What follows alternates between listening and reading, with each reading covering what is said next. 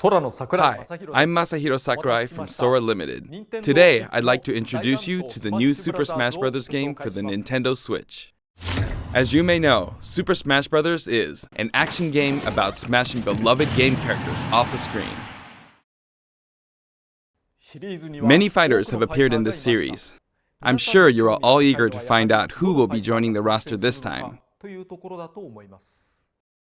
So we made a video to showcase some fighters appearing in the game. The number next to each fighter signifies the order in which they joined the Super Smash Bros. Series. Please take a look.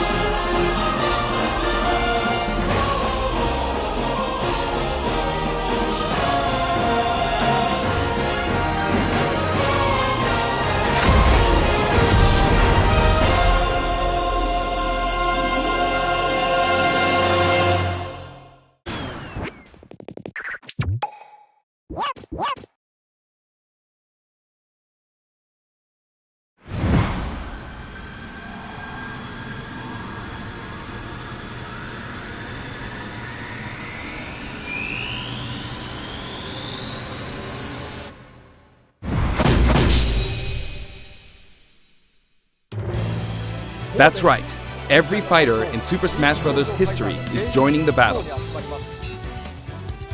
Indeed, absolutely every Super Smash Bros. Fighter ever is in this game, whether they were originally DLC or only appeared once in the past. We believe that's what players want, so we made the impossible possible. Any way you slice it, this one has the most smash for your buck. Simply put, this is the biggest crossover in gaming history. Once again, worlds will collide. Even so, your starting roster may be as small as the original Nintendo 64 game. We've streamlined the conditions for unlocking fighters, and we want to make the process interesting so it feels like you're constantly recruiting popular characters to your side. 8-player battles are also making a return. See what happens when you pit many different fighters against one another. Now let's take a closer look at certain fighters by highlighting how they've changed since their last appearance.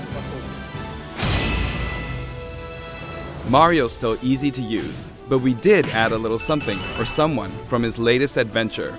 He can also wear his wedding and builder outfits. Link dons his champion's tunic from The Legend of Zelda: Breath of the Wild.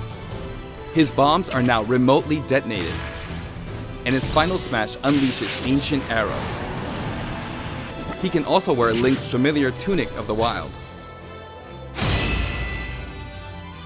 Although it's been a while, the 2-in-1 fighter, the Ice Climbers, are back. Work together with Nana. Once she's gone, you're in serious trouble. Ike's outfit from Fire Emblem Path of Radiance returns, along with his look from Fire Emblem Radiant Dawn. Now you can use both versions for the first time. The two different versions are even voiced a little differently. Prepare yourself. Prepare yourself. We now have the female version of Pikachu, complete with a heart-shaped tail. Did you notice Pikachu Libre is a girl? Fox's design is now based on Star Fox Zero, and his Final Smash has received an overhaul. This time, Final Smashes are straight to the point, so you can get right back to fighting. Falco's Final Smash features an unorthodox ship formation that's more unruly than Fox's. Either way, the Landmaster has been retired.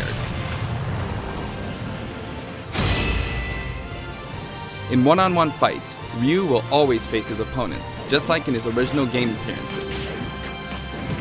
It's a small touch that reduces accidental command inputs. Charge moves, like Samus's Charge Shot, can now power up in mid-air. You can cancel with jump or dodge, but you'll be open to attack. Marth's Dancing Blade is faster, and it's easier to unleash one after another. This holds true for Roy and Lucina too.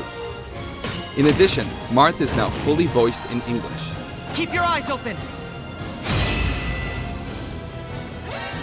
Backed by popular demand, veteran fighter Snake is sneaking back into the fray. It's been 10 years since his last appearance in the series, so we can finally make some new dream matches come true. Of course, Shadow Moses Island is back too. King DDD's Final Smash is basically a cage fight where he unleashes missiles and a jet hammer.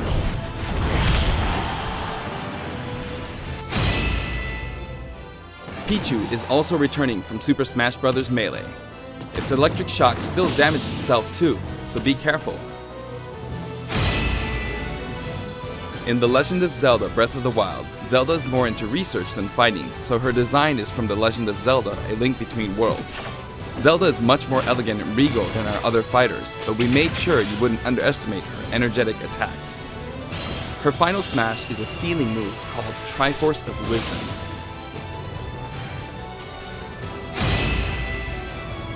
Sonic's final smash, Super Sonic, is more souped up than ever. Either you're too slow, or he's lightning fast. Pac-Man also got a speed boost this time around. Looping around the stage sounds just like Pac-Man, don't you think? Pokemon Trainer is back with Squirtle, Ivysaur, and Charizard. You can change Pokemon during battle, and this time there's no penalty for sticking with one, so feel free to pick your main. Also, you can play as a female trainer for the first time.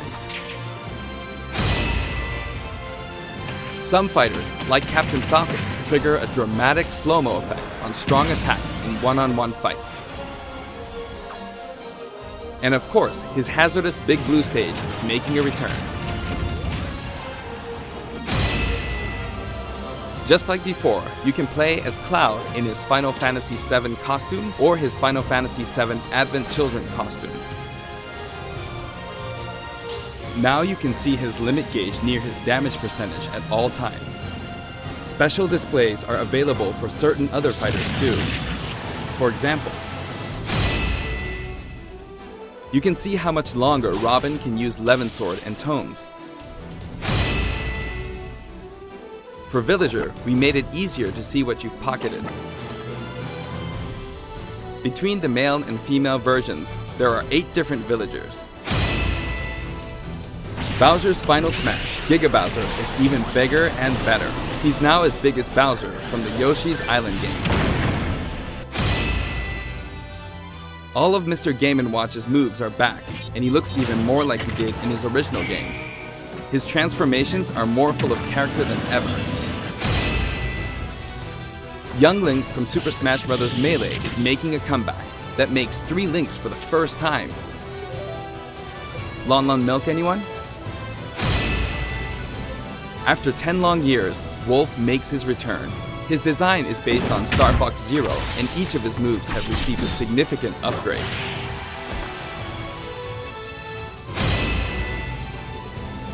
Kirby is his usual puffy self, but we've added a little something to his stone ability. He has a copy ability for every fighter, so the more fighters we have, the more challenging he becomes to develop. Shulk used to require repeated button presses to toggle Monado arts, but now you can choose a specific one with a button press and a quick directional tilt. Sure is handy to change arts on the fly. We also added Fiora to his Final Smash.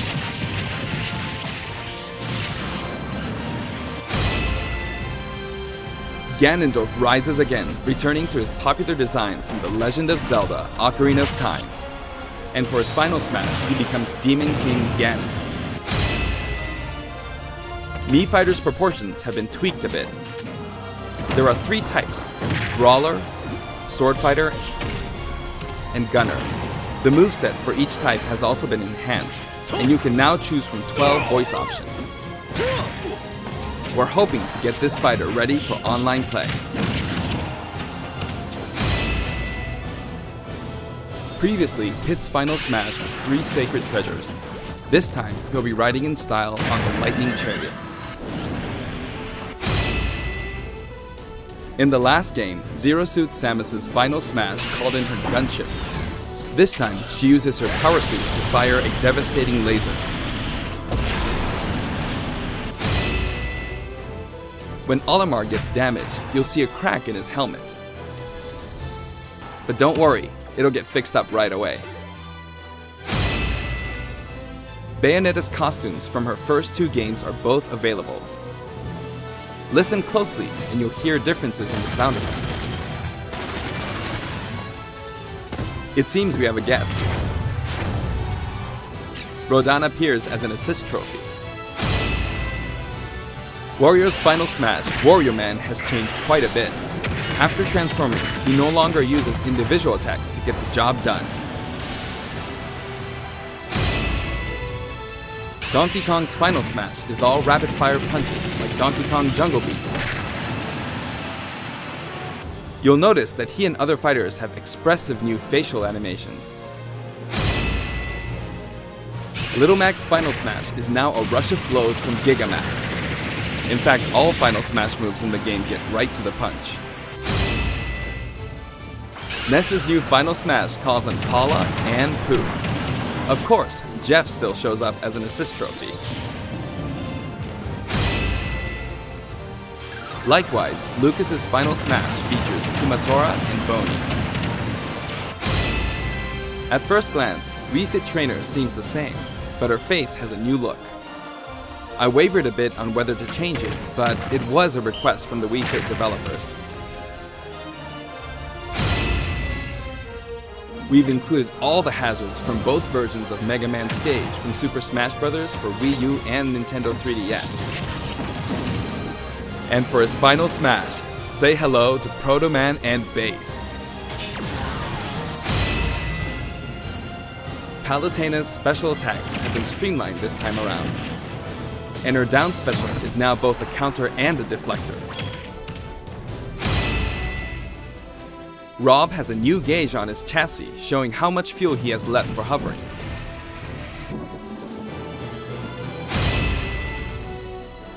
Notice the epsilon symbols next to Lucina and Dark Pit's numbers? Each of these fighters are based on another fighter in the game. We're treating these fighters a little differently and have decided to call them Echo Fighters. Allow me to introduce a brand new Echo Fighter.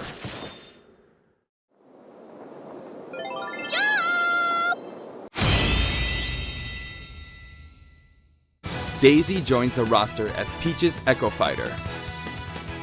She fights in a similar manner as Peach, but they have different characteristics, which we hope you'll enjoy. Have fun playing as your favorite princesses.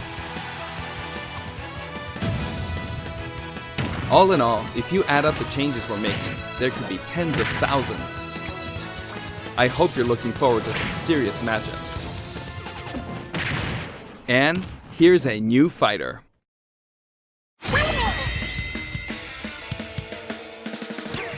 Inkling is a completely new addition to the roster. If you ink opponents, they'll take more damage from attacks. Different weapons are available as smash attacks or special attacks. The Splatter Shot, Splat Bomb, Splat Roller, and the final smash, Killer Whale. You can actually run out of ink, so it's important to refill by pressing the B button while shielding. Inkling Boy also debuts alongside Inkling Girl. Inklings are very fashionable. All 8 have their own outfits. And each has their own ink color, so matches get really bright. By the way, we added in the Squid Sisters as an assist trophy. During their live concert, the camera zooms in for a close-up. That means it's easier to get knocked off the screen.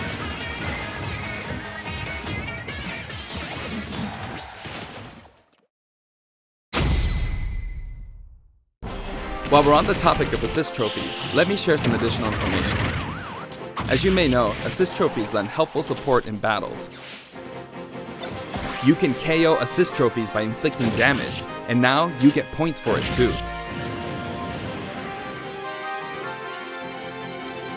However, some assist trophies will remain unbeatable. Maybe an unexpected guest will photobomb your battle. Yep, it's him.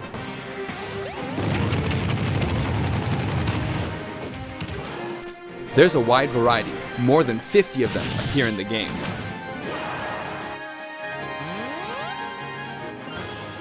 Of course, we're also adding even more Pokemon and items. We can't wait to show you.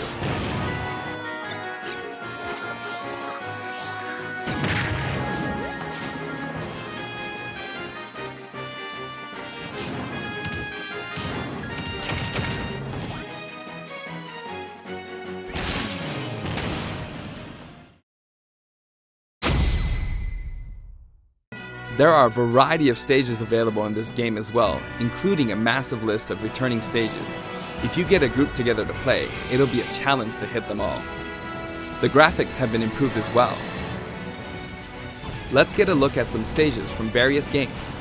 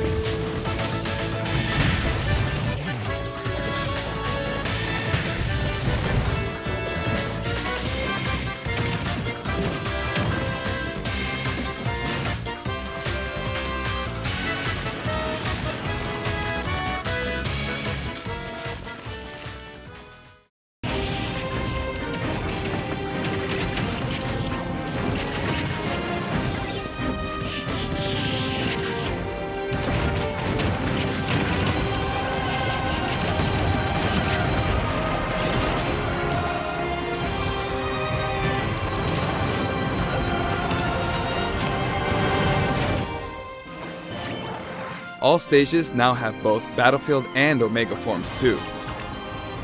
These versions hover above an abyss. Their sizes and terrain are all the same, so savor the simplicity with music and backgrounds from your favorite series. Let's take a sneak peek at the new and returning techniques you can pull off during battles. The directional air dodge enhances mobility. It can come in handy when recovering from a fall. However, if you dodge too much, even on the ground, you'll be wide open to attack and your duration of intangibility gets shorter.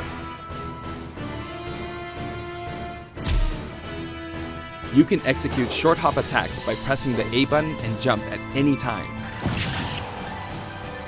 Also, you can smash attack by pressing the A and B buttons just like the previous game. A perfect shield occurs when you release the shield button. Until now, you were able to pull it off without any major risks, but going forward, you'll need to time it carefully. For one-on-one battles, the damage dealt will now be greater than in battles with higher numbers of players.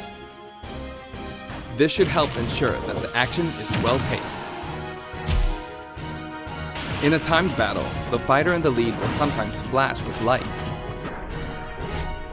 Better do something, or no victory pose for you.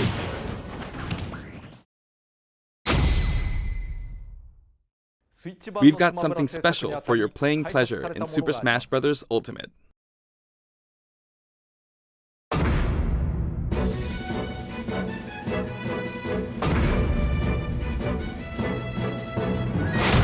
Nintendo GameCube controllers can be used in Super Smash Bros. Ultimate. For many of you, it just isn't the same without them. Not to mention, all Super Smash Bros. Series amiibo figures are compatible this time as well. In fact, all fighters' current amiibo figures will be supported, even if they're from a different series. Tap a compatible amiibo figure to add in a figure player, or FP, and level up. Your FP data from previous titles can be transferred.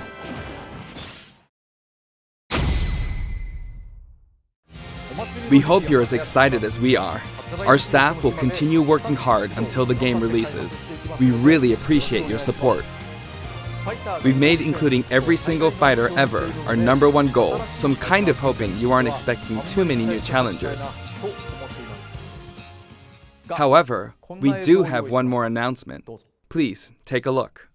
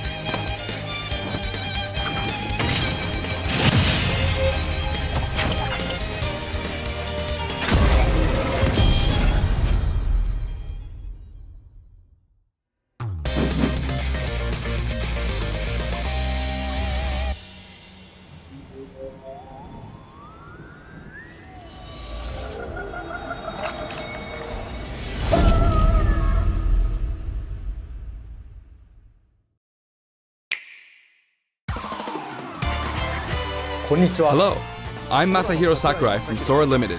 This is a follow-up to our recent announcements about Super Smash Bros. Ultimate. Without further ado, the legendary vampire hunter from the Castlevania series, Simon Belmont, is finally joining the roster. He's been given a bit of a makeover. His signature item is, of course, his holy whip, the far-flinging vampire killer. It leaves you open to attack, and it's a bit slow, but I think its average reach during normal attacks is longer than any other fighter's. He can move the whip freely. His special attacks are very recognizable. The axe, cross, holy water, and uppercut. While they may seem simple, they are very powerful. And his final smash is called Grand Cross.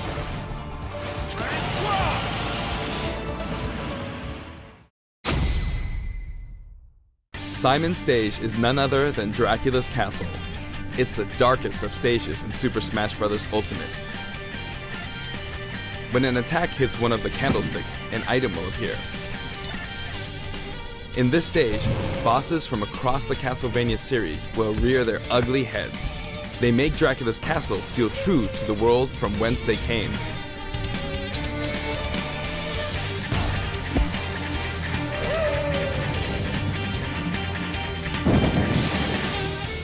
And when speaking of Castlevania, you can't forget to mention the music. For this stage, we will incorporate 34 music tracks, including new and classic tunes.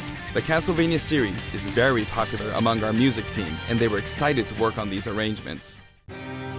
Once in a blue moon, Simon's immortal rival will appear.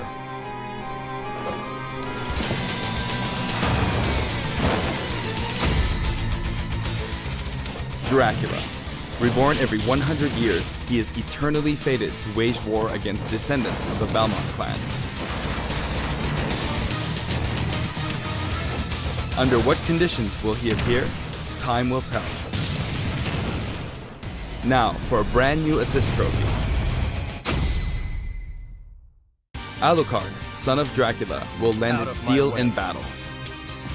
He wields the Chrysogrim, transforms into a bat, and dodges attacks by assuming mist form. He's very similar to his starring role in Castlevania Symphony of the Night. Like other assist trophies, he's susceptible to attack and KO as well. Nevertheless, he'll prove to be quite challenging. And we have one more fighter for you. The vampire hunter who starred in classics like Castlevania Rondo of Blood, Richter Belmont, joins the battle. Richter is an echo fighter based on Simon. Though his strength is the same, his look, voice, and animations all set him apart.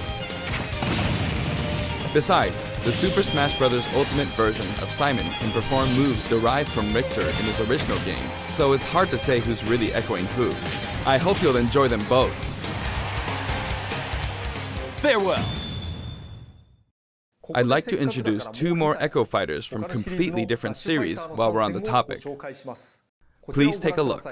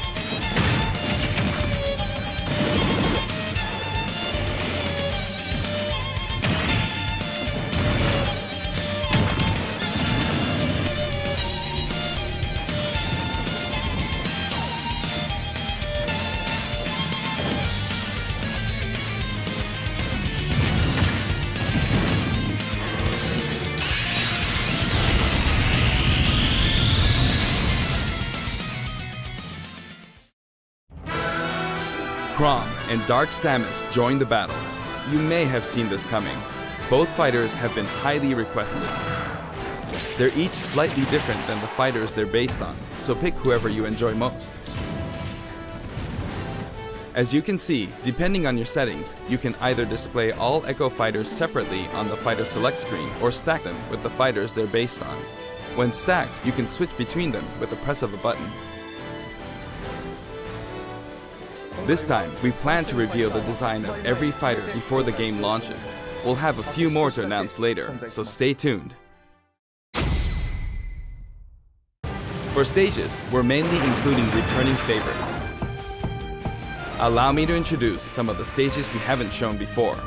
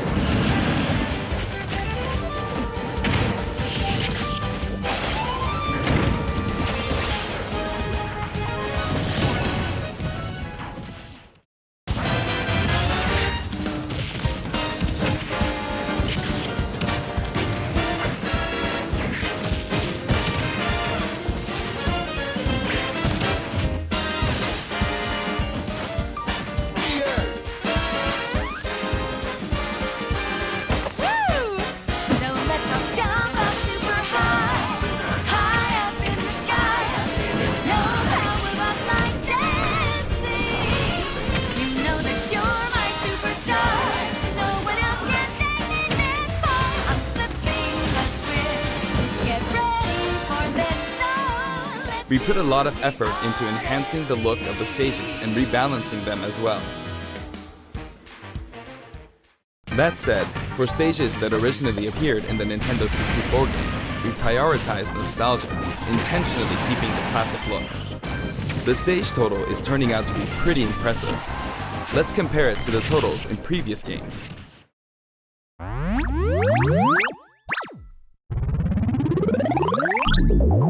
Now the total number of stages is, voila, 103. We must be crazy. If we exclude Battlefield, Final Destination, and Big Battlefield, we'd have exactly 100. But take a look at the stage select screen. Every stage can also be transformed into both Battlefield and Omega forms, so the total number of stages is actually more than 300. All of these stages can be played in 8-player battles, and they are all available from the beginning. Additionally, you have the option to turn off stage hazards. When you're looking for a change of pace and don't want to be interrupted by hazards, select this option for a less chaotic experience. Also, the order of the stages matches the order in which they were introduced in the series, just like the fighters. Regarding stages, we have a little surprise. Please take a look.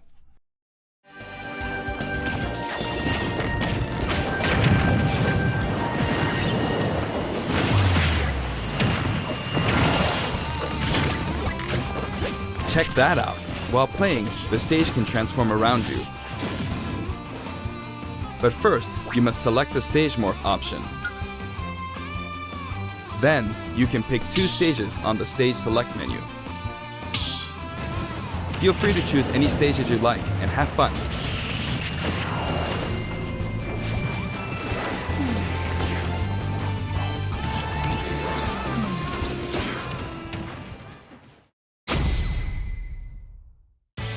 For the player who wants it all, My Music lets you select specific tracks for each stage, and this feature is making a return. Until now, each stage had its own set of music tracks. But this time, the tracks are organized by series instead. For example, as long as you're playing on a stage based on the Legend of Zelda series, you can pick any of the tracks included from that series. Now for the total number of music tracks from stages. This is also ultimate.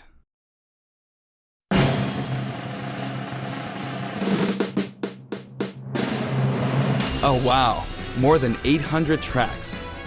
And if we count other types of music, like menus and fanfare, then there's actually about 900 compositions. If you played them all in a row, without looping or stopping, there's more than 28 hours worth of music. These game franchises are a big part of video game history, and the result is a massive library of memorable music. All of this packed into one game. This in itself is extraordinary. Of course, there's a sound test menu as well. For your browsing pleasure, we've sorted all of the tracks by game series. It's like having an album for each series.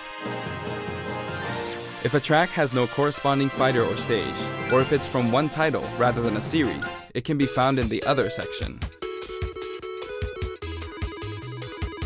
You can create your own playlists too. Sort them in any order you like, anytime, as much as you want.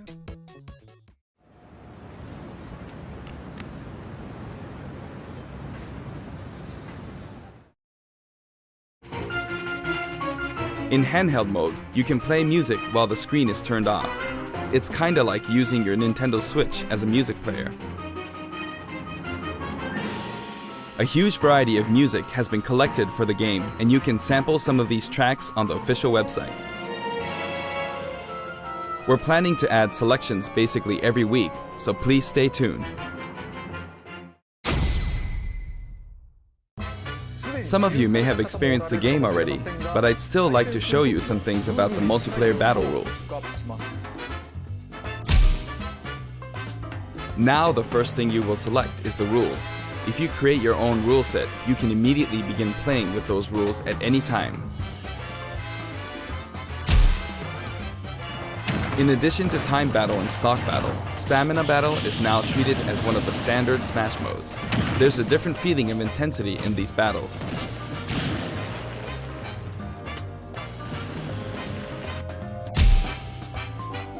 This time, stage selection comes before fighter selection.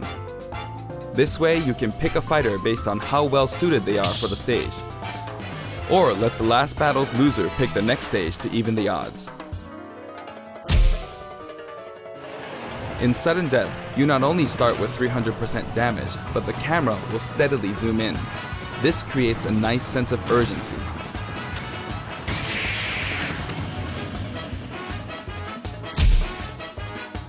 Chargeable final smashes are now a selectable option.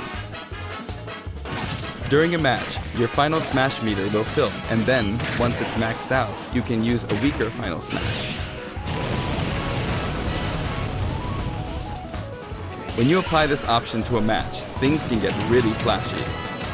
If you're up for a party, please try it out. By the way, no two final smashes will happen simultaneously.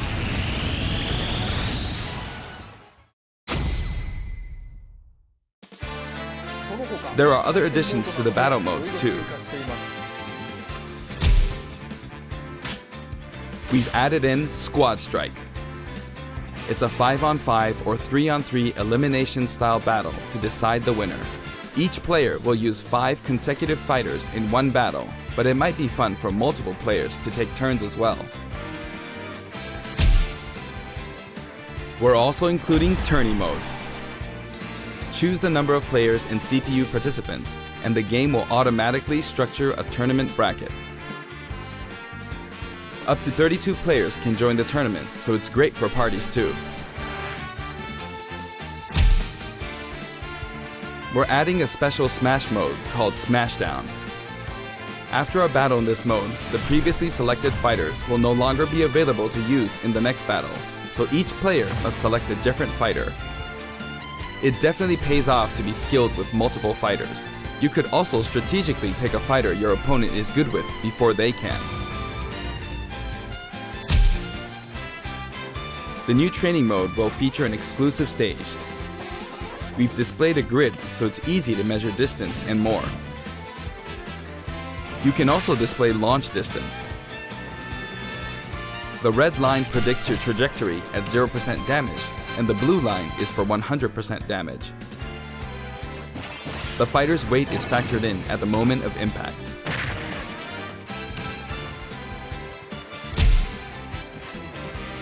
The single-player mode, in which players battle against a series of fighters, will return in the form of Classic mode. Each fighter has a set series of stages and opponents they will face.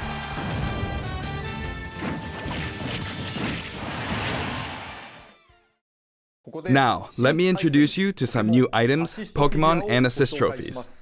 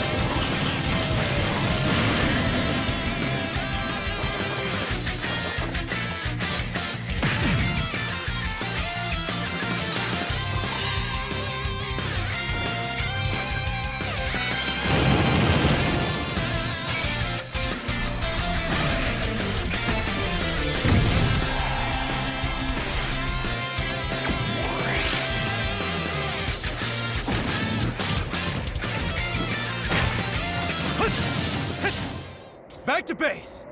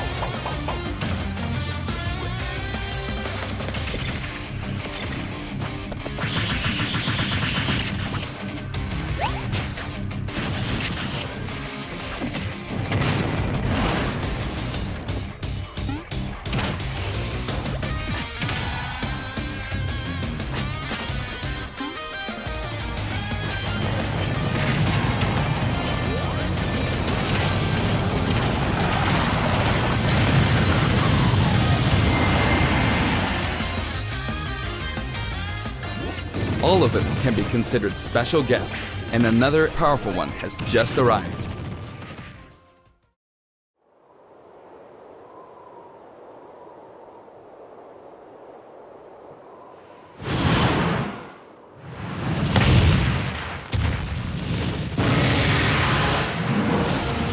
From the Monster Hunter series, Rathalos swoops in. He appears as a boss, but he can also show up as an assist trophy. Actually, he's the first character to appear as both.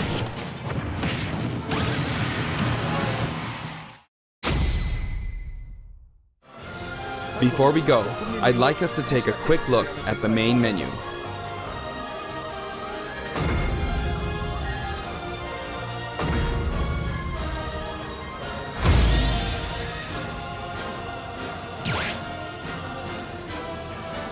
As you can see, there's a mysterious mode here, but we can't talk about that just yet.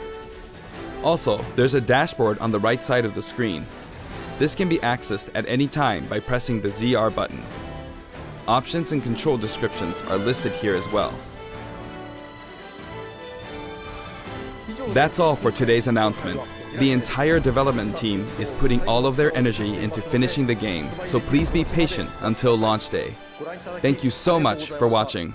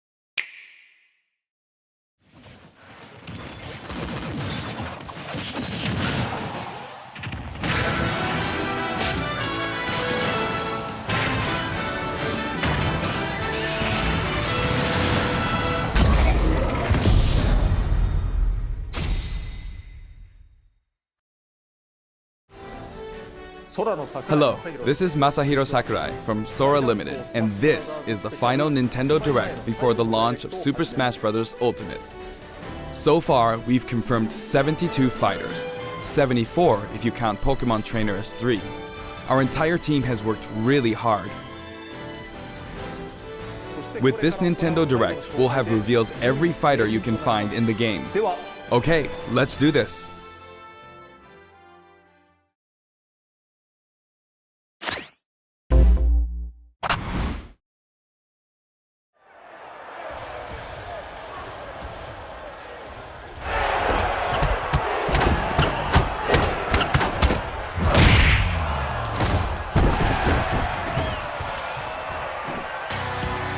Bring it on!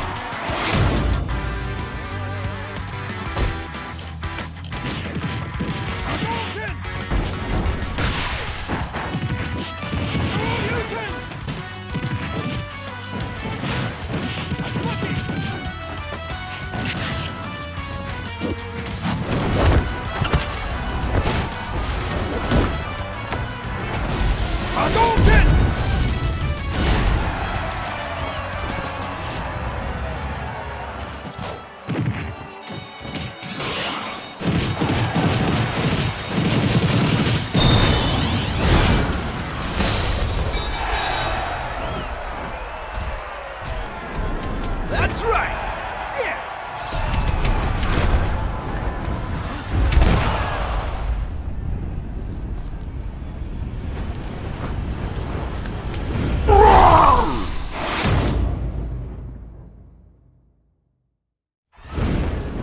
So, you want to fight fire with fire, huh?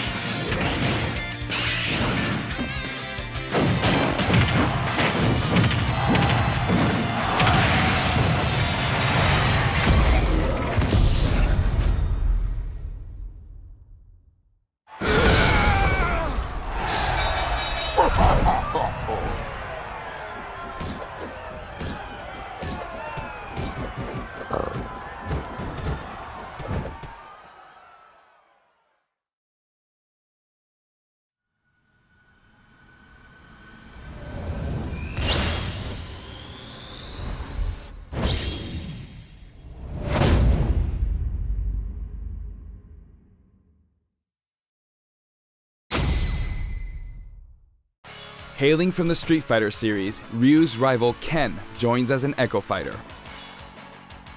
In his original game, Ken could be considered Ryu's Echo Fighter. Though perhaps you could say Luigi is the original Echo Fighter. But let's get back to Ken. Ken has been distinguished from Ryu over the years, but the Ken you'll see this time is based on Super Street Fighter II Turbo. Here's how he'll differ from Ryu. His heavy Shoryuken turns up the heat. The shape of his Hadoken is different too. And his Tatsumaki Senpukyaku strikes opponents multiple times. Hell Wheel. Focus Attack. We've included lots of Ken's signature moves, such as his famous kicks, which change based on your command inputs. He's a bit faster than Ryu, and we've also incorporated other tweaks from recent titles. Just like Ryu, he has 2 final smashes. First, the spinning uppercut, Shinryuken. We've made it look flashy, as it is in the Versus series. Execute a final smash near an opponent, and you'll instead perform a Shippu Jinraigeki.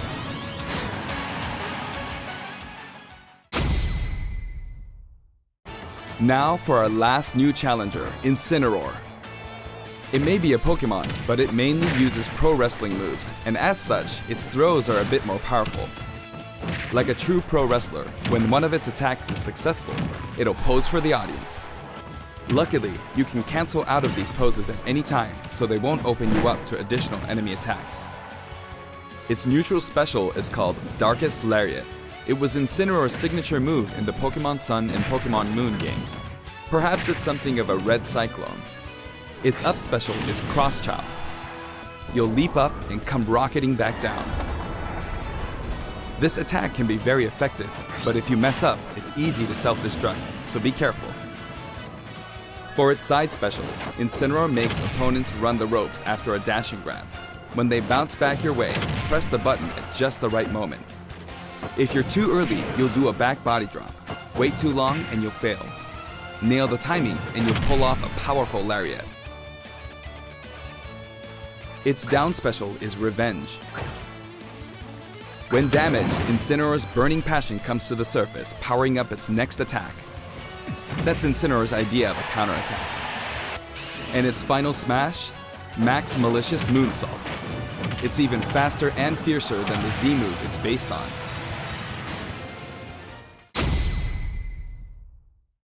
We finally revealed all of the fighters you'll find in the game. This is the initial fighter select screen. There aren't very many at first, but it is the same amount as the original Nintendo 64 game. And once you've unlocked them all,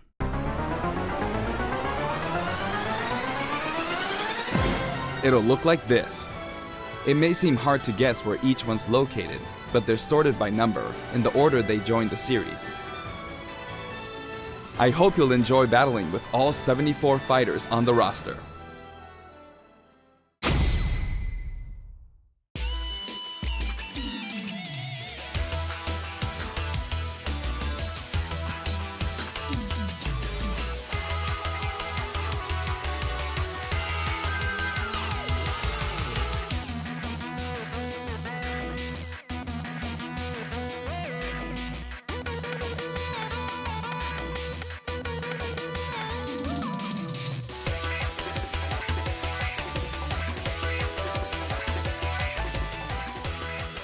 You may recall that we're creating amiibo in parallel with the game.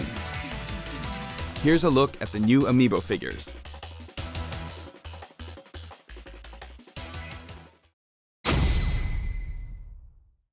We determined that collectible trophies wouldn't be a great fit for this game. Honestly, they were really difficult to develop too. That said, the Super Smash Bros. Series is one massive crossover at heart, and we want to create something more.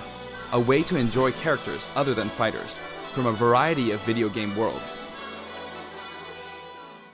Here's what we came up with. They're called Spirits. And I don't mean the spooky kind.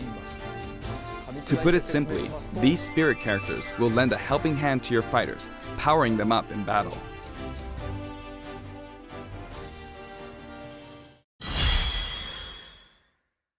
In the Super Smash Bros. Series, the characters are toys in the real world, but they are fighters in the world of the imagination.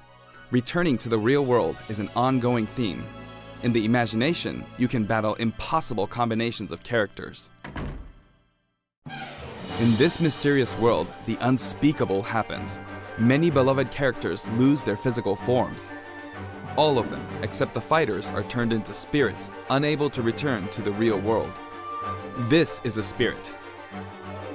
Fighters can join forces with spirits to enhance their powers.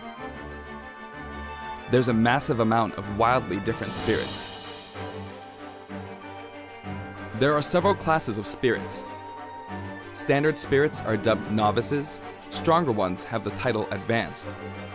Especially strong ones are called aces, And some are in a league of their own, Legend. One primary spirit can be assigned at a time. A primary spirit's power will be added to the fighter who has it equipped. In some cases, these augmented fighters become extremely powerful. If a primary spirit has enough available slots, you can assign them support spirits. While primary spirits enhance fighter stats, support spirits lend them additional skills. Once the primary spirit and support spirits are set, your fighter's all powered up. The main way to acquire spirits is to win spirit battles. You'll find a variety of spirits lined up on the spirit board. Choose the one you want to battle for. When you do, you'll face off against a fighter whose abilities and personality are kinda sorta similar to the opposing spirit. In the case of the Lakitu and Spiny spirit, you'll battle against Iggy Koopa and a group of small red Bowsers. Iggy's riding high in his Koopa Clown car, of course. Here are some examples of other battles you can expect.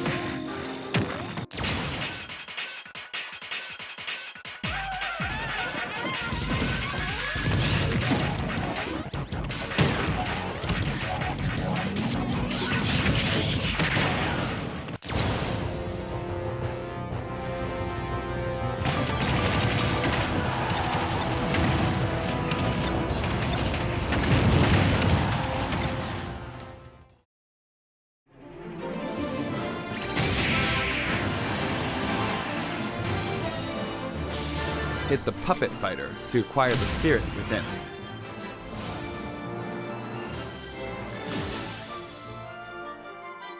Even if you accidentally hit the shield, the damage will carry over, so you'll have an advantage the next time you encounter that spirit. Primary spirits have strength based on their type. Attack is strong against grab, grab is strong against shield, and shield is strong against attack. It's important to pick a spirit that has an advantage over your opponent. When you encounter traps like poison floors and slumber floors, be sure to prep yourself with an appropriate support spirit. Battle conditions offer hints before battle, so make sure to read them and form the right strategy.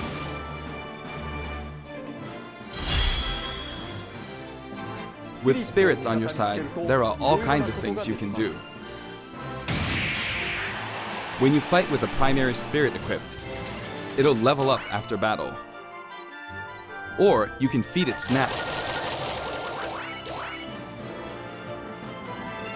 Some spirits even have an enhanced form you can only unlock by leveling them up. You can also send spirits back to the real world. While you do have to say goodbye to that particular spirit, its core will stay. And by combining these cores, you can summon a new spirit.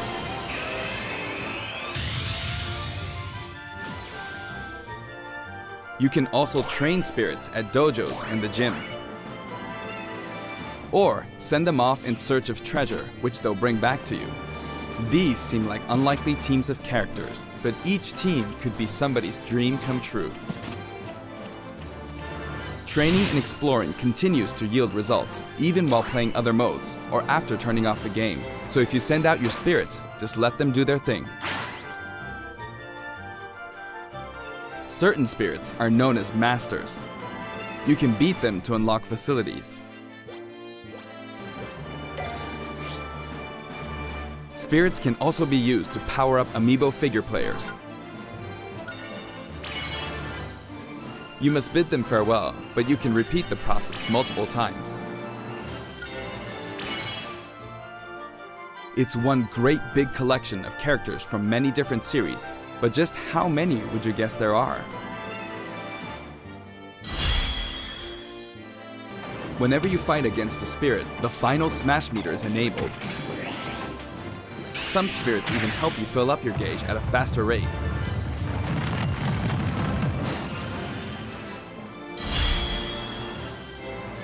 Another way to put it, the spirit system lets you simulate battles between characters from more series than ever before.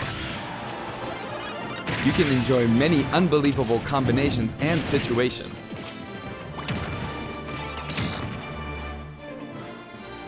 The power of enemy and ally spirit teams is displayed here. Of course, stronger spirit teams make it easier to defeat weaker spirits. The more your power overshadows theirs, the less you'll be rewarded. It pays to have a fair fight. While assembling a team, press the Y button for a recommendation that has a type advantage against the opposing spirit team. The game will recommend support spirits who can help out with certain conditions. Keep that in mind. You can also fight against other players who are using spirits. Given the way spirit types interact in battle, think carefully when building your team, or balance your strengths in a 2-on-2 battle.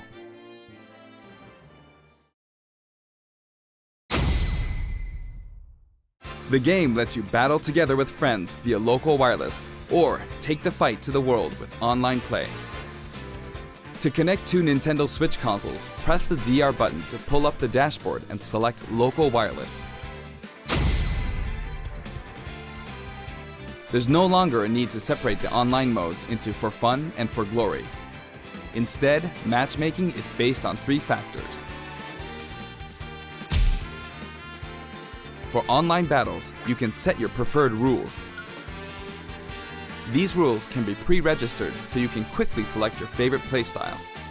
Before battle, one player's preferred rules will be chosen at random, and all players will fight using those rules.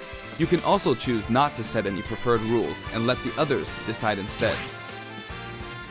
If possible, the matchmaking system will find players with similar preferences and link them up for a battle. Global Smash Power is being factored into matchmaking, but it's still used as an online leaderboard as well. A high GSP score, such as 100,000, means you've got more points than 99,999 other players. Your GSP will change as the total population of players increases or you're overtaken. If you're yearning for a challenge, try increasing your global smash power so that you'll naturally end up with some more serious opponents. By the way, you can set a GSP score for each fighter. Fighters you haven't used yet will be assigned a placeholder GSP based on the highest score you've set with one of the other fighters. If you repeatedly self-destruct on purpose, you could face a penalty, like being disconnected, so please don't do that.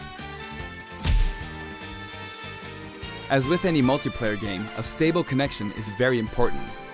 For this reason, the matchmaking system will prioritize shorter distances between players, so even if you set your preferred rules, please understand that we can't promise you'll always be matched accordingly. As such, we'd appreciate it if you could make your connection as stable as possible. A wired LAN cable is recommended. We've prepared a variety of other features for local wireless and online battles. Once your global smash power is high enough, you can enter elite battles. When you reach this level, feel free to pat yourself on the back. You're good, period. After the game releases, we may adjust the game balance, and the team will definitely pay attention to the results of these elite battles. Everyone who plays online needs their own smash tag. If you beat a fellow player, you'll receive their smash tag. But it's not like you'll lose your smash tag even if you lose a battle. You simply gain more tags as you win. Try to collect lots of smash tags. You can select short messages and send them before and after battles using the directional buttons. Freely choose from a wide selection of varied, preset messages. After you've chosen a fighter, you can enjoy other modes while you wait for the battle to begin. Not every mode will be available while matchmaking runs in the background, but you can leave and enter some game modes. Spectator mode returns once again, so you can watch other players' battles. Maybe you can pick up some good tips that way. Form a 2-player team and play together online with a single Nintendo Switch system. You'll be paired up against 2-player teams with the same setup. When you want to play online, you can create a special type of room to fight other players. If you set the rules for one of these battle arenas, you can fight against your friends. Here, there are spots where you can join the battle, wait in line, or even spectate. It all depends where you place your token. When you're in a battle arena, this should come in handy.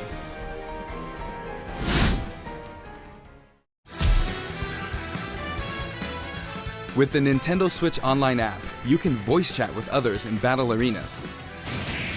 It may become an essential tool for some players.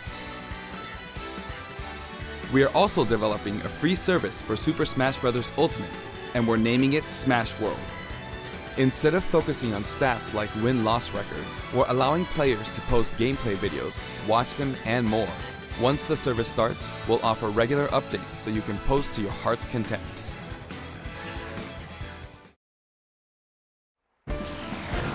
Next, I'd like to change topics and talk a little about assist trophies that will support your fighters in battle. Do you know which characters come from which games?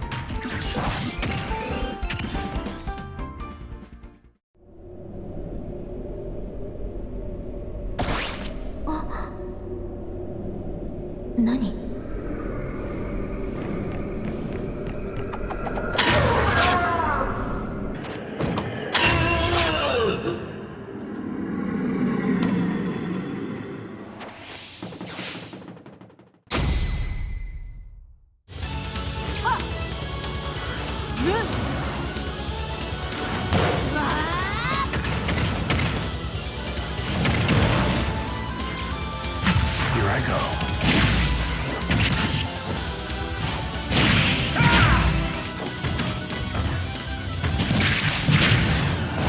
Know your place.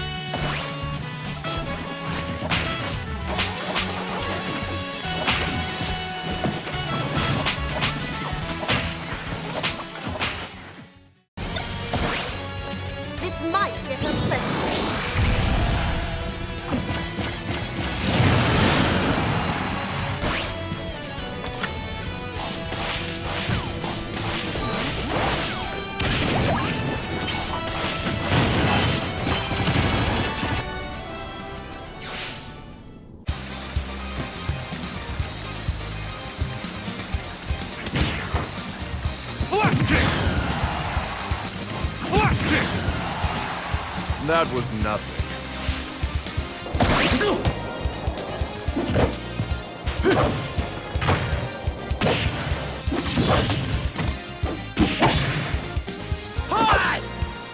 10年早いんだよ。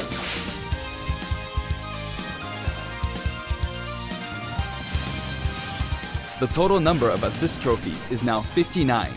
Actually, they outnumber the Pokemon this time. Assist trophies who can be KO'd can also be defeated by the fighter who summoned them just before they're KO'd. That way, you won't lose a point to the other player.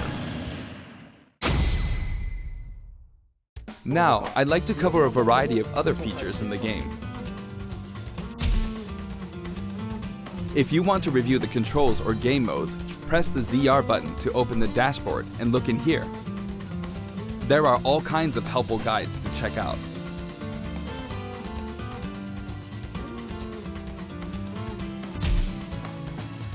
Sentry Smash may look familiar to veterans. It feels great to keep smashing enemies off the screen, doesn't it? You can play on many different stages, and you can choose the music too. In previous games, you had to unlock every fighter before playing All-Star mode, but now you can play it right out of the box. The currently available fighters will appear endlessly. You can save the replay data of your battles. And now, you can create videos with it. There's also a menu where you can read those quick tips and tricks you see during loading screens. When viewing them, you can sort by category or fighter.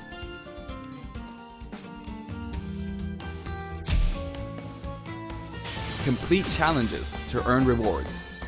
This time, each page is sorted by category and the layout looks more like a comic book. Press the button to check out each picture. Enjoy! The Records menu tracks your battle history. There are 5 different options. You can view battle data separately for offline and online play. Trade in smash tags to score some in-game gold. Gold can be exchanged for music tracks, spirits, and items for Spirits mode. If you're collecting music, I recommend visiting the shop to find the ones you want, instead of just relying on challenges. You can enter the options menu by pressing the ZR button to open the dashboard.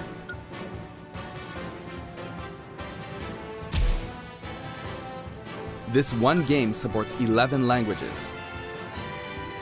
I know this is very important to some of you. For example, the voices of Pokemon are different in several languages. The fighter names are also specific to each language. Villager. Finishwell. Aldeano. Devona. Abitante. Dorfbewohner. These options were highly requested and well worth the effort. Maljumin. TV mode and handheld mode have separate settings for brightness and sound. They'll change automatically when you dock and undock, so be sure to set both. We've implemented a radar that displays the locations of all fighters. You can change its settings, including size. While it's limited to wireless and online play, you can make your teammates semi-transparent so you don't get distracted.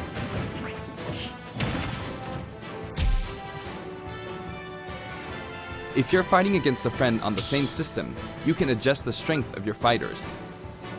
Sometimes a player is just too good, and you want to take measures to ensure it's a fair fight. If that's the case, try using this feature. When custom balance is adjusted, a symbol will be displayed. Of course, this feature is not available during wireless and online battles. You can customize your Mii fighters and change their outfits. In addition to the voice options, there are a variety of outfits to choose from.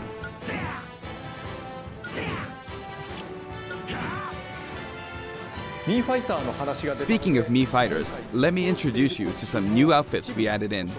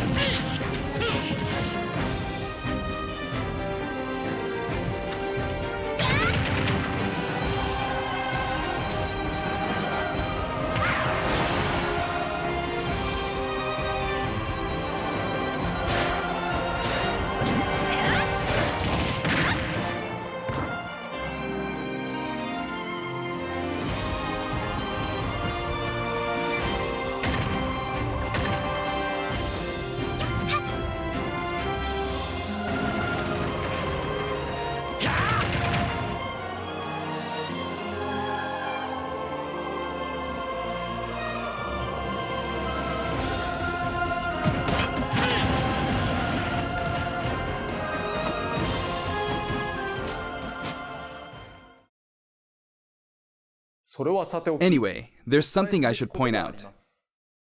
As I said, we've revealed all of the fighters you can find in the game. But there are even more coming post-launch. While we've already implemented a huge roster of fighters, this is the Super Smash Bros. Series, which means we're leaving the opportunity open to add in more fighters as paid DLC. Since we already included every fighter from the past games, that means there are no more fighters to include unless we develop new fighters from scratch. And we're not talking about Echo fighters. We'll be developing and selling sets that will include one fighter, one stage, and multiple music tracks. The price for each set is expected to be $5.99. At the same time, we will offer the Fighters Pass. That's 5 fighters, 5 stages, and all of their music tracks. When creating something like the Fighters Pass, ideally, we should reveal what's included before it becomes available for purchase. However, please allow us to offer this pass before we're ready to reveal its contents. I hope only those who are confident in its value will purchase it. Again, the price is $24.99 for all 5 sets. Now that we've finally confirmed the development of this DLC, please know that we'll be working really hard on it.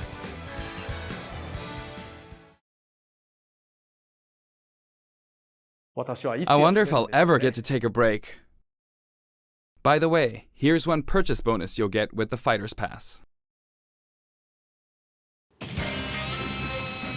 It's a Mii sword fighter outfit based on Rex from Xenoblade Chronicles 2. We decided which fighters to include when we started planning, so we couldn't add characters from titles like Xenoblade Chronicles 2, which was announced after planning had started. I hope this outfit will help you feel like you're playing as Rex. We're also including some music from the Xenoblade Chronicles series. Give it a listen at Garo Plains sometime. Other Xenoblade Chronicles characters will also appear as spirits.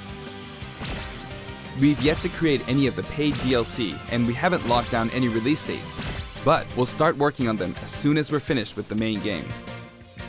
It may take around a year or so to finish releasing all the DLC. But on a separate note, we're currently developing something you'll get for free as a limited time offer if you buy the Super Smash Bros. Ultimate game now. It isn't finished yet, but I want to give you a special sneak peek.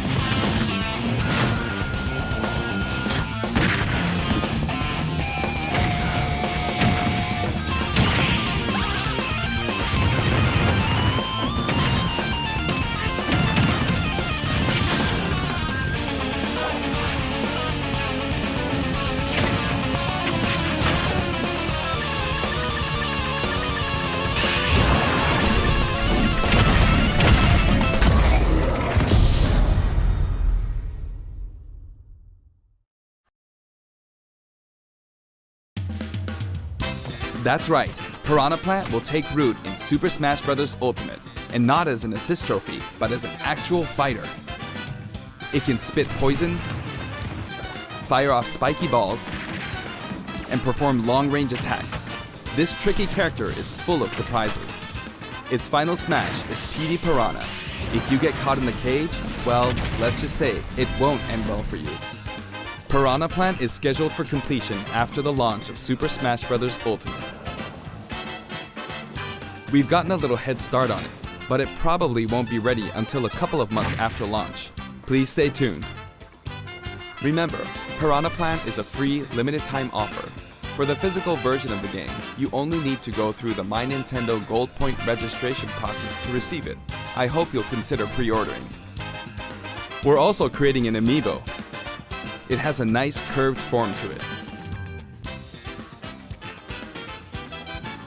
Later today, you'll be able to pre-purchase the game after finishing this Nintendo Direct.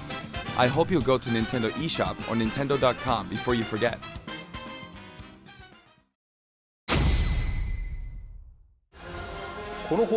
I have an announcement for everyone watching this in North America. On our official site, you can find information for a variety of upcoming hands-on events. Participants will have a chance to try out all 74 fighters, so please check out the website to find out where we'll show up next, and more. That's it for the last Nintendo Direct for Super Smash Bros. Ultimate before the game launches. But before we go,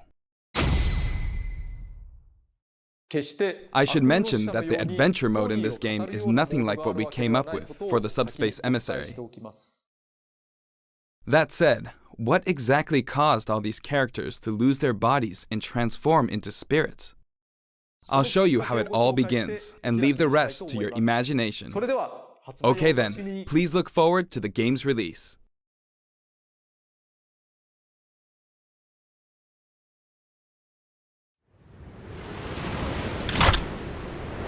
Don't let a single one get away!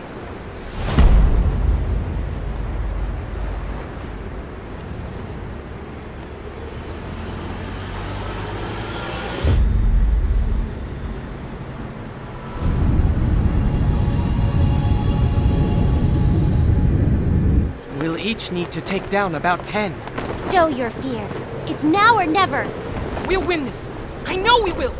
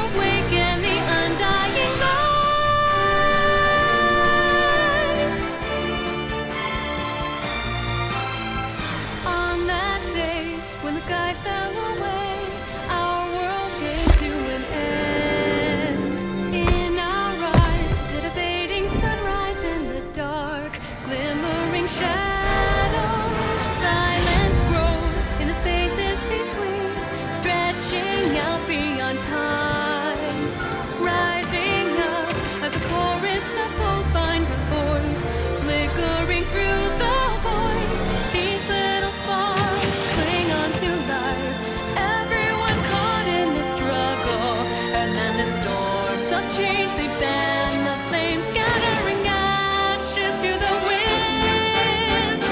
Every soul contains a whisper of light, gleaming faintly as it dwindles from sight. No escape, no greater fate to be made. In the end, the chains of time will not break. Colors weave into a spire of flame. Distant sparks fall to a path still unnamed.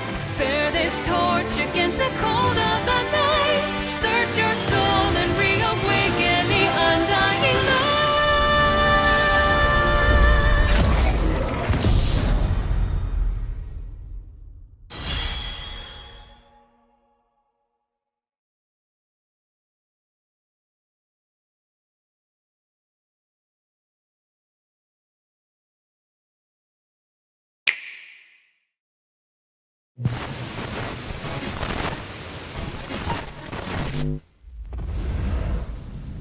This is Joker. The mission is go. Wait a second. You mean he went alone? What's so important that he'd run off by himself? There's only one thing the Phantom Thieves of Hearts specialize in. He's there to steal a treasure. Have you already sent a calling card? We're not the ones sending a card this time. In fact, we've been invited. Invited to steal the greatest treasure of all.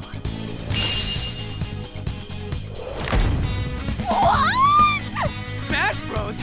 Is this for real? We'll be going up against the best of the best. Can't wait to see our fearless leader show his stuff.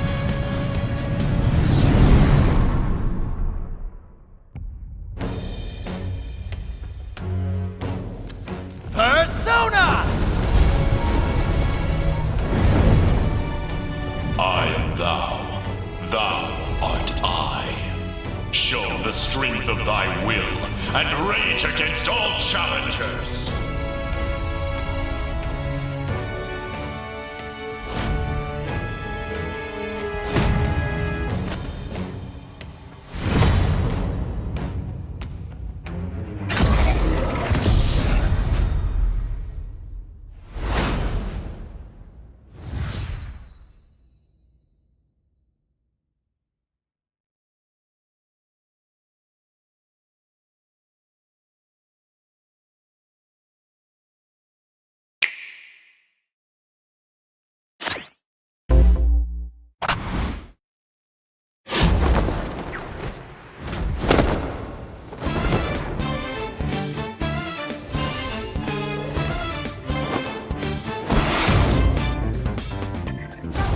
Joker, it's the moment you've been waiting for! So many legendary fighters! Awesome! Are you sure he can handle this? I mean, he's got a knife and a gun. I'm sure he'll be fine. I don't know. They look pretty tough. Harness the power of the heart to summon a persona. Unleash the rebellious spirit growing inside you. Persona!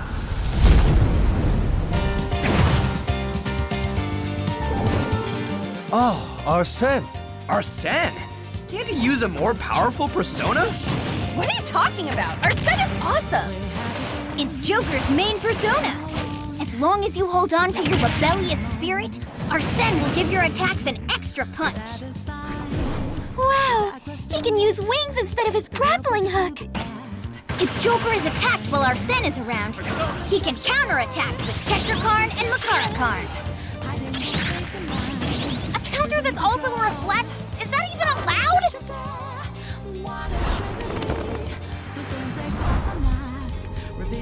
This is mementos? The palace birthed from the hearts of the masses, right? Yes, and mementos has a little secret. Isn't its entire existence a secret? The base color changes depending on the music. Seriously? That's awesome! I can hardly believe my eyes! Now's our chance! Let's help him out! Witness the power of the Phantom Thieves! Go! Beat 'em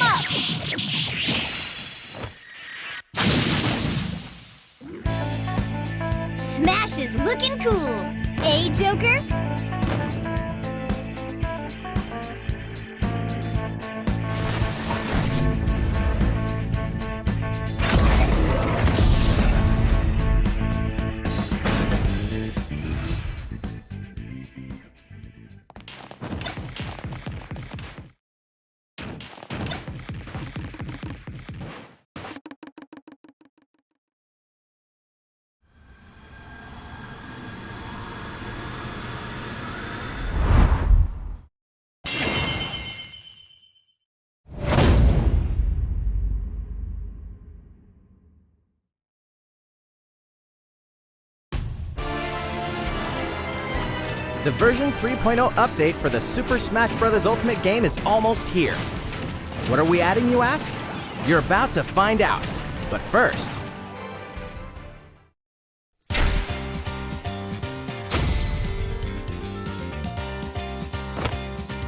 As part of the Fighters Pass, Challenger Pack 1 introduces Joker from Persona 5.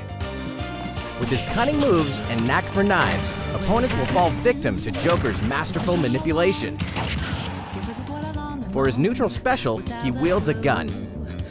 To shoot continuously, press and hold the button or repeatedly tap it. While shooting, you can also dodge forward, backward, or in mid-air. His up special fires a grappling hook. It can be aimed at a diagonal angle, or you can use it to pull opponents closer and latch onto edges. His side special invokes Aha with a mere finger snap. The initial hit isn't very strong, but it does inflict additional damage over time. And know this, these are not even their final forms. The full power of these special moves must be unleashed. The trick? His down special, Rebel's Guard. Joker's Rebellion gauge fills up slowly over time when he gets hit by an opponent or when he's behind in terms of damage or stock.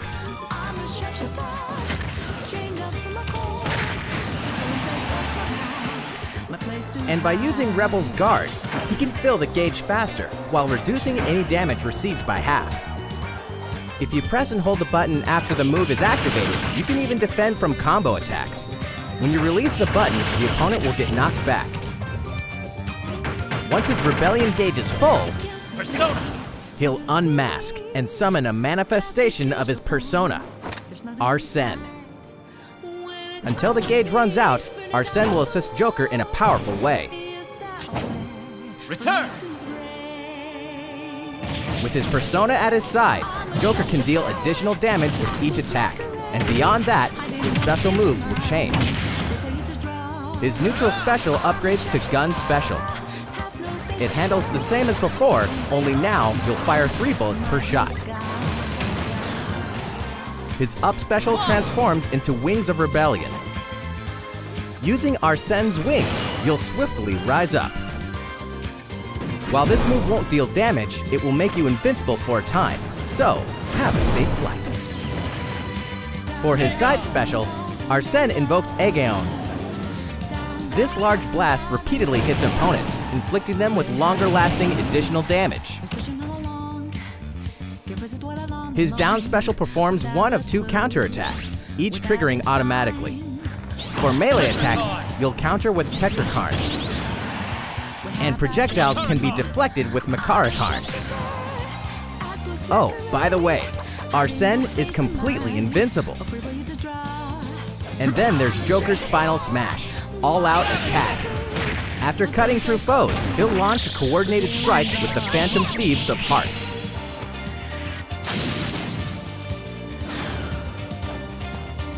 In case the first slice didn't cut it, you can try again once more by tilting the control stick back in the other direction. Arsene doesn't change Joker's final smash. Time for an all-out attack! So feel free to use it whenever you want. That was graceful. Joker's victory screen replicates the one in Persona 5. The Phantom Thieves have something to say about his victories too. When Joker taunts, Morgana shows up. Looking cool, Joker! His alternate costume is his Shujin Academy uniform. Good thing he can use his glasses to summon Arsene.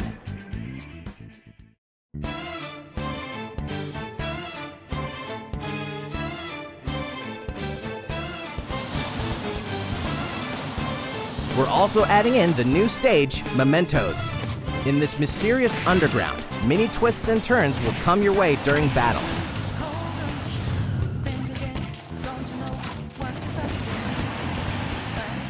And before long, the Phantom Thieves of Hearts will rush to the scene in the Morgana car.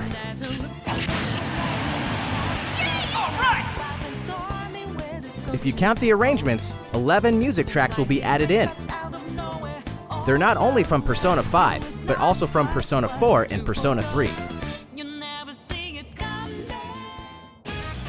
When one of these tracks from Persona 3 or Persona 4 plays at Mementos, the color of the stage and background will change. Set your preferred playback ratio in My Music. The victory screen changes in the same way when Joker wins.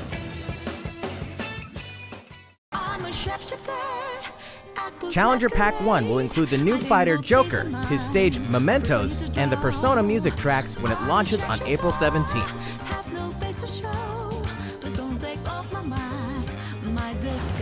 If you purchase this pack, you'll also get a Joker route in Classic Mode and open up a special version of the Spirit Board. You can also purchase the Super Smash Bros. Ultimate Fighters Pass for access to this Challenger Pack and all others for a total of 5 packs. We're currently hard at work on the other fighters. Keep an eye out for news about them in the future.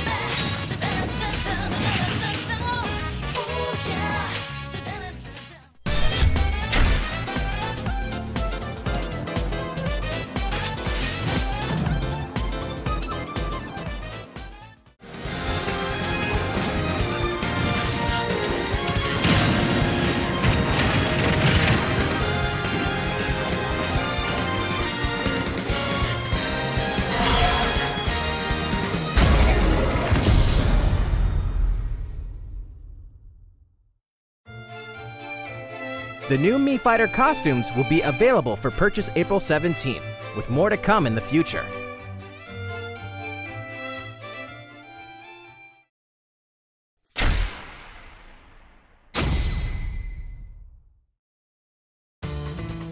Finally, let's cover the new content included in the free version 3.0 update.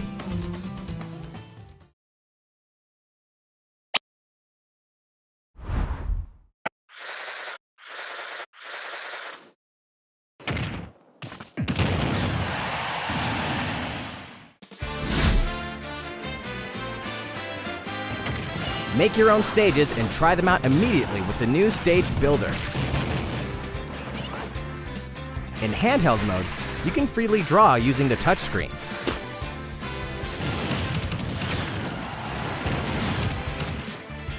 Create moving platforms, spinning platforms, whatever strikes you.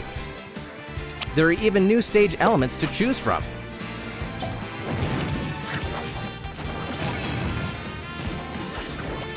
And there are front and back layers. By changing layers, you can add decorative elements to your stages.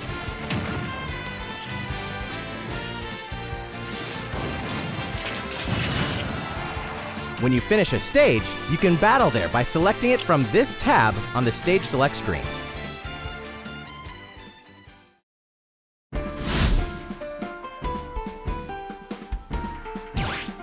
Now you can import videos saved to your Nintendo Switch system to a timeline and splice them together. Editing is very simple. Just pick the parts you want to keep, add some background music, and subtitles, and choose how to transition from scene to scene. Once your video is complete, simply export it.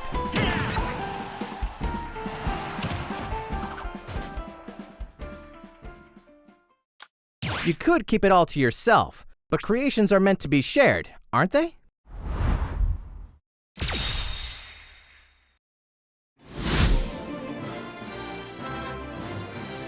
You can view gameplay videos and stages created and uploaded by users around the world.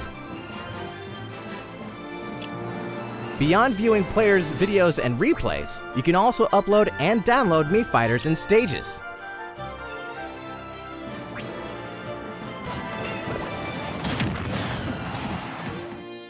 If you find something you like, give it a yeah.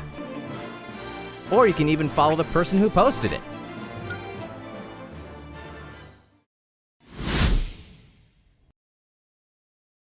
Smash World is a service found in the Nintendo Switch Online app for smart devices.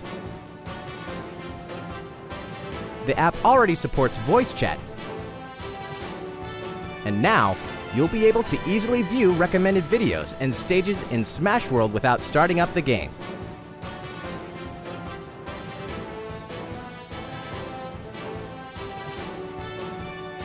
You can also search for videos by fighter. Recommended stages can be viewed in one place. If you find some you like, simply tap the queued downloads button.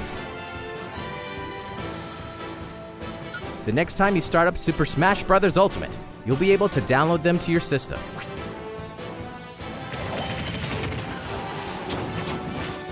You can also check in-game notifications here. Or create a new Spirit team by using spirits in your collection.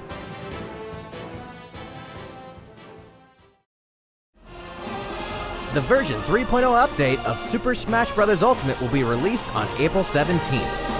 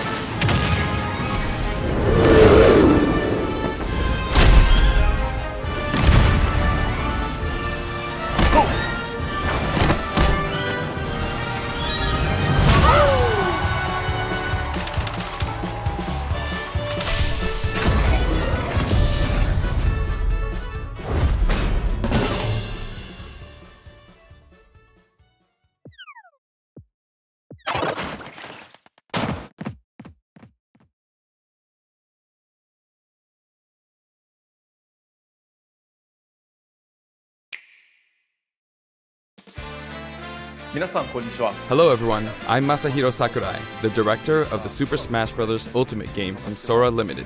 Long time no see. The hero from Dragon Quest is joining the battle, and that means I have some new information to share with you. Usually, we prepare a script for Nintendo Direct, and we have editors put various cuts together, but this time, I'd like to take more of a live stream approach and present it myself. We don't have much of a budget for this. While I discuss, I'll be playing with the controller as well. I hope you enjoy it. But before we get into it, I should mention that the Dragon Quest series began in 1986. It's an iconic Japanese role-playing game. It wouldn't be an exaggeration to say that Dragon Quest was what popularized RPGs in Japan, and beyond that, it's a top-notch game that's become a cultural phenomenon. The latest entry in the series is Dragon Quest XI's Echoes of an Elusive Age Definitive Edition, which is releasing soon on Nintendo Switch, so please look forward to it. Today, I'll be playing the development version of the ROM, so there may be parts where the camera seems different from the version you have at home. I hope you understand.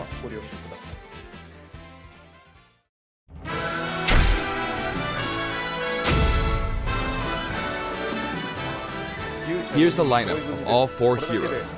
I think, to some, this scene alone might seem pretty astonishing. This one is the hero from Dragon Quest XI's, the one that's releasing soon. The 16-year-old was dubbed the Darkspawn, and he wields a weapon called the Supreme Sword of Light. Now for the hero from Dragon Quest III. This is the hero Erdrick, and he's 16 years old. He's equipped with Erdrick's sword. Actually, in 3 and 11, the hero's shield designs are almost identical, but we've changed them up a bit. It's all in the details. Next, the hero from Dragon Quest IV, Chapters of the Chosen. This 17-year-old is the ancestor of the bride from Dragon Quest V, Hand of the Heavenly Bride. He's equipped with the Zenithian sword. Lastly, the hero from Dragon Quest VIII, Journey of the Cursed King, an 18-year-old who isn't affected by the curse. Munchie is in his pocket, and as a former royal guardsman, he's equipped with the Dragovian King sword. That said, it may be a bit tough to distinguish them using just the name hero. So if you want to refer to each of them individually, here are their names. The hero from 11S is 11, the hero from 3 is Arusu, the hero from 4 is Solo, and the hero from 8 is 8. You can use these names to reference them if you'd like. Also, they each have a color variation. The coloring and design of these variations are based on characters from the series. Can you guess who they are? This is actually the very first time that the heroes from the Dragon Quest series have been able to fight each other. It was allowed to finally happen in Super Smash Bros. Ultimate, and for that, I am very grateful. Each hero has a different voice actor, and I'd like to introduce them now. Here they are. The hero from 11 is Mitsuki Saiga. This hero speaks in 11S, but the action in this game is different, so her voice acting needed a bit more oomph.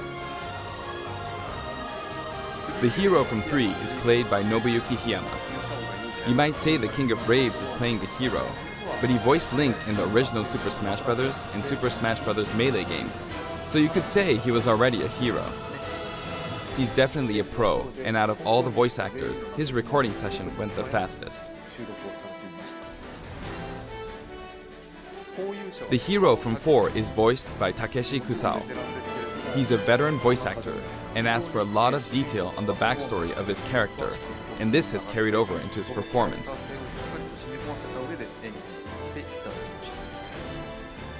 The hero from 8 is voiced by Yuki Kaji.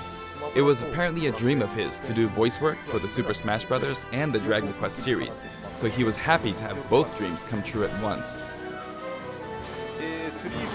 The heroes from 3, 4, and 8 are being voiced for the first time in the series, and calling out the spell names is also the series first.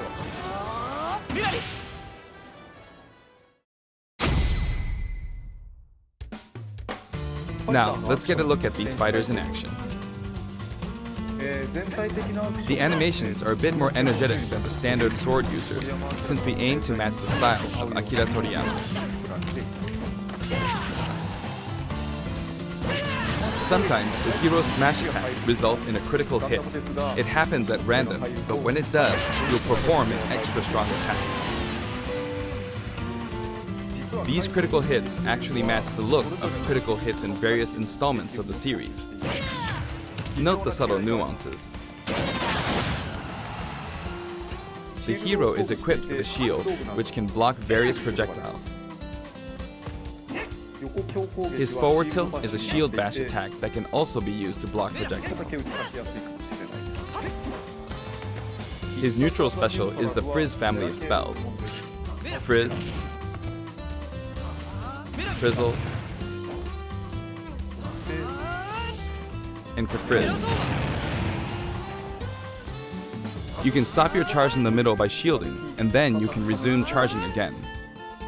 Then, you could store the full charge until you're ready to unleash it at any time. However, even if you've charged up a Frizz, nothing will happen if you don't have enough MP at the time, so be careful. Hero's side special produces zap-type spells. Enter the command quickly for a zap, which is a good way to keep opponents in check. Hold it down a little longer for a zapple, which has a pretty good reach. And if you charge it up all the way, you'll let loose a Kazap. Each of these spells imbues your sword with lightning to power up your attacks. Next is the Whoosh family of spells, which can be used for recovery. Performing a short up special results in a whoosh. Charging it a little bit results in a swoosh.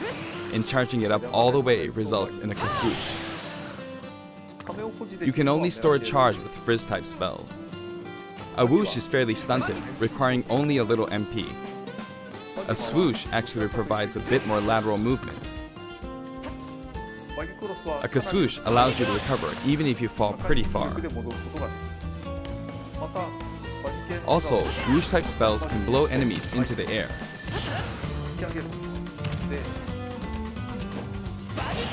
That way, you can interfere with opponents.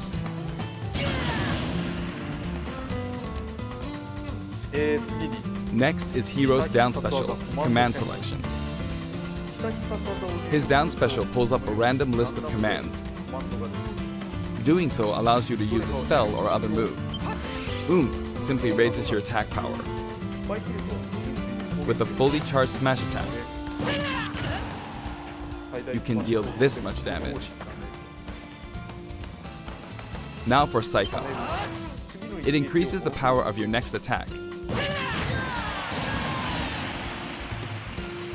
The difference between this one and Oomph is that it can only be used once, but the effect lasts until your attack finishes, even if you miss. Next up, Bounce. It reflects your opponent's spells and other projectiles. If you both cast Bounce, this will happen. The effect of the reflect will be exponential. Heal lets you reduce your damage percentage. Flame Slash can spread damage to a wide area in front of you. Crackle Slash can freeze opponents. Accelerator significantly increases your speed. Kaboom sets off a mighty explosive spell. Snooze puts opponents to sleep. That way, you can follow it up with a beefy attack. Maybe something like Hatchet Man. And then there's Thwack. This fearsome spell could potentially KO an opponent in one hit. However, the opponent's damage percentage will ultimately determine the effect. So if their damage percentage is low, it's less likely to activate. Zoom. This spell is well suited for recovery. As demonstrated, it lets you recover from anywhere, but you may hit your head on the ceiling. Ka-clang. When you cast the spell, you become impervious to attacks. But watch out for a Metal Slash. Metal Slash is a skill that can KO a metal opponent in one hit. Hocus Pocus is a spell with unpredictable effects. Oh, looks like it slowed me down. But not all of its effects are bad. sometimes good things happen too. Magic first. As you can see, my MP is depleting rapidly because the spell uses all your remaining MP to deal massive damage. The amount of MP you have will determine how effective it is. And finally, Kamikaze. This spell produces an extremely powerful explosion, but this also results in self-destruction. He has many different special moves. In fact, of all the fighters, Hero has the highest number of them in the game. You can close the command selection before choosing a spell by pressing the R button. That way, you can try again and hope for a different set of spells. That's his final smash, Giga Slash, and it's no mere kazak. This move calls upon all the past protagonists to lend the hero their power for one mighty blow.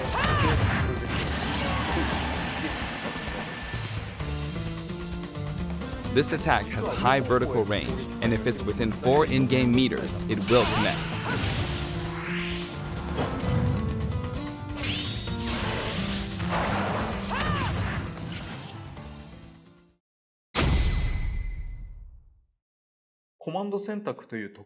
The command selection move is unlike any other in the game.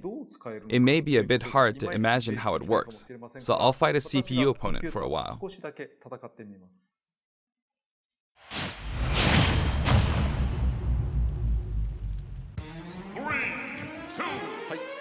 I'm fighting at Yggdrasil's altar. I'm the hero from 8, and the CPU is the hero from 4. The stage starts off on this platform, which begins to rise. You can use Frizz to keep opponents in check without charging.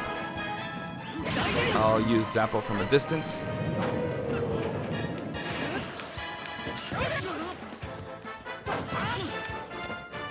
The CPU's counterattacks are pretty good. I think I'll try a command selection. Snooze. Good stuff. Kaboom.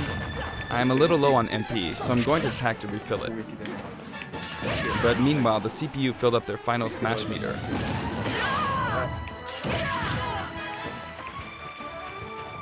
Not going to let him use it.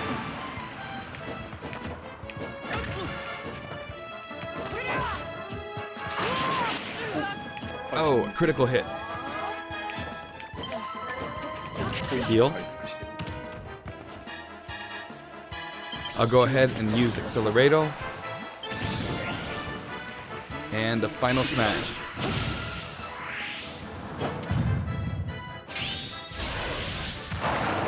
Hope I can finish him off. Nice.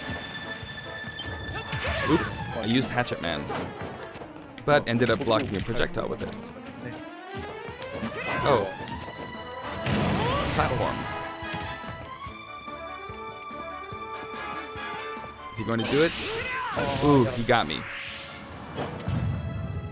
I was trying to counterattack with a Crackle Slash, but he got me. And at the edge of the screen, no less. In these free-for-all battles, it's pretty... Oh, time's up.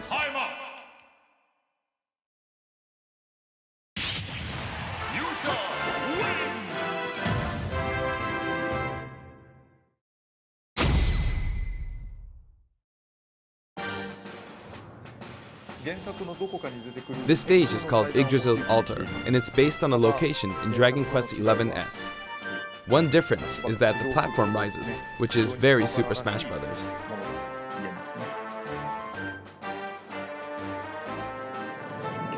We're passing close by Cetacea. After that, we'll be able to see all of Erdrea. The giant tree in the background is an important point in Dragon Quest XI's. You can see a taco walking by. While the taco is out there, some sort of platform will appear. We just passed Arborea, and you can see what looks like a rainbow bridge. And now we pass Havens Above.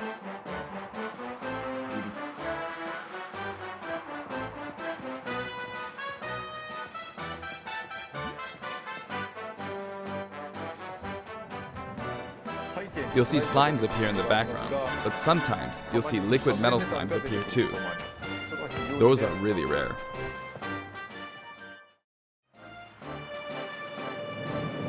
As we pass Cetacea again, we draw near to the giant tree.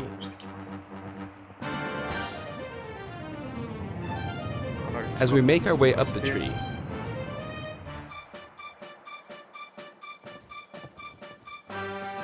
we can see a light, which also appears in Dragon Quest XI's.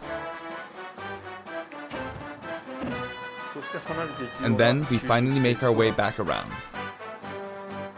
By the way, there's something over here. Sometimes a treasure chest appears at this stage, as you can see here. If you open it, you get an item. But it could also be a trap.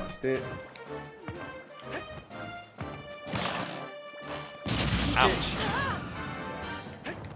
It's a mimic. If you try your hardest, you might defeat it. You don't have to fight it, but if you manage to beat it,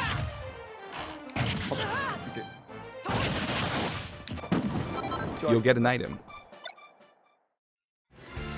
Although Yggdrasil's altar is based on the world of 11S, I felt it would be unfortunate to have only 1 or 2 songs from that game. So instead, we decided to compile a collection of field and battle tunes for each hero. Here's what it looks like. Players who have an emotional attachment to specific music tracks can use the My Music feature to pick their favorite ones to play. Of course, you can also enjoy them by using the sound test feature. You won't be able to select the famous prelude that way, but the end of the prelude will play during the hero's victory screen. We've also added other content, including something for the Spirit board, so please look out for that as well. Hero will be available on Tuesday, July 30th.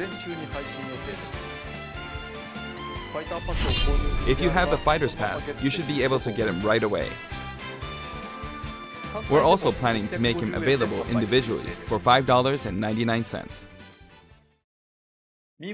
We're also adding in new Mii Fighter costumes. Please take a look.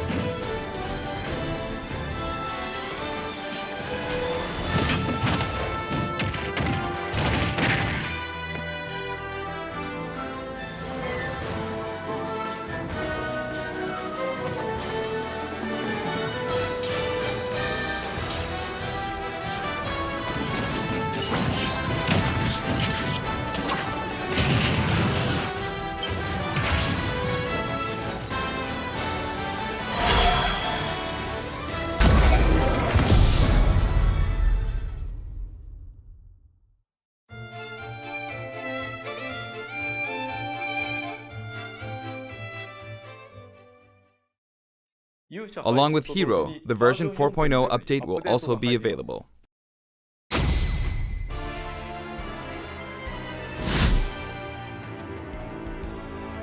There will now be a time limit on the Final Smash meter. That'll make it harder to use your attack range to play a waiting game, so I think it's better to just use your Final Smash when it's ready. It will stick around for a while, and you'll be able to tell how long you have by looking at the meter, which will deplete over time. We're also adding a very easy difficulty to Adventure Mode, so if a battle's just too difficult for you to clear, or if you simply want to have a relaxing time playing, please try it out. Another new feature will let you try and predict the winner during Spectate Mode. Then you can exchange the points you accumulate for an item. Even if your prediction is wrong, there's nothing to lose, so I suggest supporting fighters to your heart's content.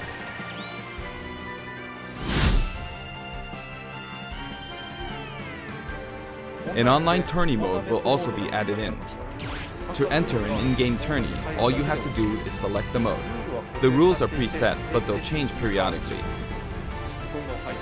I hope you enter these tourneys over and over. We also plan to hold special event tourneys from time to time. What's more, there are other new additions, like being able to insert screenshots into the videos you edit, and being able to consecutively play videos that have been added to shared content. Plus, there are new amiibo available now. Isabelle, Pokemon Trainer, and Pichu.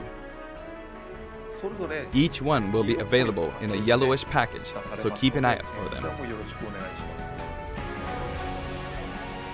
Finally, the fighter known as Hero will be distributed soon, but Dragon Quest XI's Echoes of an Elusive Age Definitive Edition will release on September 27, so please check that out as well. We tried a live stream-like format this time, but I'm still not sure if we will do this every time a new fighter is released. Regardless, I hope you have fun with Hero. See you next time.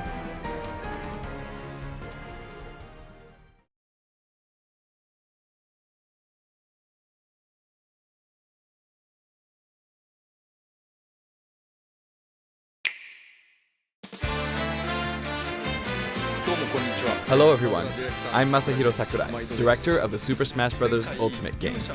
In our last showcase, I talked a little bit about Hero. Today, I'd like to show you all how to use Banjo and Kazooie. You may feel like some time has passed since our Hero showcase, but we're actually recording this only 2 days after that broadcast. We sure are busy, even if I say so myself. Now that today's Nintendo Direct is over, please let me take just a little bit more of your time. You may remember in the Hero showcase, I was playing by myself, using 2 controllers, like this. With Hero, if you cast spells using command selection, any opposing heroes will block those attacks automatically using their shields. So in the background, I was actually using the second controller to make the hero look away or do moves so my attacks would connect. Today I have my controllers set up side by side, but back in the GameCube days, I lined them up vertically, like this. Try doing this with the Nintendo Switch Pro controllers, however, and you'll end up accidentally pressing the L and R buttons. So even though it's a bit of a pain, I do it like this now. This time around, I'll also be doing my best to control 2 fighters at once, kind of like Banjo and Kazooie, 2 characters acting as one. Alright, let's get started. So, what is Banjo-Kazooie? Well, in terms of genre, it's similar to Super Mario 64, and it was first released on Nintendo 64 back in 1998. The character Banjo made his first appearance a year earlier in a game called Diddy Kong Racing. After that, Banjo-Kazooie was released, and then Banjo-Tooie. 2 titles were then released for Game Boy Advance, although they never came to Japan. And then there's Banjo-Kazooie Nuts and Bolts, which was released on Xbox 360. As some of you may know, the Banjo-Kazooie IP now belongs to Microsoft.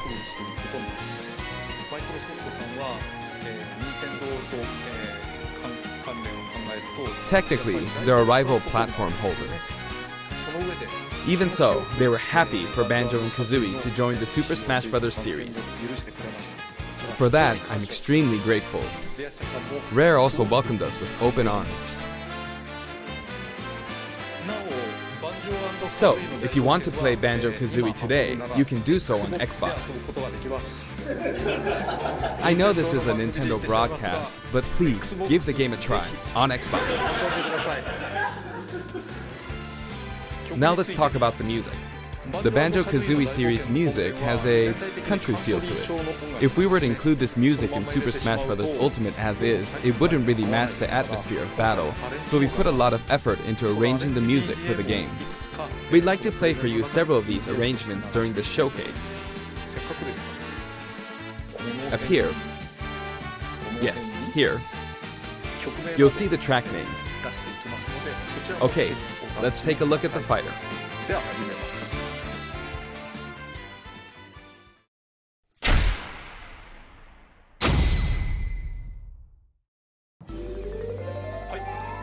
So this is Banjo and Kazooie in Super Smash Bros. Ultimate.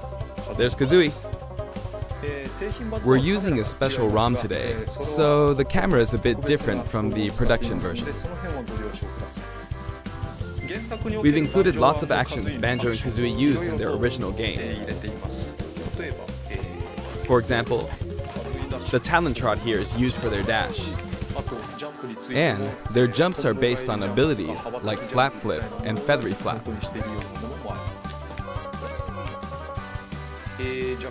Their neutral attack is called Claw Swipe.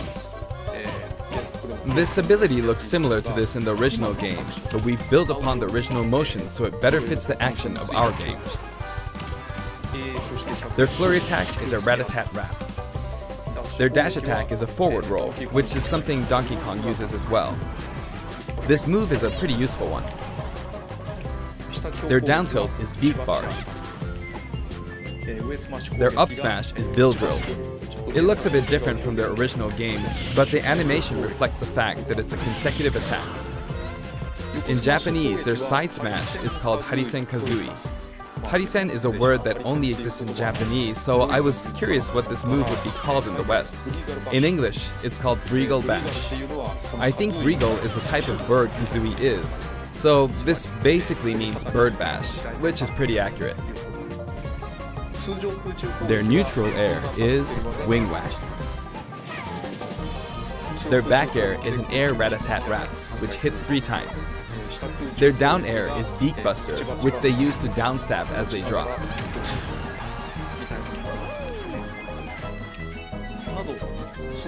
As you can see, even their regular attacks are based on attacks from their original game. The down and up taunts were something that existed in the Banjo-Kazooie series too. The up taunt is based on an animation from Banjo-Kazooie Nuts and Bolts, where Banjo sometimes stretches. Now I'd like to go over their special moves. First, their neutral special is egg firing. It's pretty much their go-to move. The eggs bounce, and by holding down the button when launching the eggs, you'll do the attack you see here, Breagle Blaster. Breagle Blaster is based on this part in Banjo-Tooie where the screen mimics an FPS. You can hold the button for auto-fire, but as you do, the power of the eggs will gradually decrease, so you'll need to be careful. You can cancel it by crouching or pressing the shield button. Next, their side special is Wonder Wing. As in their original game, it's an invincible charging attack.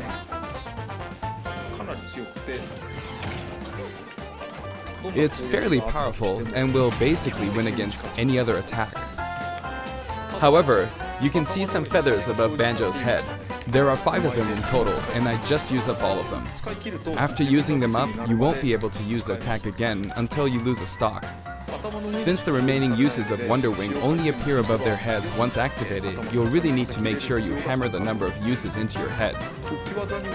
You can use it as a recovery option, and since it's likely to trump counterattacks, it doesn't have many disadvantages, but it does have a weak point. If it's blocked with a shield, for instance, you'll be wide open to attack. In addition, you can be grabbed during this move. At any rate, keep track of how many Wonder Wing uses you have left. And when fighting against Banjo and Kazooie, make sure to take action against this attack and remember to keep an eye on it.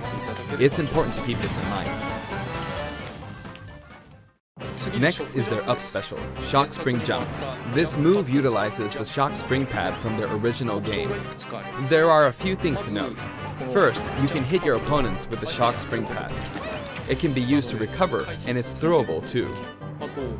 Also, it's pretty different from other up specials that carry the fighter upward in that you're still able to jump in mid-air after using it, meaning you can jump twice in a row. So if you're falling, you can use it like this, jump and then dodge, increasing your ability to recover.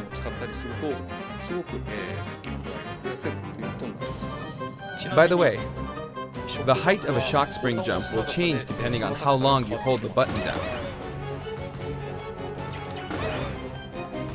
Note the slight difference in height.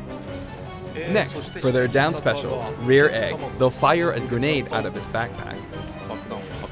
It's a grenade egg. This is a slightly odd projectile in that it can only be launched behind the fighter. And because the grenade egg is football-shaped, its bouncy trajectory can be unpredictable. After a certain time, it will explode. I think it will be a useful tool for keeping opponents in check. It's treated like an item, so you can pick it up and throw it. Your opponents can also throw it back at you. But its detonation sequence is relatively short, so both you and your opponents will need to make sure you throw it quickly, or it will explode while you're still holding it. I guess there are a lot of different ways to use this ability.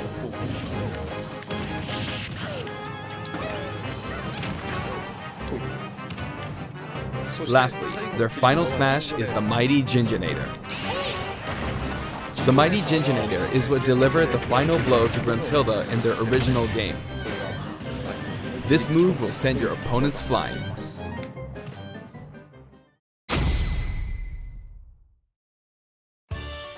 This stage is called Kurukuruyama in Japan, but in the West it's called Spiral Mountain. As you can see, it's a mountain where the bottom portion is a spiral shape. A rotation icon will appear, and the stage will spin. This is quite unusual, even for the Super Smash Bros. Series. It's truly unique. Anything on the stage, items or otherwise, will also move. As the stage turns, the shape of Spiral Mountain will also transform, meaning your recovery points will also change. Platforms like this will appear from time to time. A bridge will also appear when Gruntilda's lair is visible. Now that we've covered both the fighter and the stage, let's go ahead and jump into some actual battles.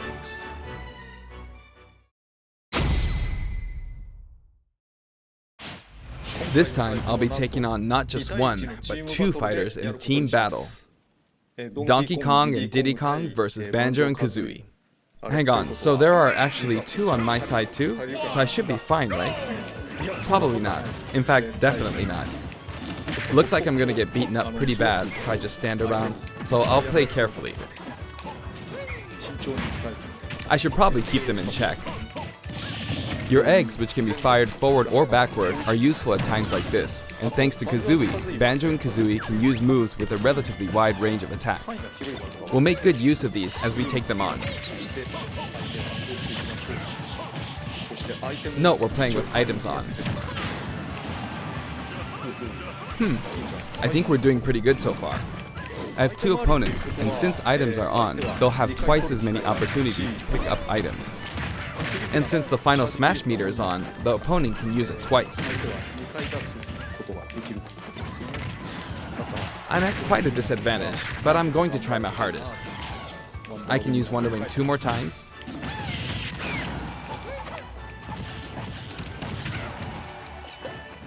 Oops, I guess I should be explaining all their moves, huh? Auto fire, auto fire. Ooh, ouch. Oh, their final smash meter's filled up. You can have that. Now. And nice.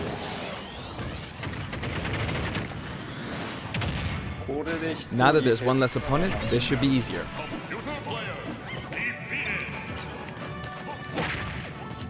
I do want to use a final smash, but it might be a bit tough. Oh, that's good. And final smash. I forced him out, so I win. Banjo picks up the Jiggy from the original game. Gah-huh. That's a wrap.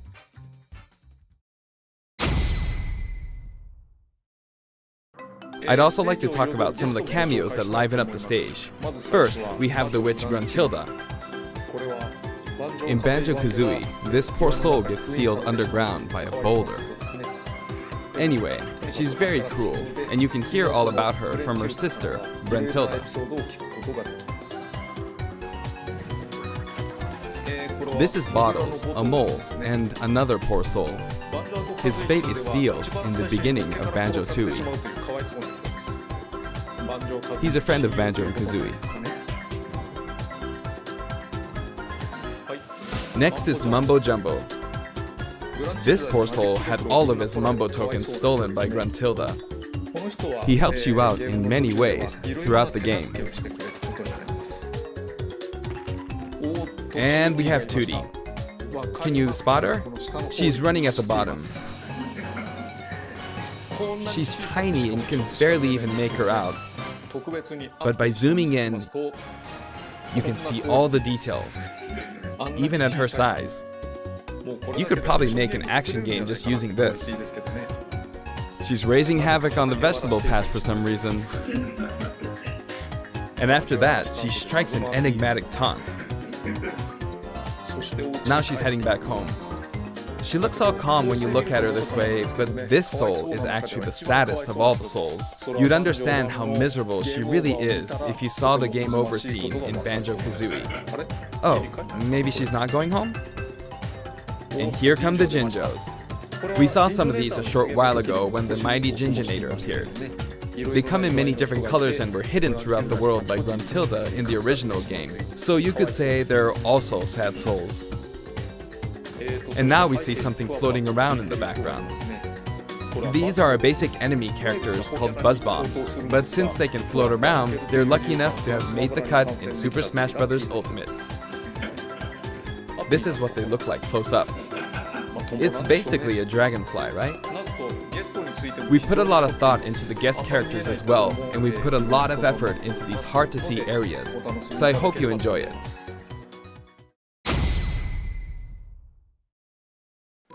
Next, let's talk music. As I mentioned earlier, we're taking country-style music and adapting it for use in battle.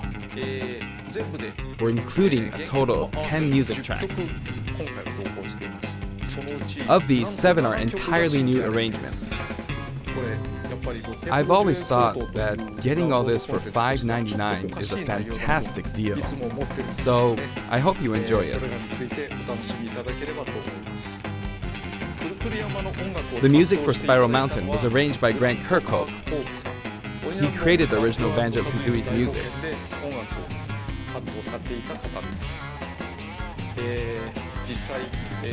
I've worked with many musicians over the years, but this is the first time I've worked with a musician outside of Japan. I was a bit worried about whether my directions would be understood, but he did an absolutely wonderful job. And here's the list of tracks this time. Each of the new tracks has been carefully tailored to match the action taking place on screen.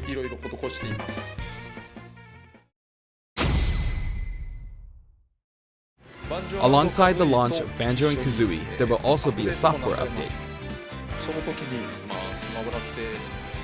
We're very pleased with the sales of Super Smash Bros. Ultimate. And to express our appreciation, we've added another game mode, which will pretty much be our final new mode. I'm going to go ahead and play, so please take a look. And here it is. You need to damage the sandbag in front of you as much as possible. And with this bat, not with this, but this bat. And off it goes. High. Maybe a little too high. And so, Home Run Contest makes its return. It's been powered up in various ways compared to previous Home Run Contests, so please enjoy. This time, Sandbag has flown 300 kilometers. I think that's about the distance from Tokyo to Nagoya. That's if you drive on the Tomei Expressway. You can actually play with a second player. Let's give it a go. Attack, attack, keep attacking using both players.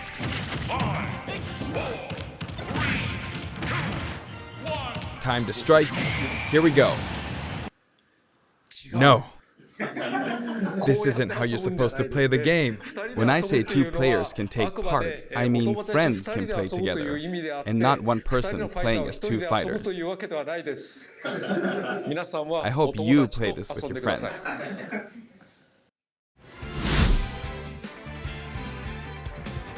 In shared content, many people have uploaded their customized Mii fighters.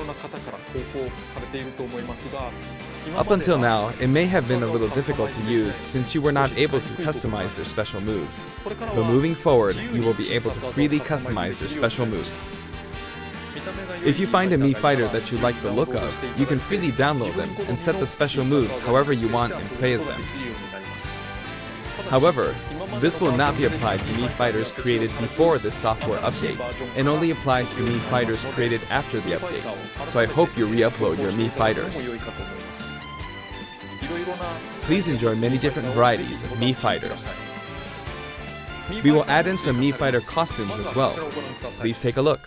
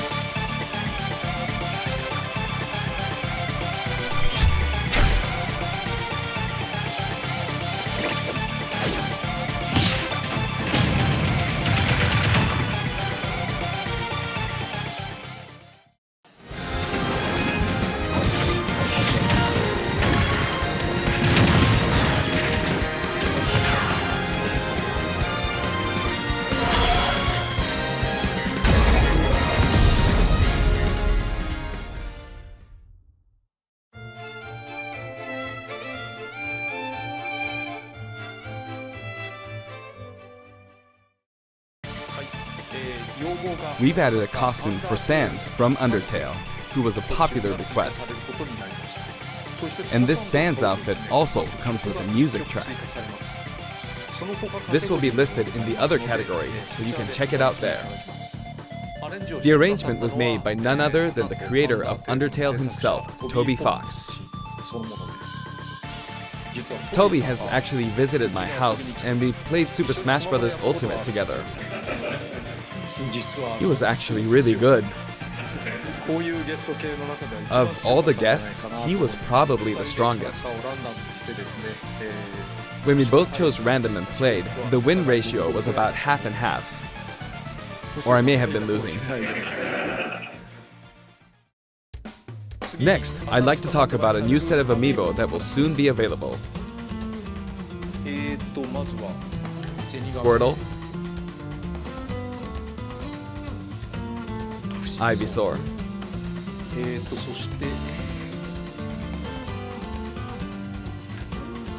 and Snake. I wonder why he was hiding. They will each be available on September 20th. The software update, including the Banjo and Kazooie DLC, will be available today.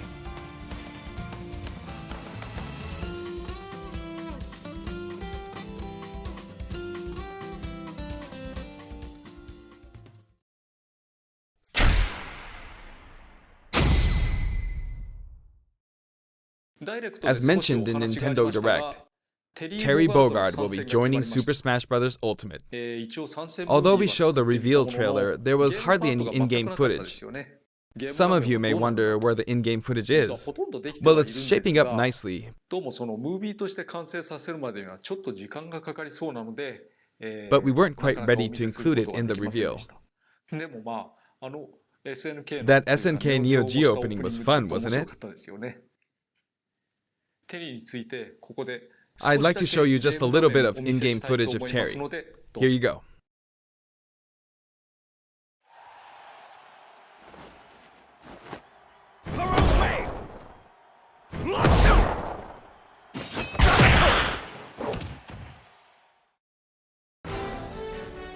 Finally, it was announced that we will be working on even more DLC fighters. To me, it feels like the finish line is sliding farther away. You may wonder, how much longer can he be involved with Super Smash Bros. Ultimate? But I'm also excited. Adding more characters into the game means that more game worlds will be added to the series. And ultimately, that means that there will be an even greater opportunity to delight the fans.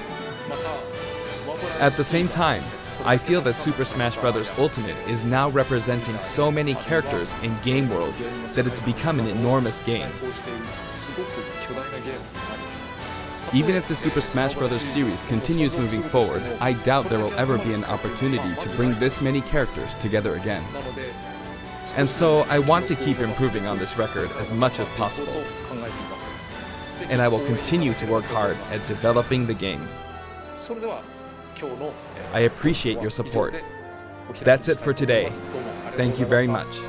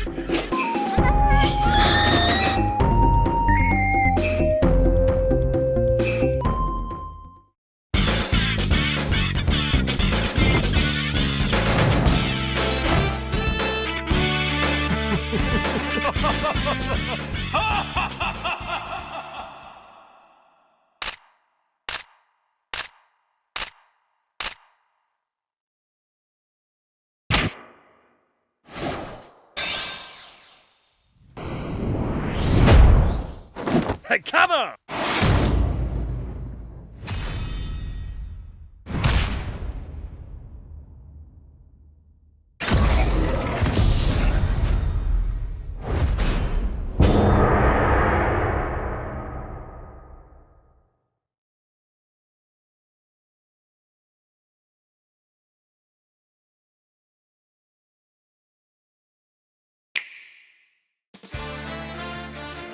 Hello everyone, this is Masahiro Sakurai from Sora Limited. The Super Smash Bros. Ultimate game was recently honored with 5 awards at this year's Japan Game Awards. It's received a great many awards on top of that as well. Each award is very meaningful to me, so I would like to take the opportunity to extend my thanks to all those who have voted and to all those who have supported us. Thank you so much. Without further ado, let's begin the presentation. First, we'll start with what the Neo Geo is. It refers to a 1990 video game console for use in arcades and at home, as well as to the name of the system itself. In 1990, the equivalent to the Super NES had only just released in Japan, so if you wanted to play arcade games at home before then, the only option was to play the less polished ports on the Nintendo Entertainment System. However, with the Neo Geo system, you could play the arcade versions of games at home with no drop in quality. 1990 was right around the year that I started working for a game company. Back then, Japan had rental services for arcade games. In other words, you could go to a rental store, rent an arcade game, take it home, and play it. After that, they were sold for home use, but a single game would cost about 30,000 yen. That's expensive. But if you think about it, compared to playing a game in the arcade 300 times at 100 yen per play, you're getting your money's worth. At the time, some people actually thought this was cheap. I mean, there really are people who've played games in the Super Smash Bros. Series 1,000 or even 10,000 times. Anyway, the MVS, as it was called then, was sold in various places, and for an arcade machine, it wasn't all that expensive. You could also get them on lease. That's why you'd end up seeing lots of candy stores having a Metal Slug cabinet. The home version of the Neo Geo came with this controller. Can you see? It has 4 buttons. And this is the actual console itself. Here is the reset button, and here you slot in the big game cartridges. This is the Neo Geo? Just kidding.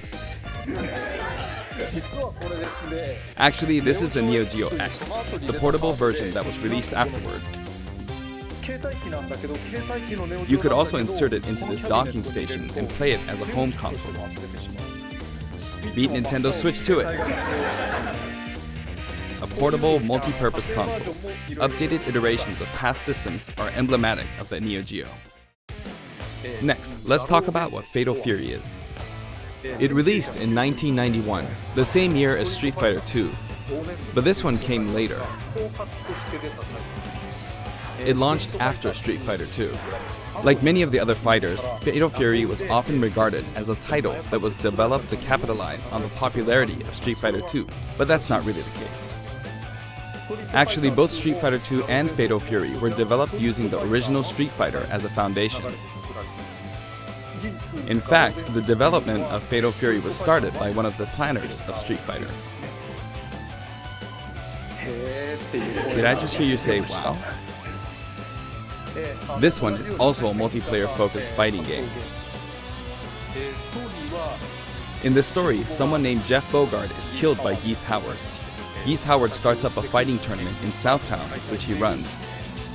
To avenge his father's death, Terry enters the tournament, which is known as King of Fighters. I mentioned the term King of Fighters, something you may have heard before. Yes, there's actually a popular series called The King of Fighters, and that series was named after the fighting tournament within the world of Fatal Fury.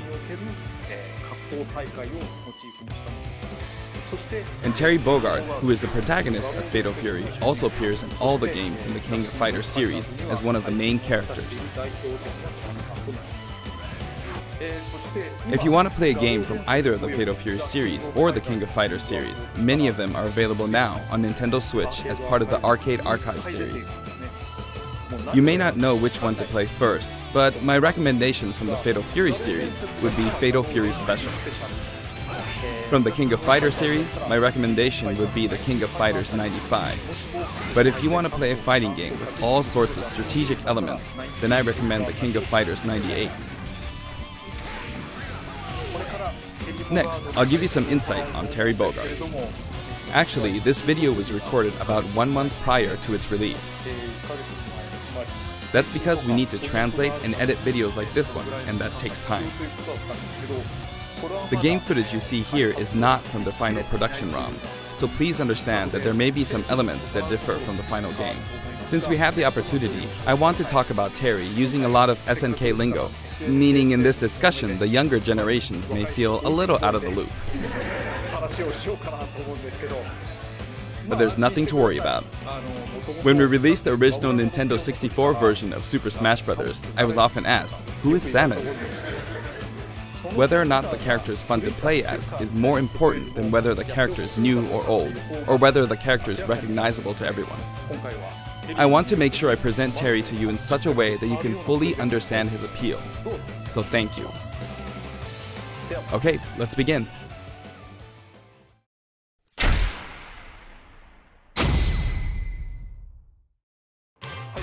This is Terry Bogard in Super Smash Bros. Ultimate. He's still wearing an outfit that reflects the era of his original game, but we did our best to make him look cool in a variety of ways. When he stands next to Ryu, it almost makes you wonder, is this really a Super Smash Bros. Game? Doesn't it? Just like Ryu, when you're playing one-on-one, he'll face the opponent. Actually, he always looks in the opponent's direction. Even if you move him to a location behind the opponent, he'll quickly turn around, always keeping his focus on the opponent. Let's talk about his moves. His neutral attacks are jab, body blow, and high kick. Each move is something familiar from the Fatal Fury series. And his dash is power charge. This is a move you can use in Real Bout, Fatal Fury Special, and others. In the original series, it was one of his special moves. His tilt attacks are middle kick, rising upper, and underkick. Compared to Ryu, his attack speed is slower. This is to match his original series. Now for smash attacks. First up, backspin kick. This smash attack is the equivalent to his strong attack, but the motion is even cooler than in his original series. Next, wild upper and slide kick. Both are from the original series. Then his mid-air moves. Jump, then chop. Jump, then kick. Jump, then backward kick. And then somersault kick. However, this somersault kick was not included in the original series. But we needed a move to attack up, so we created a new move. Also, jump and then karate punch for a down air attack. If you successfully pull off a down air, it's possible to attack with a meteor effect, as you can see here. It's basically like Ryu's. Next, I'll cover his throws. His forward throw is his familiar buster throw. His back throw is also buster throw. And his down throw is neck breaker drop. In fact, he used it in the game Fatal Fury Wild Ambition. I miss playing that game on Hyper Neo Geo 64.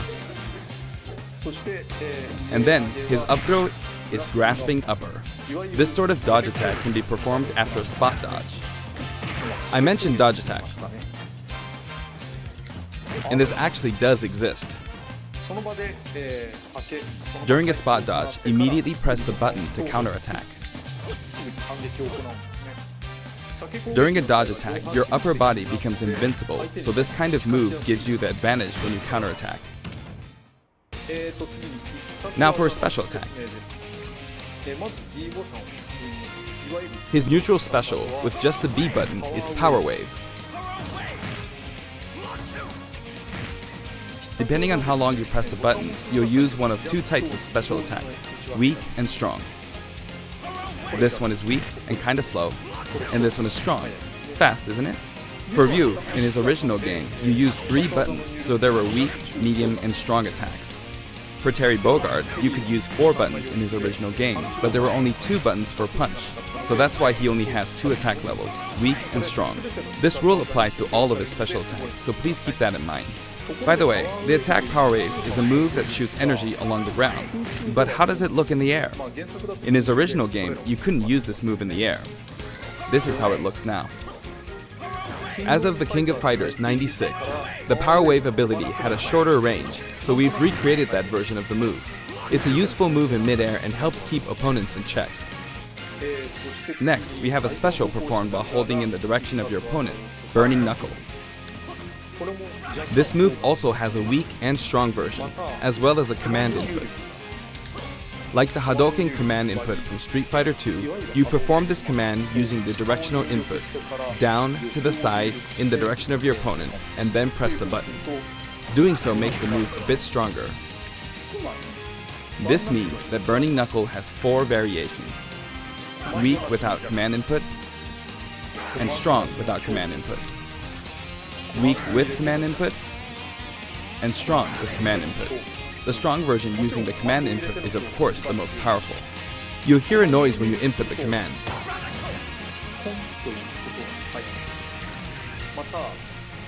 And if you've succeeded, you might also notice some green mixed in with the flames. It may be slight, but there is a difference. The strong version with the command input really is strong, even capable of KOing opponents. It can be blocked, however, so be on the lookout for that. In such a case, you'll be left wide open. And this is a first for the Super Smash Bros. Series, but the side specials are split into 2 versions, a back special and a front special. That means there's one more side special than usual, Crack Shoot. This is a familiar move from his original game. There's also a command input version. It's performed by using the directional buttons down to the back, followed by the A or B button.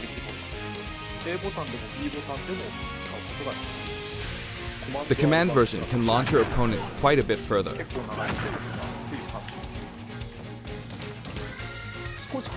It creates a bit of an arc, so it can be used as an anti-air attack when your opponents try to hit you. At close range, if you happen to be blocked by a shield, it's hard to be counter-attacked because you'll pass through them. There's something I want you to remember. When you do a crack shoot off-screen, this is how it will look. Terry swings with his whole body when using Burning Knuckle and Crack Shoot, so it can be hard to recover. However, if you keep pressing backwards without inputting commands, you should be able to initiate Crack Shoot in the direction you're trying to recover. Let me show you one more time. Do this, then continue to press backward. And then you can recover. If you press too quickly or input some commands, you'll fly right off the stage, so be careful. And this is his up special, Rising Tackle. It also has weak and strong versions, each with differing heights. And did you notice that if you hold down briefly to charge, your whole body glows a little? In this case, your whole body will be invincible at the start. Either way, your legs will be invincible. Here's an example of this invincibility in action. With the standard Rising Tackle, I got completely wiped out when I threw myself at them. But with Rising Tackle's charged command version, you can't be hit at this moment, so you come out on top.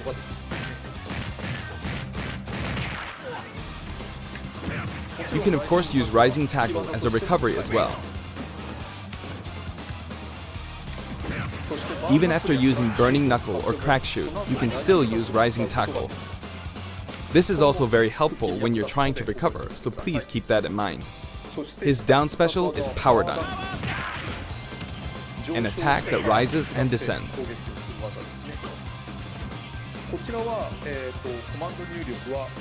This side, down, diagonally down command input is also known as the Shoryuken command. If you can pull it off, you'll be invincible at the start of the move. Also, you can hear a sound when it connects, but it might be tough to make out. Now, let's talk about canceling specials. I'd really like you to keep this in mind. First, if you use a special after attacking with a standard attack, the special won't come out until the move animation has finished. That makes sense, right? But here's what happens if you cancel out of it. At this moment here, if you've successfully entered a special command input, the rest of the animation will be cancelled, allowing you to attack again immediately. I'll do that again. Throw out a kick like normal.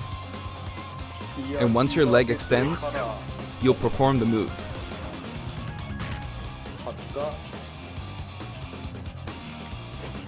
Set it up so that when you attack, you can go straight into a special.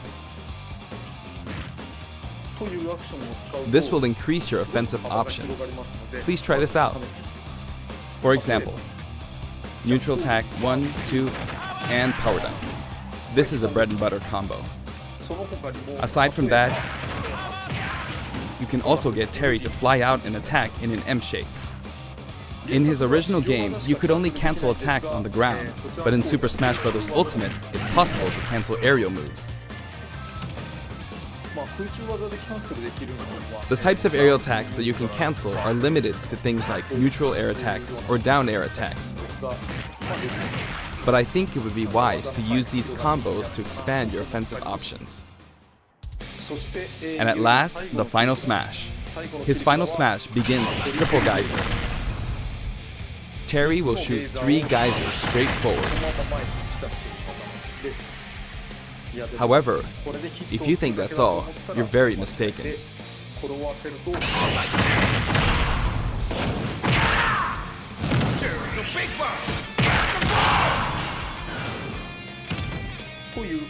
As you can see, if Triple Geyser connects, you'll follow up with Power Dunk and Buster Wolf.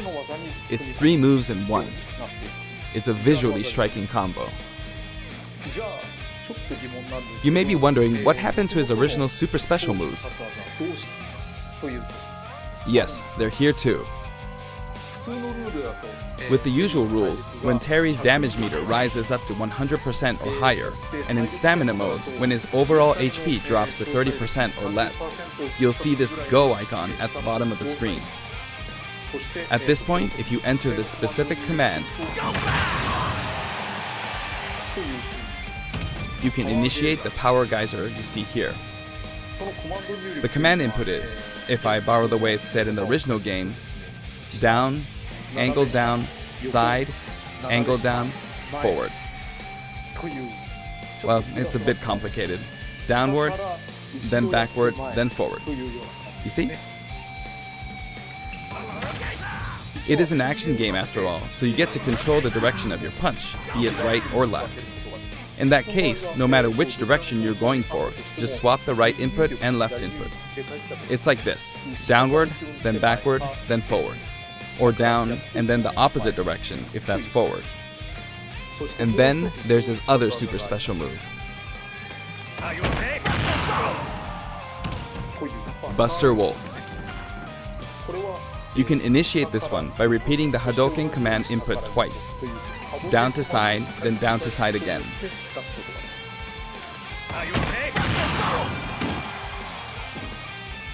It can be rather difficult to pull off moves using the original game's command inputs, but you can also use simplified command inputs. In the case of Power Geyser, remember this: down, side, down, forward. As long as you input the command downward to the side, to the back, downward again, and then forward, you should be fine. In the case of Buster Wolf, it's simply down, side, side. That should be easier to remember. Even though the command input is complex, it can still be blocked with ease. Since these moves can only be used when Terry has taken a lot of damage, you'll be in even more danger if your opponent blocks. So they're high risk and high return. Please save them for when you really need to make a last-ditch effort. You can use it again and again, but be careful. Your opponent may be able to predict your move and take action. Essentially, it's best to use it when it's least expected, or to cancel out of a combo, like this. For the taunts, I decided to match his original game. His up taunt is "Hey, come on, from the King of Fighters series. His down taunt spins his hat like in the Real Bout series. And his side taunt is "Stand Up" from Garo, Mark of the Wolves. I've demonstrated him using various special moves in the game so far, and you can hear his voice. Like that. We've incorporated both his longer remarks, like Power Wave, from older titles, and his shorter remarks, like Rock You, from newer titles. And here are his color variations. There's a good variety of colors available from across the series. and the cap design is slightly different in each version. They're based on his original games, and we've also included some from the King of Fighters 14 and the anime series.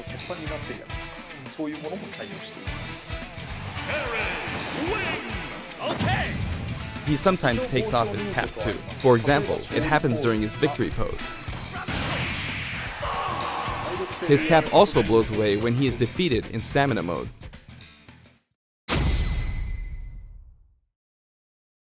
The stage is called King of Fighters Stadium.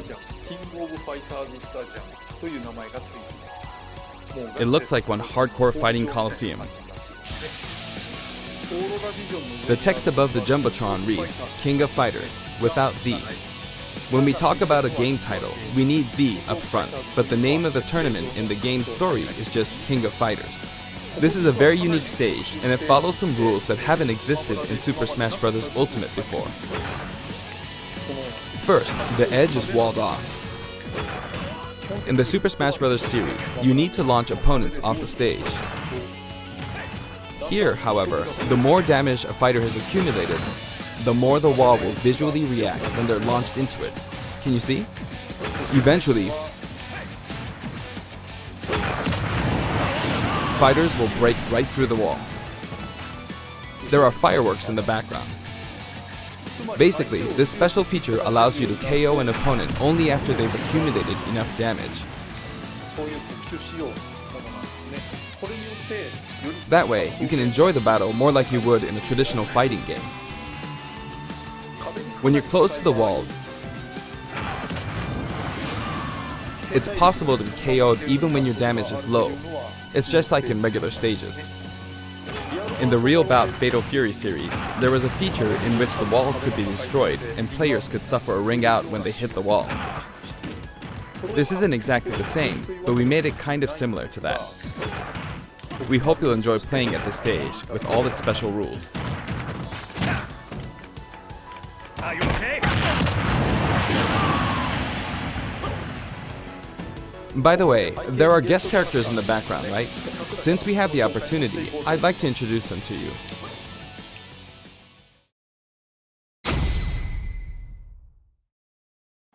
First up, Andy Bogard.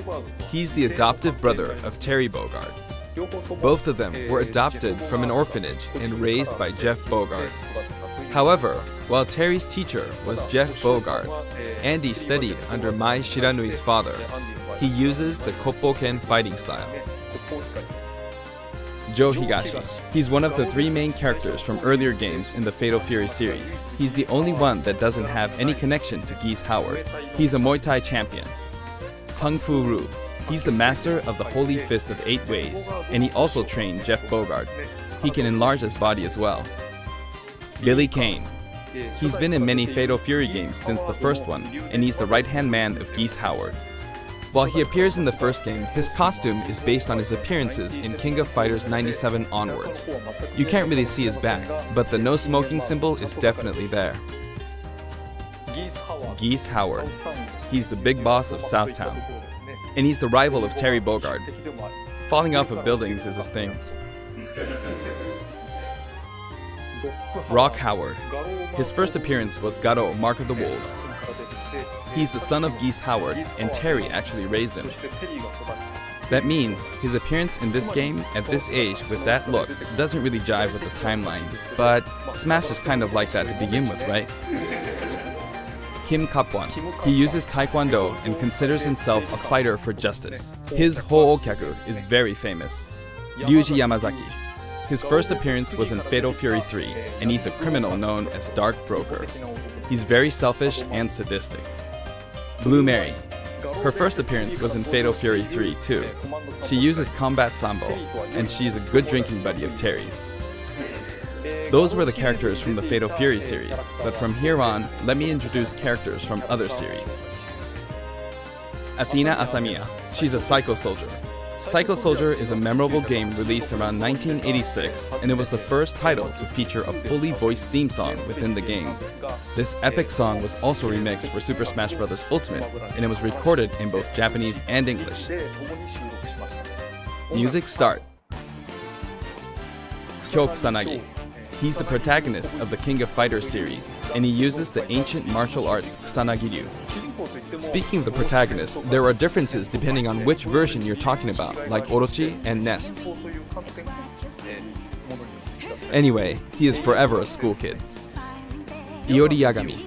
Originally, he was introduced as Kyo Kusanagi's rival, but when I first saw this character in the game at the time, due to his look and attitude, I thought, whoever created this character must be a genius. Goro Daimon. He's a judo gold medalist belonging to the Japanese team, and he likes to throw his opponents. Chang Hohen and Choi Bonge. One is an escaped convict, and the other is a slasher. They are currently undergoing rehabilitation under the previously mentioned Kim Kapwan. Ralph Jones and Clark Still.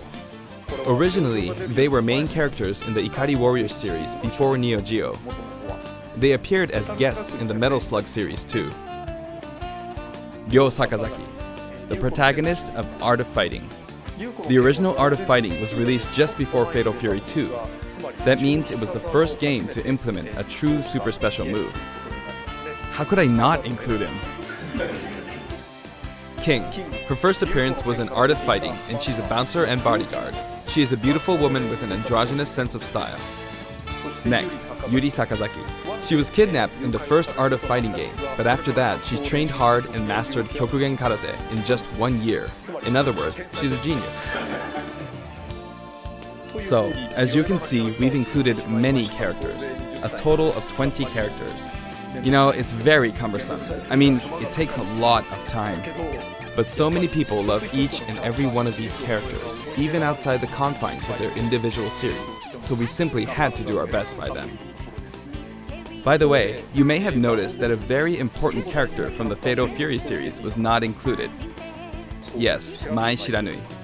Super Smash Bros. Ultimate is for good boys and girls of many different ages, so we decided not to feature her. Please forgive us. Also, my music features a variety of tracks, and the music that plays affects which special guests will appear. For example, there's a track called Pasta, and when the music is playing, Andy Bogard will always appear. I hope you look forward to that as well.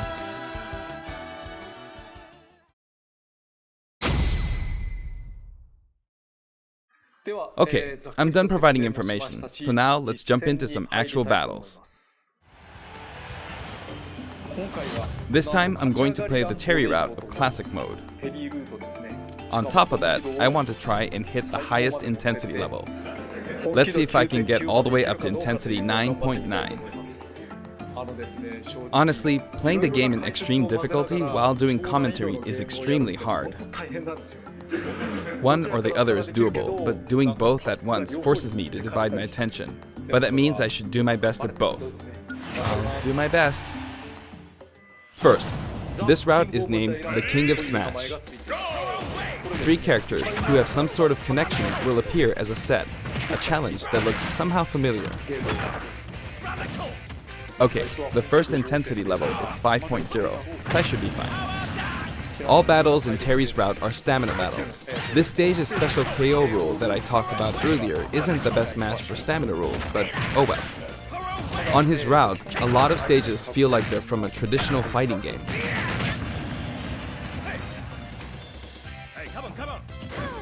Okay, I did it anyway.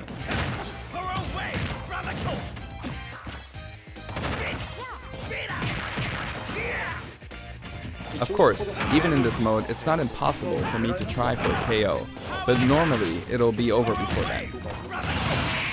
There. Done.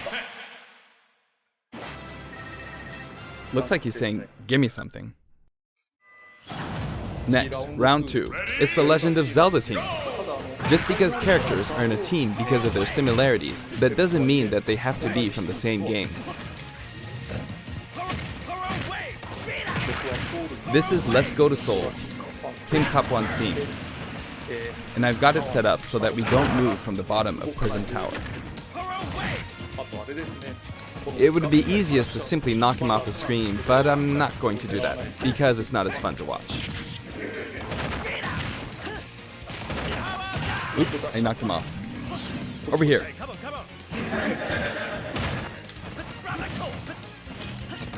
It's gonna blow. Will he do it?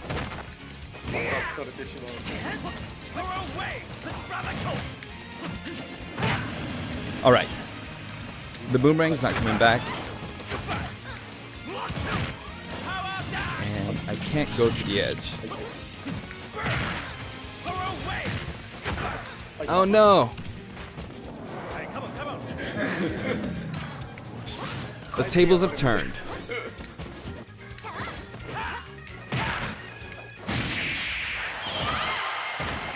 Cancelled it.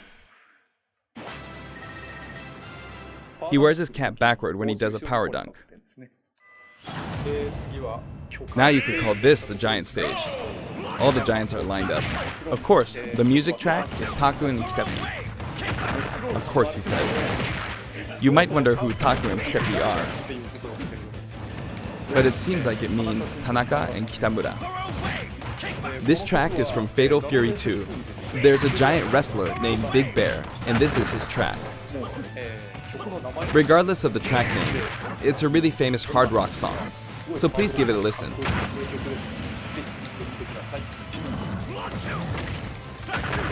The original song was called Yusha Raiden. There's that masked wrestler. Big Bear is his true identity.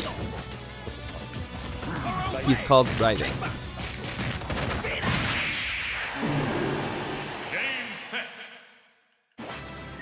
Jump! I'm beginning to find the intensity quite tough. Round 4. The whole atmosphere is a little different than how it's been up until now, right? We've been to arena-style flat stages, but suddenly we're at a battlefield form stage. Oh, there's an item. There's an arcade game series called Athena, and this stage uses that as a motif. Oh, he's metal. Now that I'm thinking about it, I suppose both Lady Palutena and the Athena games were possibly an homage to the Athena of Greek mythology. Plus, I wanted to do something where two characters who are similar or have similar abilities are together. It's a nice Kyokugenryu team.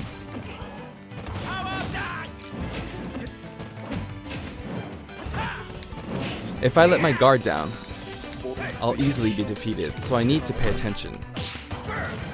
Not bad, you.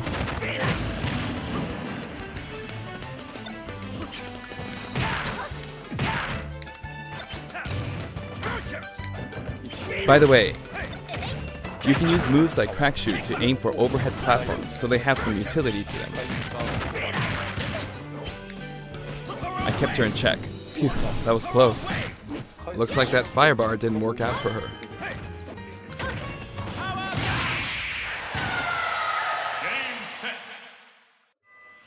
It's getting brutal. The intensity is close to 8.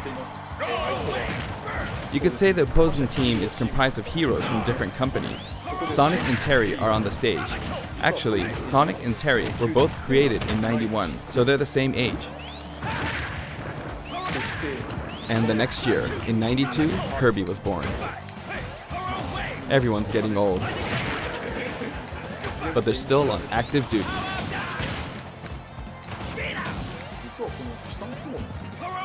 You know, it's easier to fight on sloped ground.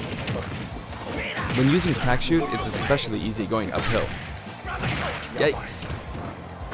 It's too soon to be taking this much damage. I started out with 150 HP, so I feel like I'm losing. Next, Mega Man. He was born in '87. The first Street Fighter came out in '87 as well, so that makes Ryu the same age. That was bad.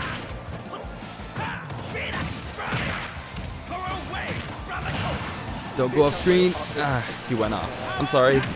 And now, Pac-Man from 1980 is here. Of course, this character was made by Bandai Namco Studios, but when I talk to their team, I'll call him your company's character. They always come back saying, oh yeah, our company's character. I often have these kinds of exchanges with them. Oh, that was close. But I won't give in until the very end. because I've got a super special move. How was that? Not enough? I see. Well, how about now?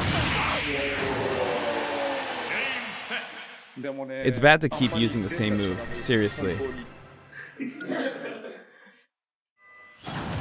Next, you could call this Team Darkness. With the track Soy Sauce for Geese playing on the rooftop, it's got the aura of a final showdown.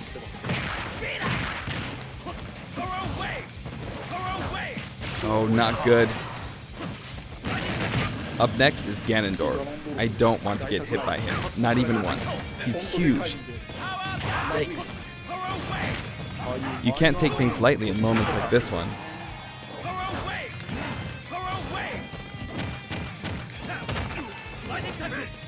That was a bad move.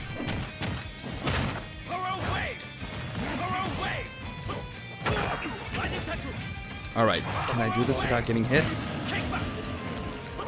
Now for a scary one, Bayonetta.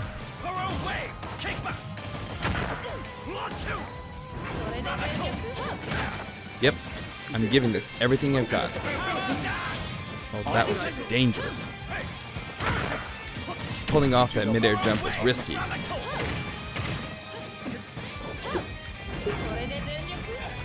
Uh-oh.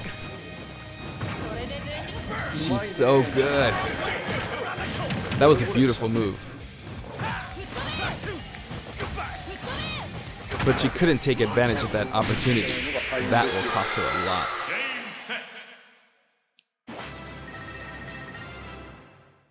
Time for the final battle. It's not Master Hand, but Ryu, Ken, and then Terry.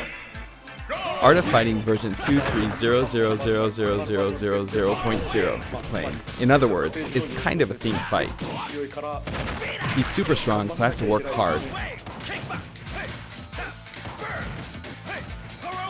I'm not pacing this out very well. I'm starting from 150 HP, so I wish I defeated Ryu before my HP dropped to 100. But I can't give up until the end. I have a super special move. But Terry is last, so he can use the same super special move. But this is no time for chit-chat. It's really tough doing this while talking. Oh no!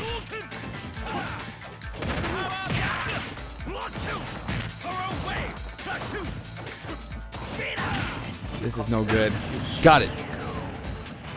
It gets even tougher from here.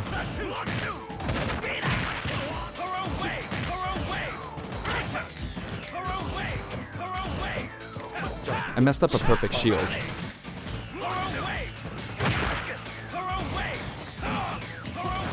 Here he comes. I gotta be on guard.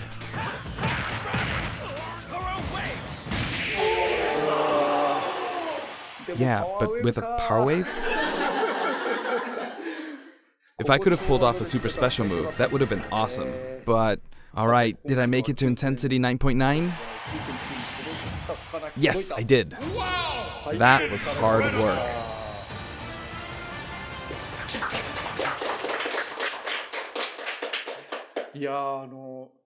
Terry Bogard is really fun to play as, so I hope you enjoy playing as him in such situations.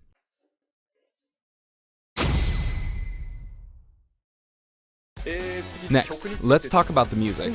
This time we have something very special lined up for you. For instance, when we were deciding which songs to include in this set, we thought about concentrating on songs related to Terry, but there were a lot of big band style songs that didn't really fit the mood of battle. That aside, the music of SNK has always been great, right from the beginning. So this time, we selected tracks that could be called SNK style. Basically, we expanded the selection a bit to include series outside of just Fatal Fury and the King of Fighters. SNK songs have always been great, really. This was true before Neo Geo, and all the way from the old The King of Fighters games to the arrangements in the latest installment, The King of Fighters 14. We did a lot of digging around, and finally managed to narrow our many candidates down to 50 songs. We never intended to do something like this, of course. So we submitted our 50 proposals to SNK, expecting them to pick out maybe 10 or 20 that they considered acceptable. But they told us they were okay. As a result, we've pretty much added in 50 songs. Have a look at the list. That's how we ended up with the list we have, but we worked hard to deliver some of the best remixes. This was a very special one-off case, and I don't think we'll be able to do the same for other series. To be honest, I think that being able to hear such a selection might make the Fighter's Pass worth quite a bit more than its price. I do hope you'll enjoy it. Challenger Pack 4 comes with a Spirit Board too. The Spirit Board can be selected via the Spirits menu. Have a look at the background. If it looks familiar to you, you'll start feeling pretty nostalgic. Shinkiro-san's artwork is always so nice and vibrant, isn't it? You can also look forward to mock tournaments featuring each of the characters. That old school Athena and Ralph and Clark artwork really is something. Now for the Mii Fighters. Please have a look.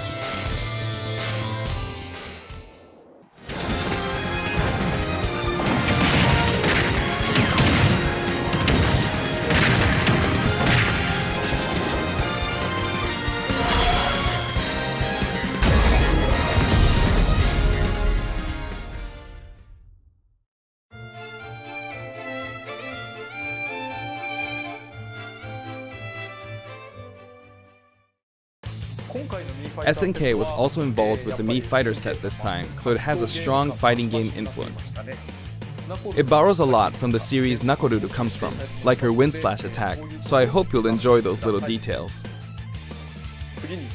Moving on to Amiibo, here's the new lineup.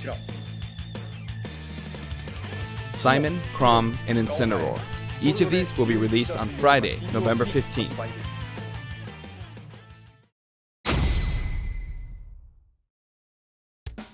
Next, let's discuss the details of the updates. We've made some improvements to battle arenas. First, we're making it so you can send messages to each other in a battle arena. The messages are preset. So there's that, and also the player who created the arena can now change the rules. We've also added the option to play either Battlefield form or Omega form at random in the stage settings. Aside from that, you can now pick Elite only as an arena type. Furthermore, Quick Play won't be the only way to play with people you don't know. As long as the arena type is set to public and no password is set, we've made it so anyone is now free to join. So I hope you'll enjoy that. Terry is due for distribution on November 6th. If you have the Fighter's Pass, you'll be able to get him straight away, or you can purchase him separately. Well, I think that wraps it up for our Terry Bogard showcase. I hope we were able to convey his appeal. By the way, his reveal trailer was aired in advance. It was created using SNK pixel art. The complete version of it, including the gameplay portion, is finally ready. I'd like to show it to you after this. Now this is something of an inside story, but I of course wrote the plot for SNK's pixel art pack reveal trailer. When the invitation comes out, you might recall how it says, "Don't be late, S." That is not what I wrote. It makes me think, ugh, this is why I hate inside jokes. After leaving it to the staff, it snuck its way in there. I just want you to know that the S is also the Super Smash Bros. Series S. Well then, let's move on to the intro movie.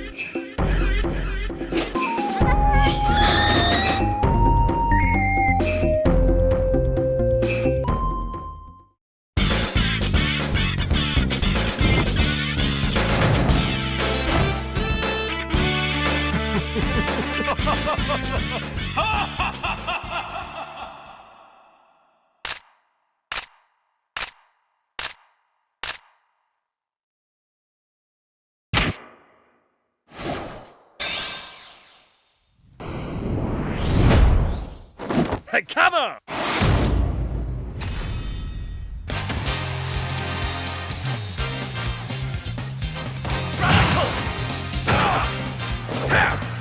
Rising Tattoo! Horror Wave! Lock 2! Power Dash! Are you okay? Presto Bow! Hey, come on! Counter! Lock 2!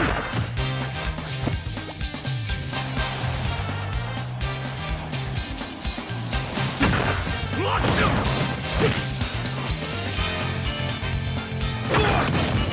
Radical! Oh my God!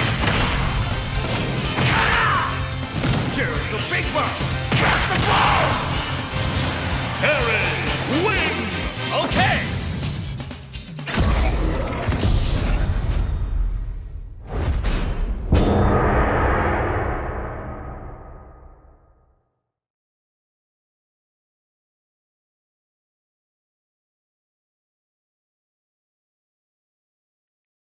We crammed in a little too much content this time. Hopefully, I'll be able to make future showcases a little shorter.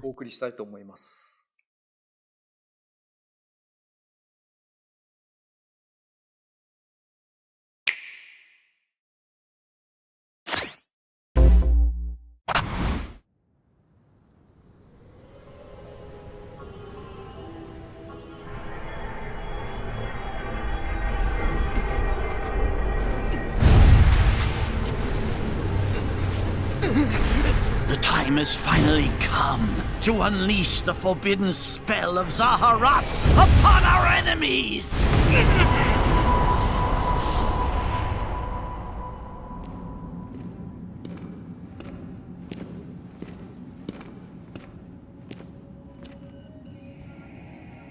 What were you thinking, charging right into an enemy's trap? As you and I are one, I too am trapped within this void. In time, our hearts and minds will cease to be. Are you prepared to die? I thought as much. I also do not wish to die. And yet... there is no other choice. You must join Smash. Huh? Join Smash Brothers already! What in the world are you waiting for?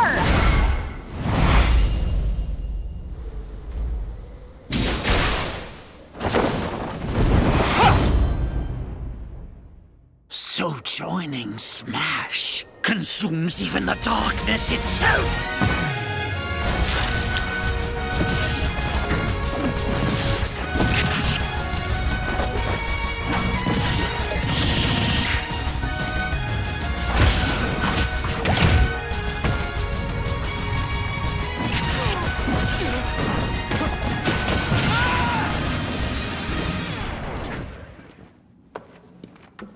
So you return, and sooner than expected. I see. Too many swordsmen, are there? And you wield the sword as well? What will you do? Huh. So that is how you plan to win the day? So be it. I reward your cleverness this time.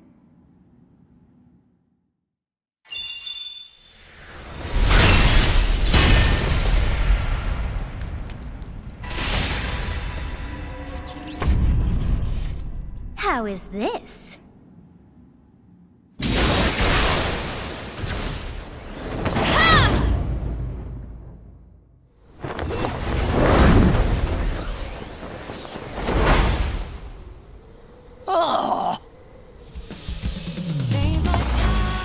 Of anyone, you should be able to handle the hero's relics. With Arid Fire, strike with superior reach. Use Amir's overwhelming power. Unleash the blinding speed of Failnaught. Along with the Sword of the Creator, each weapon matches a direction.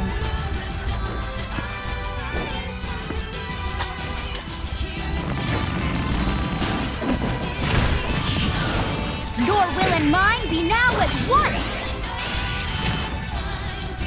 To you, both sides of time are revealed! Through Smash, show the world!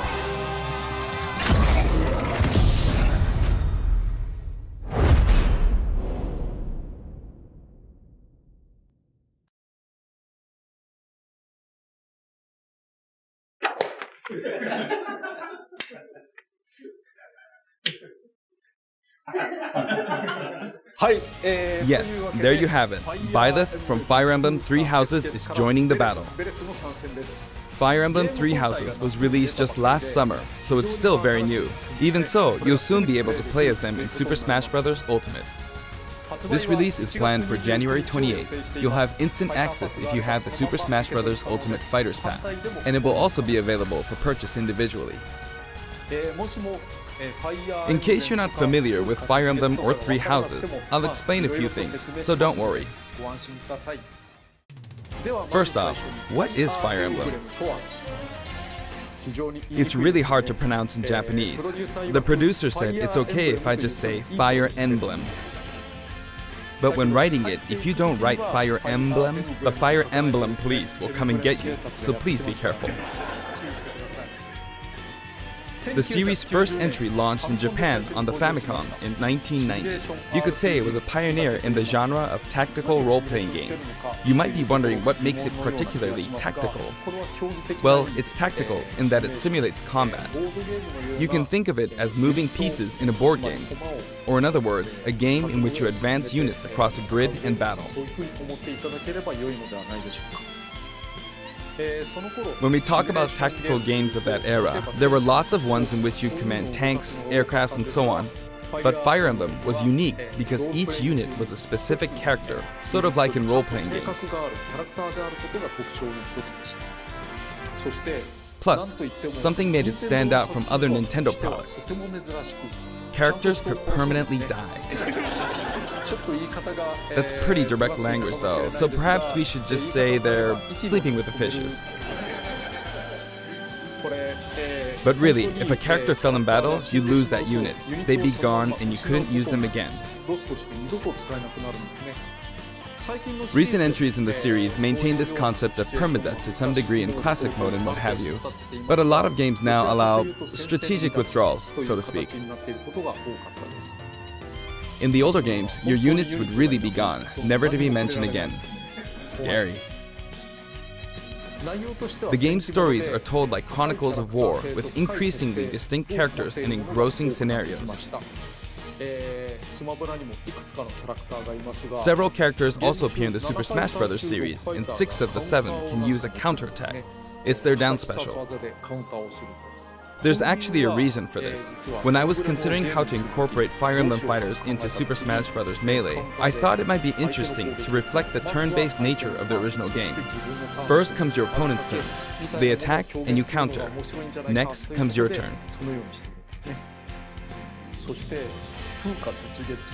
And now, Fire Emblem Three Houses is the 17th game in the series. People who aren't Japanese in particular might be thinking, 17 games? There are that many? Well, if you include Fire Emblem Heroes in the remakes, but you don't include the Satellaview game, Tokyo Mirage Sessions Sharp FE, and Fire Emblem Warriors, then it comes out to 17 games. Let's try saying them in the Fire Emblem Can You Say It challenge. I'll give it a try. 暗黒竜と光の剣、外伝、紋章の謎、聖戦の系譜、トラキア776、封印の剣、烈火の剣、聖魔の功績、双縁の奇跡、暁の女神、新暗黒竜、新紋章、覚醒イフ、ヒーローズ、エコーズ、風化節律。There you go, 17. 今、変な数え方してます。So you saw how I was counting in a weird way, right? I was counting in binary. This is 0. Fold this here and you get 1, and then you get 2, then 2 plus 1 equals 3. So this would be 4, 5, 6, 7, and 8. And then you get 16. Add 1 and you get 17. Awesome, isn't it? You can actually count up to 31 on one hand. And if you use both hands, you can count all the way up to 1023. If you've given up counting the knots in a tatami mat, you could always give it a go. What is Fire Emblem Three Houses? In Japanese, the male version of the main character is called Bereto and the female version is called Beresu, but in English they share the same name, Byleth. Byleth becomes a professor who ends up leading one of 3 academic houses. Once you've chosen a house, you guide them through their school life and, well, you end up fighting the other houses. After a certain incident, 5 years pass, and you meet up with your grown-up students to battle against the other houses in their regions. It's a very sad game in which your former allies become enemies, turn hostile, and try to kill you.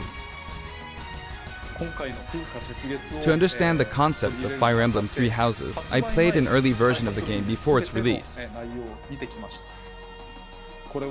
I've done the same thing before, with The Legend of Zelda Breath of the Wild, for example. Because I couldn't wait until launch to experience it, or we'd have never made it in time. For that title, I borrowed an early version of the game for 2 days, ran around all the areas, saw the ending, and realized for the first time, I guess we can't really have Breath of the Wild's Princess Zelda as a fighter. I did the same this time, but with there being 3 houses and multiple endings, it was really hard to get a feel for it. And of course, there weren't any walkthroughs I could reference.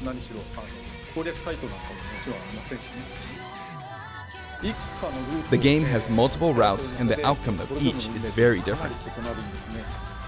Your experience will vary depending on the route you choose, and many of the characters you meet will adopt different roles in the story.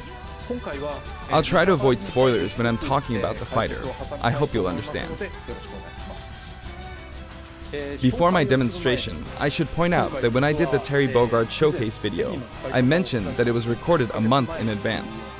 But this time, we have to account for the holidays and such, so we're filming 2 months in advance of this video's release. Right now, it's actually November. Therefore, some of what I'm about to show you might differ a bit from the finished version. As always, I'm using a special in-game camera and such for demonstration purposes.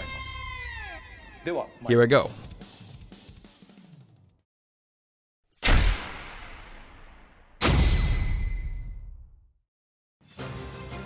So, this is our new fighter, Byleth.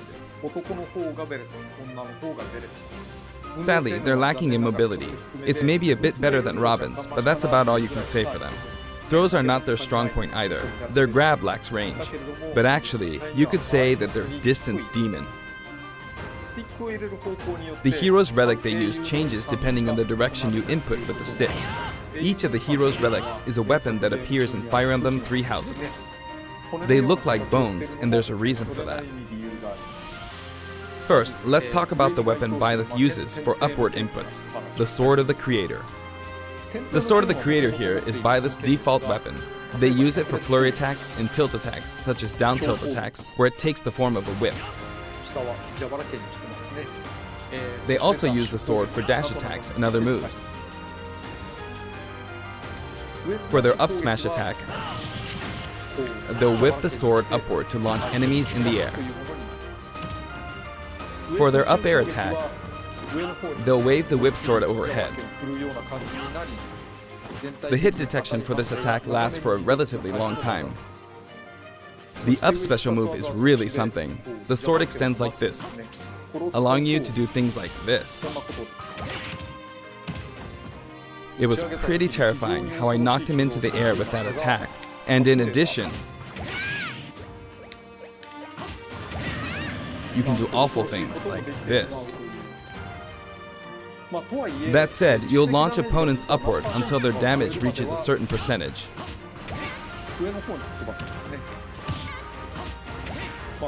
Exceed that percentage and you'll need to be careful.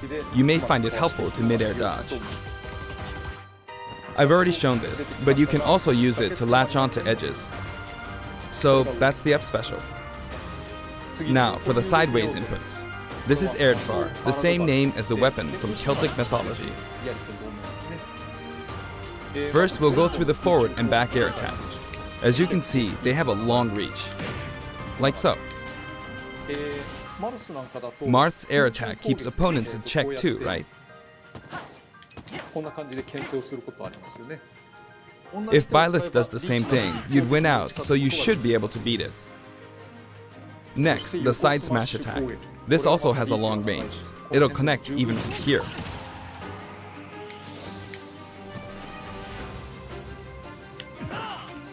Also, if you add an upward tilt, it will be stronger. And if you've knocked an opponent down, the side attack won't hit unless you add a downward tilt to aim for them. By the way, the tip of the lance is more powerful. The shaft part is weaker,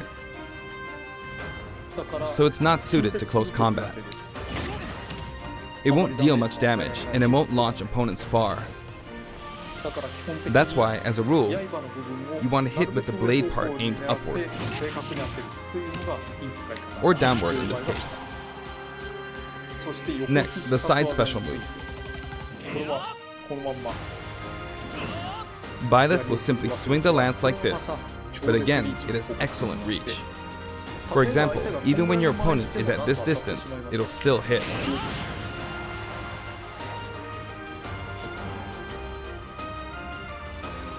Actually, you can do a smash attack to charge forward a little, like this.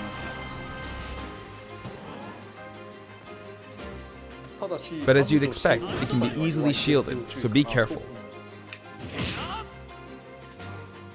Use it in mid-air and you'll carve up a large area.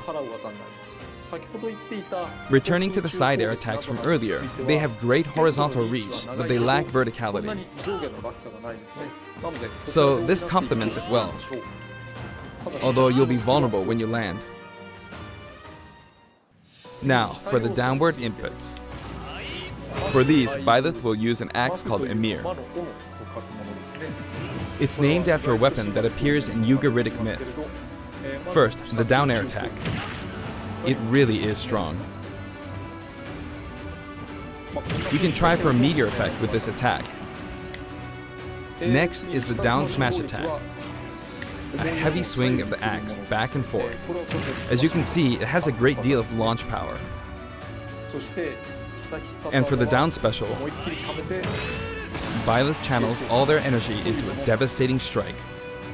It's a bold move, similar to the Falcon Punch, but here's what makes it different. When readying the move, there's a super armor effect, which allows you to withstand an attack. Just so you know, if you execute a Falcon Punch at about the same time, it plays out like this. It's a bit slower than the Falcon Punch, but due to the super armor effect, you have the advantage. Unless you get grabbed. Another notable aspect is that it lets you pass through platforms.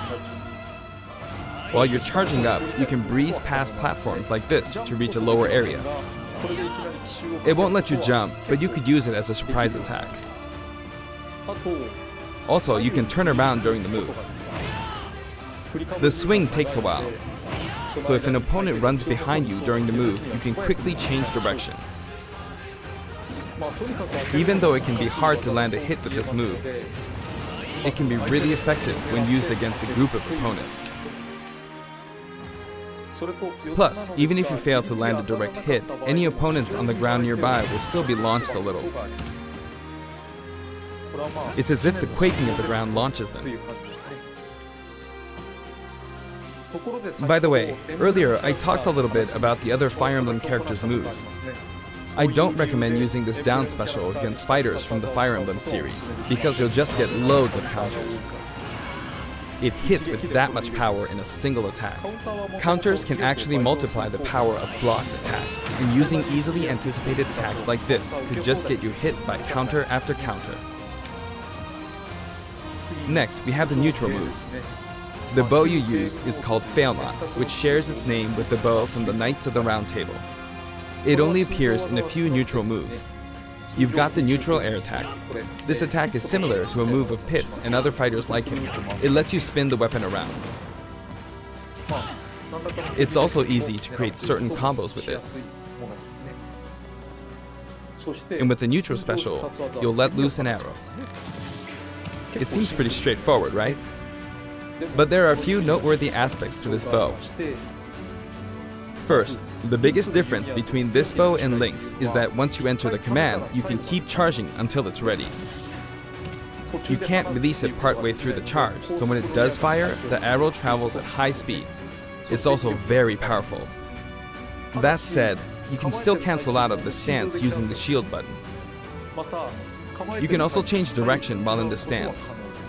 It works up until this point, but if you keep holding the button, you'll unleash a powerful arrow that looks like a beam of light. You can perform this move by keeping the button held down. You charge up power like so, charge a bit more, and then fire. But again, you'll need to take care when using this move. For one, when you've powered up the move to its max, there's no way to cancel out of it. Not even with the shield button. In other words, you're committed to firing it. So you see, a situation like this is pretty terrible.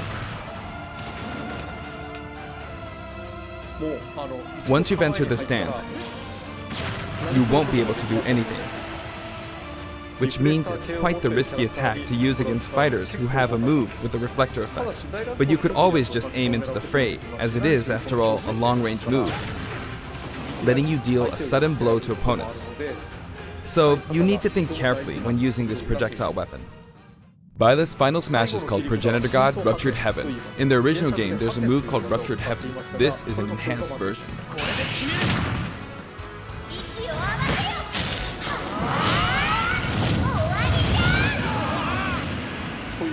As you can see, you team up with the mysterious Sophis and launch an attack together.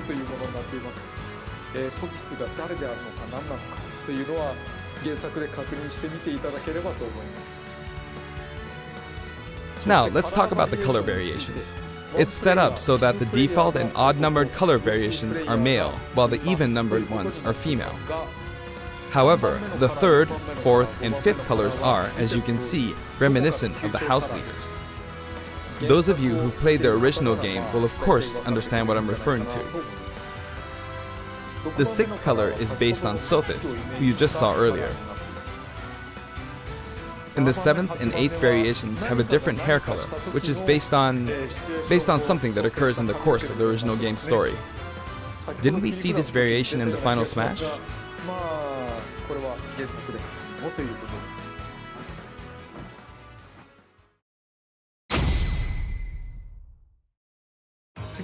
Next, I'll introduce the stage.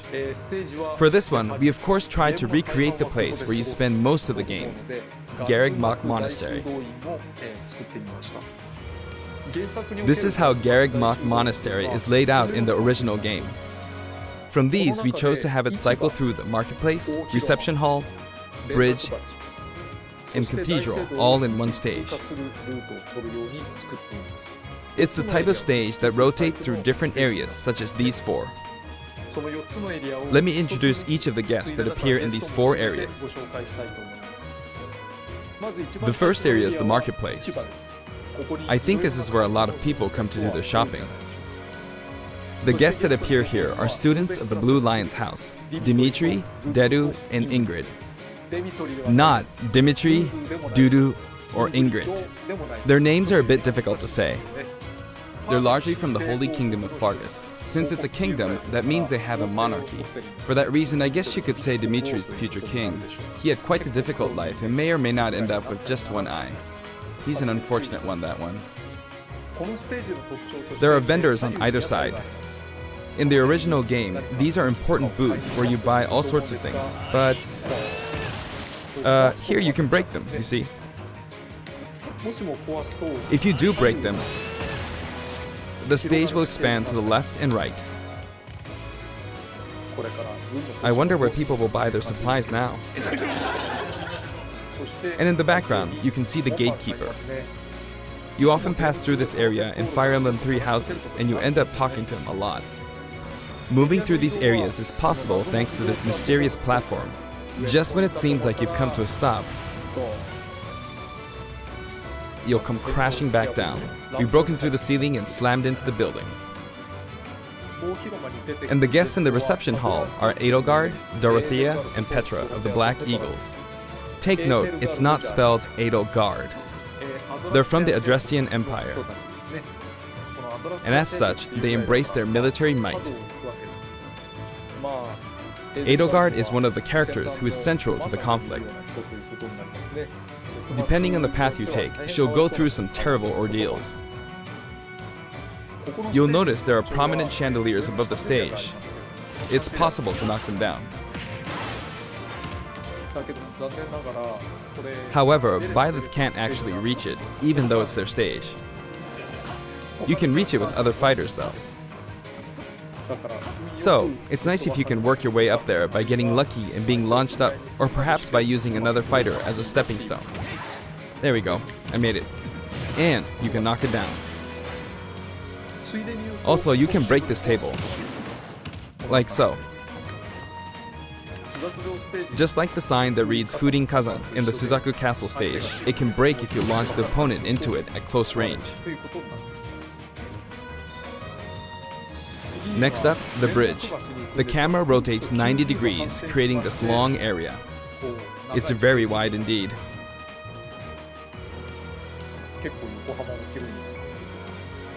It's similar to the Bridge of Elden stage. The guests are from the Golden Deer, Claude, Hilda, and Lawrence. They belong to the Leicester Alliance.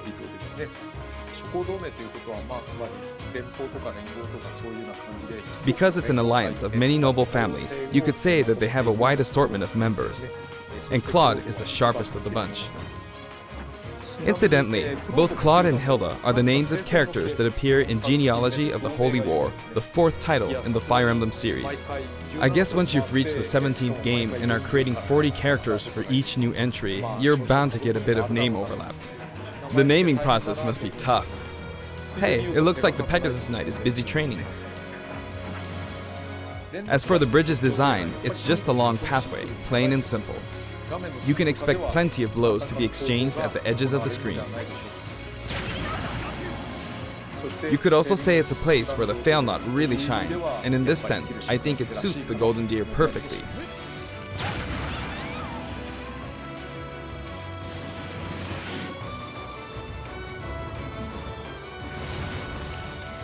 The last area is the cathedral, only with some platforms you can pass through.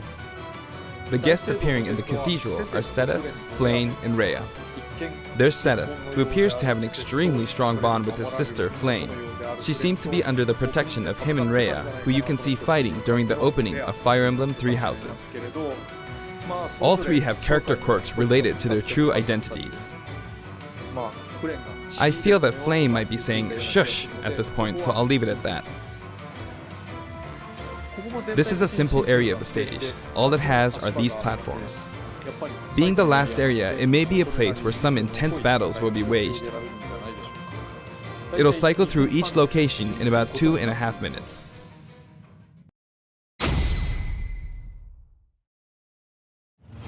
Okay, today we'll have a tag team battle in Squad Strike with the DLC team pitted against Fire Emblem protagonists from throughout the ages. That'll give us precisely 5 players per side. Alright, here we go, Joker. Joker! And Hero!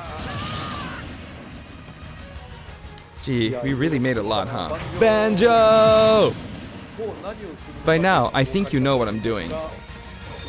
But basically, I'm trying to defeat all 5 opponents with just the Professor gear. But as expected, it's going to be a pretty tough battle, so I'm using anything I can get my hands on. It's not going to land that easily. Uh-oh, this is bad. And again. I better keep my distance. I'll use this chance to attack. Got him. That's scary. He's invincible for a moment here. Lots of explosives. Ouch. He perfect shielded that, huh? Good one. If I do this, or like so. No anti-air, huh? There, the soccer ball connected.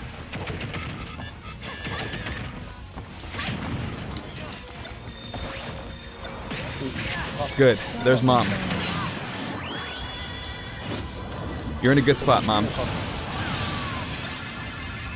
Ah, I shouldn't have taken that. Gardevoir. Well, I guess no one uses projectiles. At this point, it doesn't matter if Gardevoir's there or not.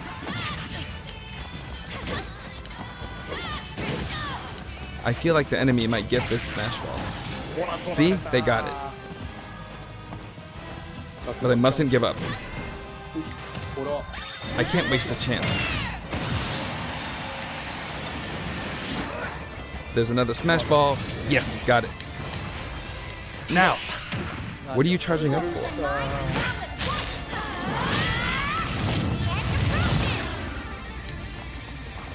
There's still more. Whack! Go on, you can take the hammer, but it's mine. Although I'm scared I might get hit with a counter in this state. I hit him! I was trying to fight using Byleth's abilities alone, but what matters is that I won. Good game. It can be fun to play like this, especially in tag team, so I think it's a good idea to try imposing different types of challenges on yourself. The end.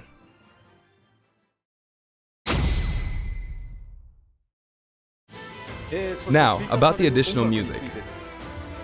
Since it's from the Fire Emblem series, we'll be adding each of the new tracks to all the Fire Emblem stages. There are already a lot of Fire Emblem tracks in the game. Our selection this time has been made taking those existing tracks into consideration. 11 songs are being added. This includes an arrangement of the main theme in both Japanese and English.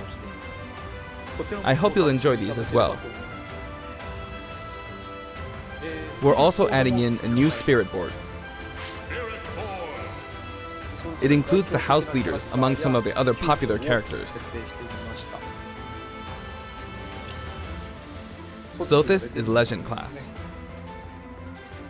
Also, there's a new Classic Mode route, a Heroic Legacy, which is designed to let you enjoy classic Fire Emblem stages from throughout the series' history.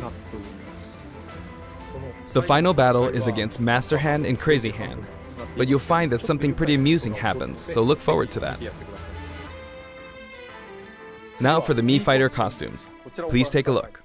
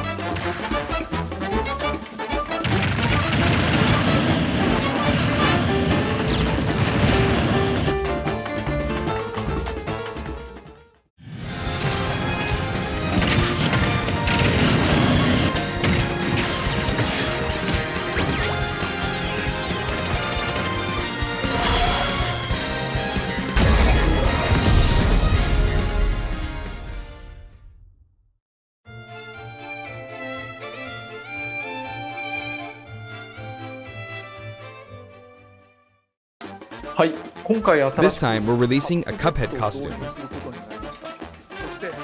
And for those of you who purchased the Cuphead costume, an additional song will be added. It's called Floral Fury, and it's the theme that plays when fighting Cagney Carnation. I hope you enjoy these as well. After purchasing a costume, I recommend using the sharing feature. If someone has created a Mii fighter, you can play using the costume it's wearing immediately after you download it. And now, onto the amiibo. The color palette for Dark Samus looks pretty good, doesn't it? Dark Samus and Richter are planned for release on Friday, January 17th.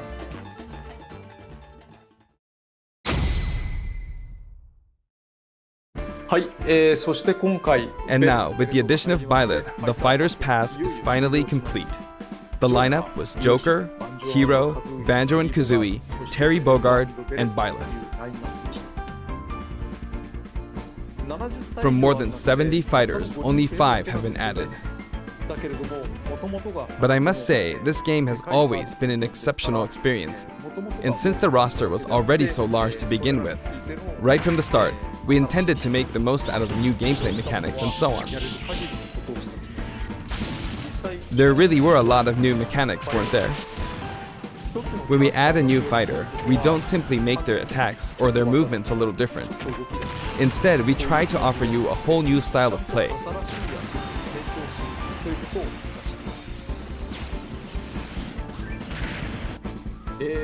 As I stated, we'll continue to release more DLC fighters down the line. I had thought that 1 or 2 might suffice, but, well, have a look.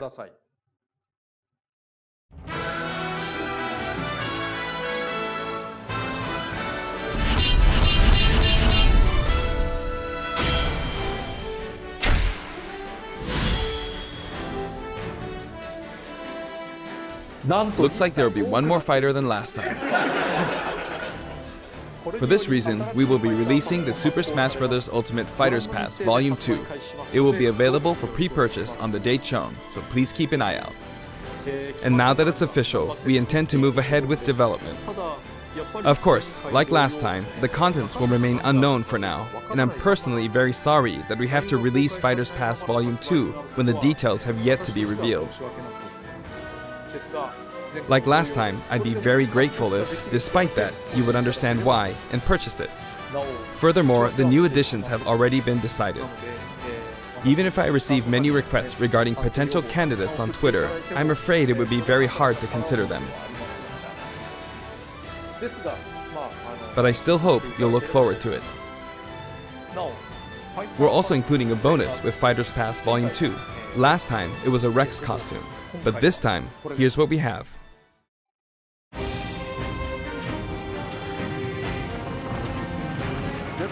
It's a Mii Fighter costume for Mii Sword Fighter, the ancient soldier gear from The Legend of Zelda Breath of the Wild. This will not be for sale individually, so it can only be acquired as part of Fighters Pass Volume 2.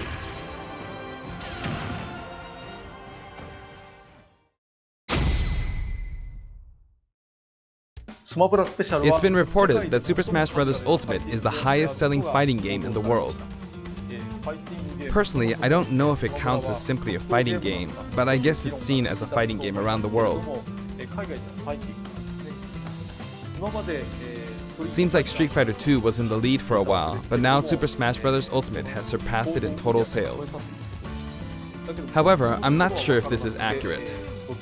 There were 5 versions of Street Fighter 2, or 6 to 7 if we really want to get into the weeds. Plus, there's the arcade versions and the 25 ports to other systems, so I don't know if that's been accounted for. Also, I don't know if that really qualifies as one game. It's up for discussion. So, who knows? But when it comes to a single piece of software, it seems like Super Smash Bros. Ultimate is #1. Although, I still don't know if it can really be called just a fighting game. I feel like it's become more than a fighting game, some sort of celebration of gaming or something else entirely. Also, I feel a deep attachment to the 5 DLC fighters. 非常に感慨深いものを覚えています。第一シーズンの終わり The で first Fighters Pass just wrapped up, but it was decided that there would be more DLC, which means no breaks for me. I plan to keep working hard, so I hope you can continue to support us. それでは以上です。 That's it. Thank you.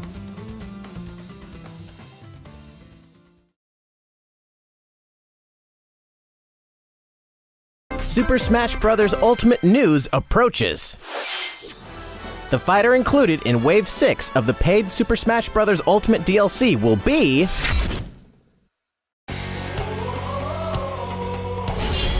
joining the battle from ARMS. This fighter is a bit unusual thanks to those extendable arms, so we'll have to extend our development time too. Please stay tuned for just a bit longer. The next fighter will be announced and released this June.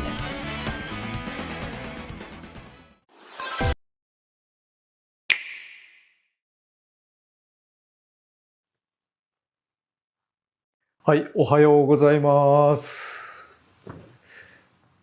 空の桜井正宏です。今日は随分雰囲気が違うところでやっていますけれどね。今、収録日は2020年5月の2日です。これは新型コロナウイルスの影響でですね、世界的に、外出禁止が叫ばれています。日本でも、全国的に緊急事態宣言などが出ていましてね、なかなか外に出られない状態ではあります。スマブラチームも、テレワークをしています。私も、自宅で監修とかをしているわけですね。でですね、今回、例えばスマブラの新キャラクター、新ファイターを出すときに、必ず番組を作っていたわけですが、こんなことではスタジオに集まることができないなと。じゃあ今回は中止かな、それともムービーだけ出してなんとかするかなと思っていたところ、任天堂からですね、立派な撮影キットが自宅に送られてきまして、もう分かった、すべて理解したと。つまり、ここは私の自宅なんですね。自宅からお送りしています。任天堂の公式放送で、自宅を晒した人ってもしかしたら初めてかもしれないですね。ゲームディレクターのお住まいという意味でもちょっと興味深いかもしれませんが。モニターが2つあるのはいつもゲームとテレビを見ていたりとか、お客さんが来た時に同じゲームを2つのモニターで出して同時に走らせて競ったりとかそういう風にして遊んでいます。今回こういう事態になりましたので、ちょっと特別な放送ですが、頑張っていきます。よろしくお願いします。では最初に、ARMS とは、任天堂スイッチの初期の頃に出た対戦型アクションゲームで、両腕がバネのようになっている人たちが戦い合うというものでした。いいね持ちが有名ですね。両方のコントローラーを手に握ってこのようにパンチをするというような操作形態でした。でですね、簡単に、手がスプリングというけれども、あの人たち一体何なんでしょうね。腕がこう伸びると、ミュータントなのかサイボーグなのか、どうもいまいちよくわからなかったので聞いてみたんですけど、どうやらアームズ能力者っていうのがいるらしいですね。アームズ能力者は、その能力を発揮するときに手がバネのようになると。手じゃない人もいるみたいですけどね。でも、とにかくそういう一定の確率で一定の人数いるというような、タイプの人たちらしいです。でもそのアームズファイター、何が参戦するのかっていうことをまだ言ってなかったですよね。参戦ムービー作りました。ここでわかります。ではご覧ください。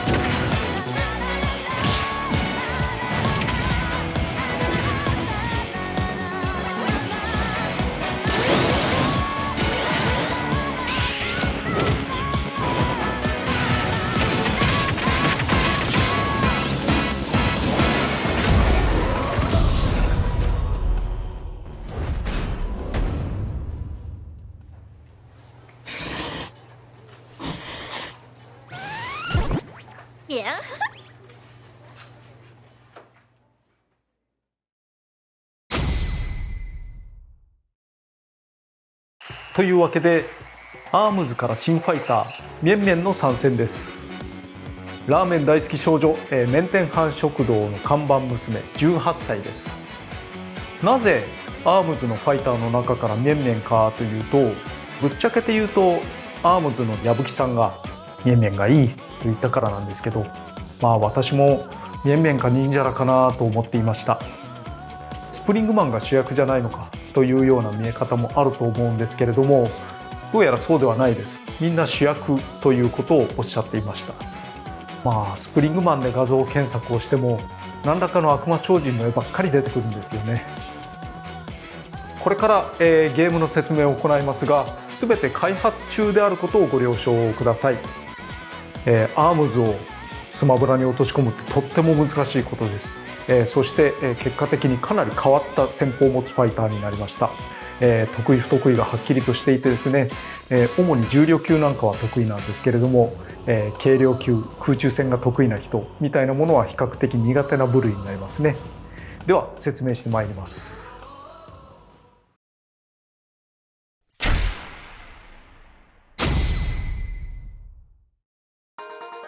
これがミェンメンです。両腕がスプリング状になっているのが分かりますね。そして、それぞれ別のアームを装備しています。アームの特徴について、まず腕を伸ばすことができます。これ強攻撃という概念のものですかね。そして、スマッシュ攻撃、これはもうちょっと威力があるものを伸ばすことができます。そして強攻撃というのは打ちながら歩くことができたりします。そして、ジャンプなんかもできるんですね。打ってる途中に普通に操作をすることができます。で、空中でスマッシュ入力というのも実はあったりします。これスマッシュ入力、これ普通の入力、ちょっと長さと威力が違うんですね。そして、曲げることができます。上シフト、下シフトみたいな。下シフトの時地面にぶつかってるからコキンと曲がってたりしますけれども、こうやって狙いを定めることが可能です。そして他のファイターに比べて大きな相違点が一つあります。それは B ボタンが普通に必殺技ではないということですね。まず A ボタンを押します。これアームを打ちます。左アームですね。そして B ボタンを押すとこれ右アームになっています。つまり A ボタンと B ボタンが対照的な、右腕と左腕を操作するというようなものになっているんですね。必殺技がないわけではないですけれども、後で説明をします。なのでこれを利用すると、まずこうやって左右に打ち分けることができたりとか、強攻撃とスマッシュ攻撃のコンビネーションをしたりとか、上狙った後下狙うみたいなこともできうると思います。そして AB 同時押しにスマッシュ入力を設定している人というのは多いかと思うんですけれども、それを立て続けに押すと AB、AB と両方のスマッシュ入力を立て続けに出すということになります。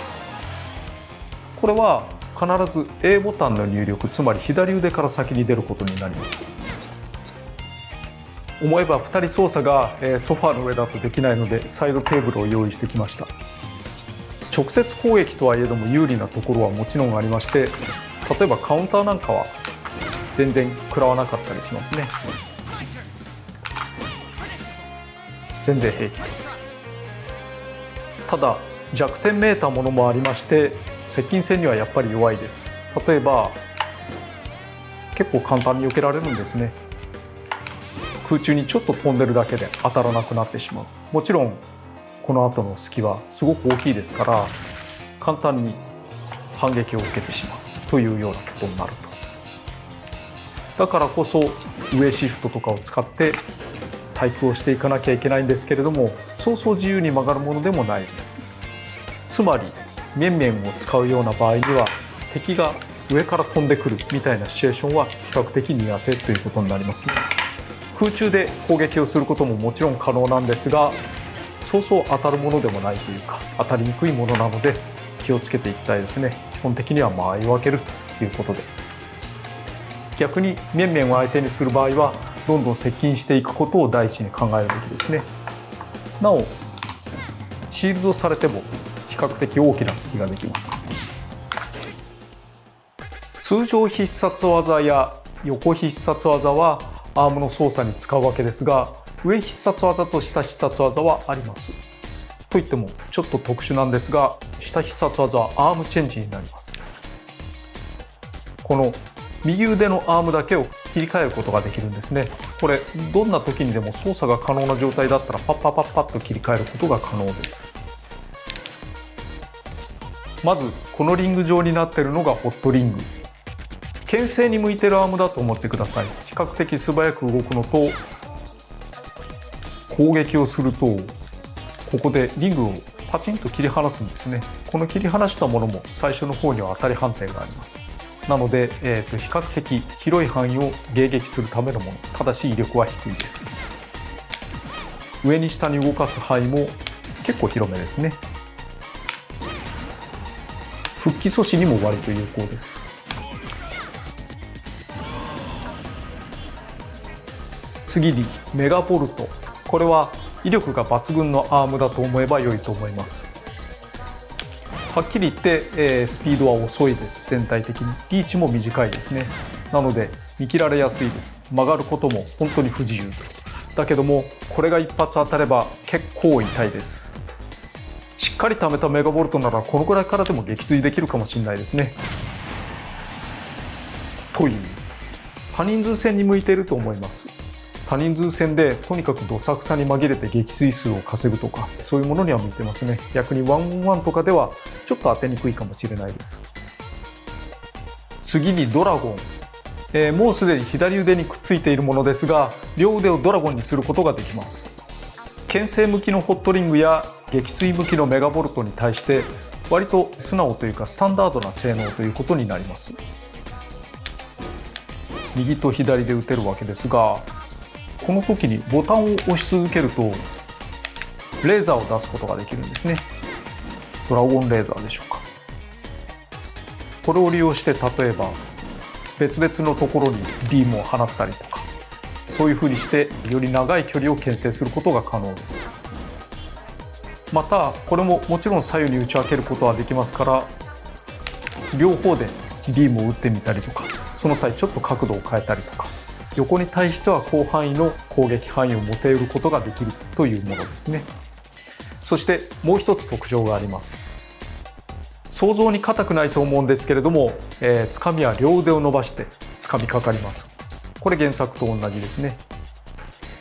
そして相手を掴んで投げると、左腕はドラゴン化しているのがわかるでしょうか。アームとしても大きくなっています。比較すると炎とか出てたりとかしていますね。強化された左腕は普通のドラゴンよりも威力が高いです。ドラゴンレーザーも普通のものよりも強化されます。これが普通のもの、これが強化版。ちょっと渦巻いてたりしますよね。威力も強いです。なお3つのアームは空中通常攻撃も変化します。例えばこれがドラゴンのもの、平均的。そしてこれがホットリングのもの、素早いんですね。メガボルト、遅いけれども威力はあるといった感じです。これもまた A ボタン B ボタンで打ち分けることは可能ですが、同時に出すことはできないです。そしてこの面々、アームだけかと思ったらキック技も一応あるんですね。パンチを長く押すと腕を伸ばすんですが、短めにタンとタップをするとキックになります。これカンフーコンボといういわゆる弱攻撃に相当するものですが、長押しと短押しで使い分けることが可能です。上強攻撃はこういうホイールキックみたいなものになります。そして上スマッシュ攻撃はサマーソルトキックなんですが、サマーソルトキックにはちょっとした特徴がありまして、こう相手の球を弾き返すことができるんですね。原作でも相手のパンチなんかをサマーソルトキックで返すみたいなシチュエーションがありましたが、それを再現しています。そしてダッシュ攻撃はこういうふうに飛び襟をすることができます。下強攻撃、これスライディングになります。スライディングで引っ掛けといて上強攻撃につなぐとかいうことも可能です。他のキック技としては、下スマッシュ攻撃、左右同時攻撃ですね。あと空中攻撃の上、そして空中攻撃の下は急降下キックになります。これで落下のタイミングを少しずらしたりすることができたりとか、吸収したりすることができるわけですね。そして残った必殺技上はアームジャンプというものになります。これ、短く押した時と長く押した時でジャンプ力が違いまして、長く押すとかなり高く飛ぶことができます。少し曲がって飛ぶことも可能です。どちらかというと地上戦を得意とする面々にとっては逃げに使うようなものに比較的近いかもしれないです。ジャンプして空中下で吸収をするであるとか、大きく位置をずらすわけですね。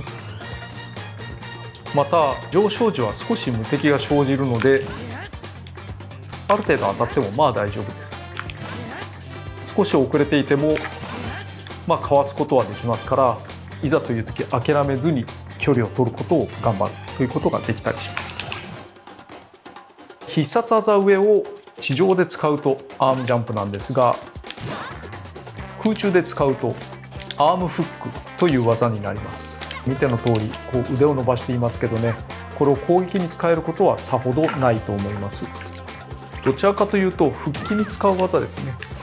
こんな感じで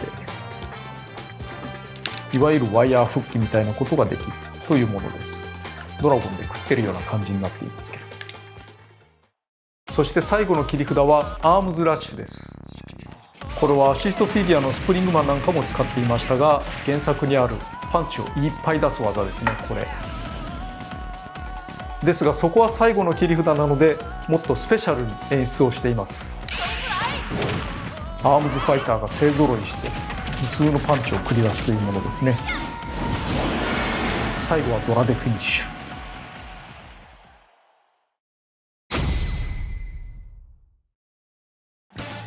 ステージはスプリングスタジアムです。柱にある電光掲示板にはさまざまなアームズファイターが映し出されます。ここの特徴は何といっても左右にせり出しているジャンプ台です。ジャンプ台に乗ってジャンプボタンを押しますと、こういうふうに高くジャンプすることができるんですね。ジャンプ中には相手に対する攻撃力が発生します。そしてスプリングスタジアム上方にあるこの梁も一つの特徴になっています。ここに吹っ飛んだ相手がぶつかることがあるんですね。こうやって、そしてこんな風にコンボを決めたりして、いろんなアクシデントを生みますが、例えばぶつかった瞬間にとりあえず受け身を取ってみるとかで助かることもありますので、頑張ってみてもらえればと思います。そしてアイテムをオンにしているとアイテムヘリがアイテムを運んでくることがあります。アイテムは出てきただけではダメで、ちゃんと落とさないと自分のものにならないので気をつけましょう。それでは、一通り説明をしましたので、これから実践に移りたいと思います。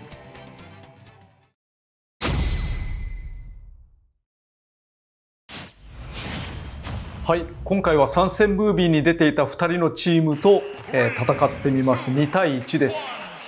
正直言って相性は良くないですよね。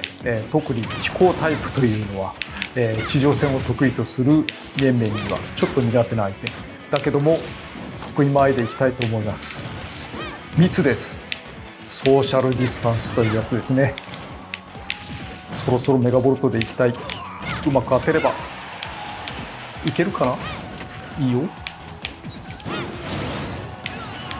ドラゴンのレーザーで当たりますね。この人もいただきたいがどうかな。メガボルトはやめとこう。もう十分に吹っ飛ばせるはずだ。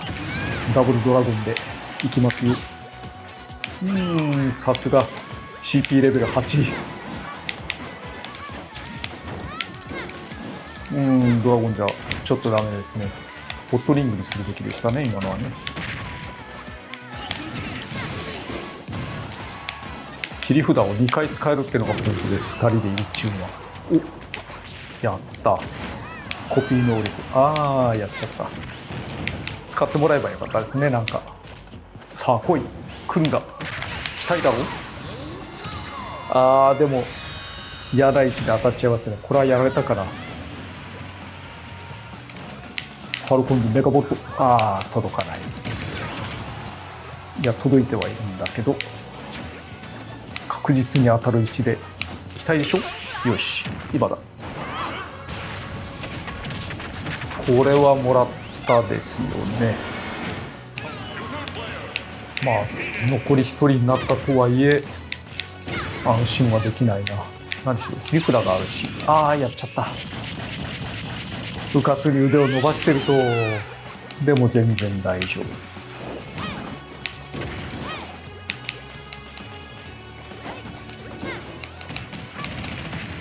やっぱり接近戦を仕掛けようとしてもダメですね。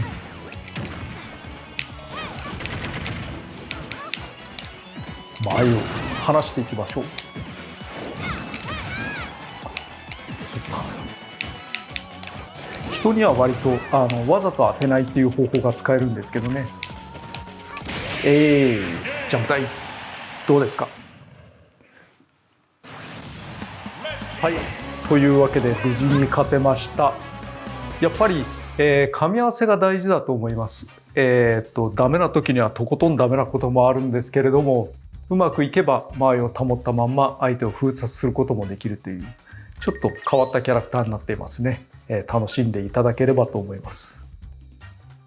与えたダメージの落差がすごいな。以上です。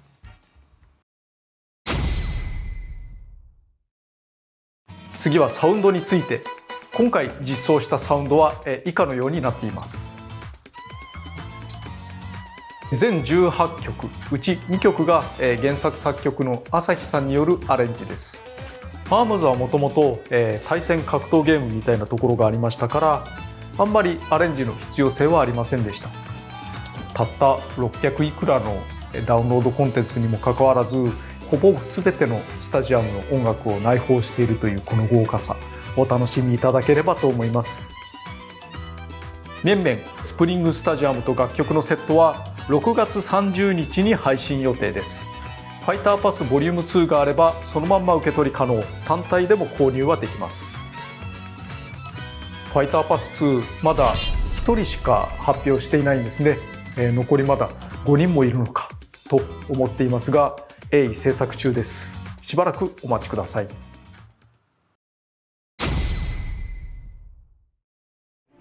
次にミーファイターのコスチュームについて追加のお知らせです。こちらをご覧ください。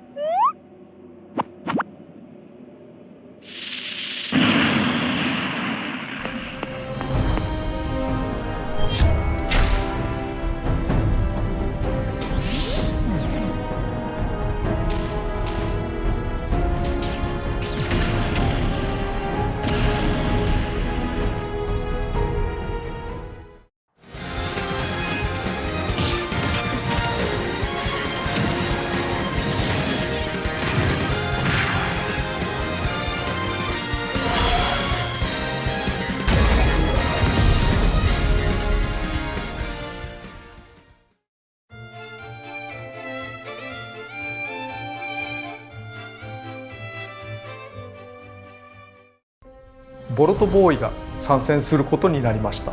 マスコットとして着ぐるみっぽく参戦していますね。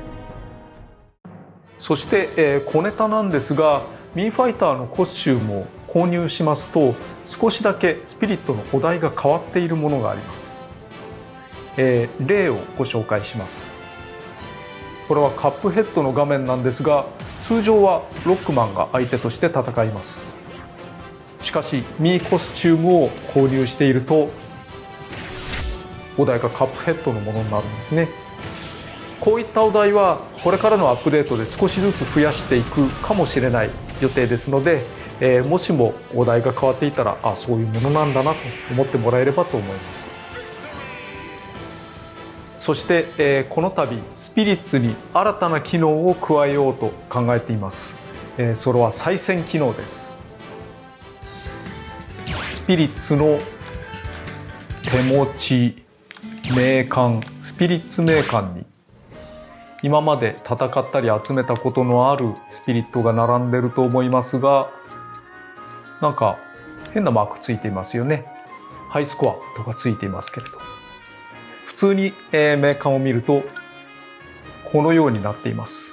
ですが X ボタンを押したりするとですね、こう再戦ができてしまう。ここでスピリットのセットを適当に組んでですね、戦うを選ぶと名鑑にあるものは、そして戦うお題があるものはいつでもそのお題で再戦をすることができるようになります。ゲソ、上に行くやつですね。上に行くっていうことはもしかしたら、使えなかった上必殺技使えるかもしれないですね。そしてフィニッシュすると結果が出て、その時の装備していたスピリッツとその強さに応じたスコアが表示されます。少し SP も入りますね。するとクリアしたようなマークになってハイスコアと出ましたけど、右上のところにハイスコアトータルというのがあります。これは非常にさまざまなお題をクリアしていくと累積されていくんですね。なので一通り全てクリアしてしまうと、そのハイスコアというのはとりあえず大きく出ると思います。ただ見ての通りの数です。相当すごいボリュームがあります。ただ1回クリアするだけでも大変だとは思うんですよね。しかしいろいろな遊びが楽しめますから、再戦機能ぜひ活用していただければと思います。スピリッツのお題の中にはなかなか手強いものもあります。逃げ惑うポリンとかに苦労した人も多いんじゃないですかね。私がそうですけれども、今回スピリッツ班から、難しいお題などの解決方法についていくつか例を取ってもらいましたので、それをご覧ください。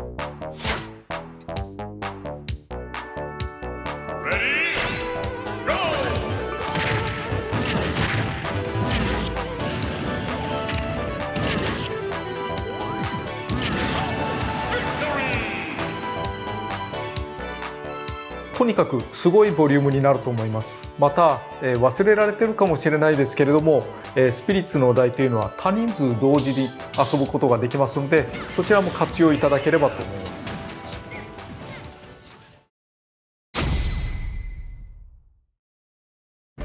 スマブラシリーズのアミーボについてなんですが、前回基本的なキャラクターは全部出し尽くしまして、スマブラ4の時と合わせると全種類が、アミーボとして展開されています。スマブラ4用のデザインだったりしますから、ゼルダとかガノンドロフとか新しいデザインにならなくて残念だなとは思いますけどね。残念だ。でも全部出し尽くした。ところでこれをご覧ください。アミーボのジョーカー販売決定です。なかなかのクオリティを持ってると思います。透明パーツとかで支えになってたりするんですね。ディテールも良いと思います。わざわざ、こういうモックというんですかね、試作版をうちまで送ってくるという、自宅でこれ楽しめていいのかっていう気がしますけれども、なかなか嬉しいですね。ここでジョーカーを作るということは、その他のダウンロードコンテンツ等々について作っていくのか、次は勇者なのか、順番的にはというような、風に思われていると思いますね。ところでこれをご覧ください。アミーボの勇者も制作中です。ダウンロードコンテンツで登場したファイターのアミーボも、これから作られていくことになると思いますが、どこからどこまで作られるのかというのは、まだ未定になっています。気長にお待ちいただければと思います。最後に余談です。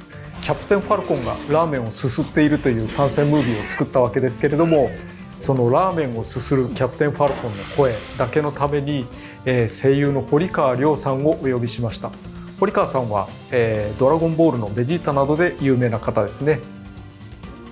昔64番を収録した時から非常にさまざまな音声収録を行ったわけですが、実は64番から新録をしていないというのはキャプテンファルコンただ一人だけでした。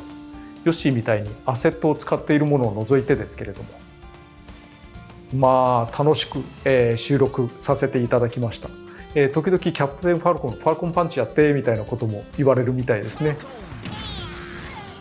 キャプテンファルコンは、初代64番からの声をそのまま使っているということは、なんで切り札ボイスがあるんだ、カモンブルーファルコンってやつですね。それ64番にないですけれど、実は64番の時から、そういう最後の切り札に準じたような仕様というのは考えてはいたんですね。やめちゃいましたけれども、スマブラ X で3作目でやっと、そういう仕様が入ったというような経歴があります。今回は、私の自宅からお送りすることになりました。外出禁止以前に、コロナウイルスの影響というのが、大変厳しい状態になっています。これが、公開される時には少しは状況が改善されることを望みますけれども、やっぱりまだまだ厳しい状況ではないのかなと想像しています。当然ゲームもいろいろな作品が、販売が難しくなったり遅れたり、あるいは、こっそりと中止になったりしているものもあるかもしれません。ですが、少なくとも私たちは、スマブラチームはできることを頑張っていきたいと思います。少なくともあと5つの、ダウンロードコンテンツを作るということはお約束しますし、中でも参戦ムービーもちゃんと一つずつ作っていくことにしたいと思います。できる限りのことをやりたいと考えています。なので、もしも外出禁止が出ていたとしたならば、家でおとなしくゲームなをするなり、頑張っていきたいと思いますね。皆さん協力していきましょう。それではお粗末様でした。ご清聴ありがとうございました。それでは。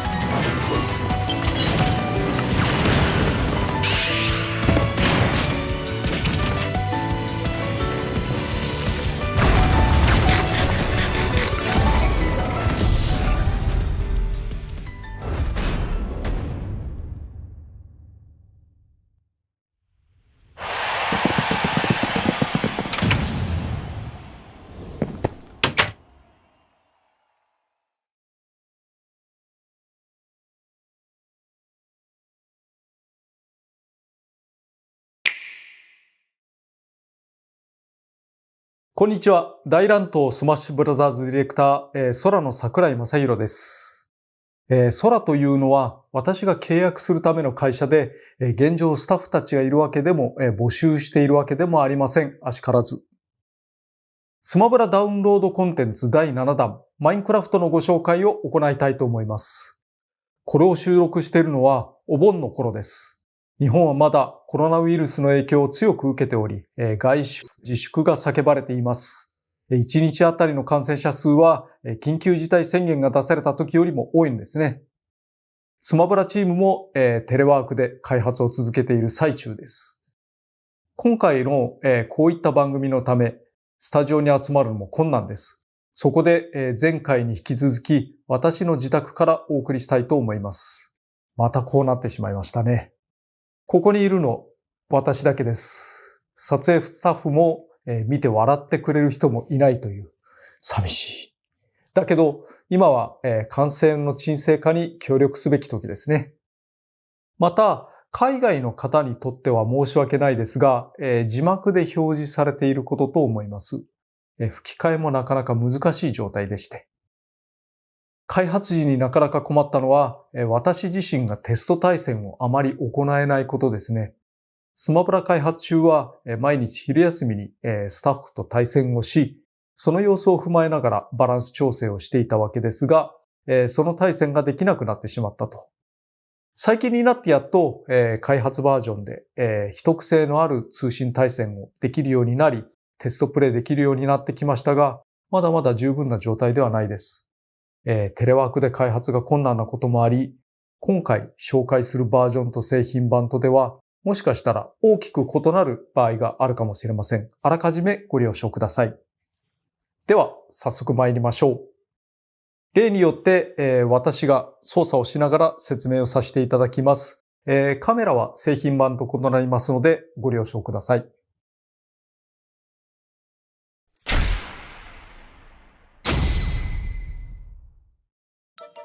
これがマインクラフトの主人公スティーブです。一応手は加えているんですけどね、パッと見原作まんまの表現です。肘膝関節を曲げるようなこともありません。四角。歩き方も原作準拠です。上下にスティックを傾けると、原作同様首を上下に向けることができます。アピールでステーキ食べたりして、牛1頭から 2,3 枚しか取れないという希少部位ですけどね。他のアピールはオンライン中にやりそうなことを入れています。どうも今日はマインクラフトをやってみたいと思うんですけれども、みたいな。身体的特徴、ジャンプがとっても低いです。戦場などの床の高さはどんなキャラクターでも1ジャンプで乗り越えられるぐらいを想定して設計されていますが、スティーブの場合それにすら届かないです。他のキャラクターの小ジャンプを下回るぐらいの高さだけど、空中ジャンプは言うほど低くはないです。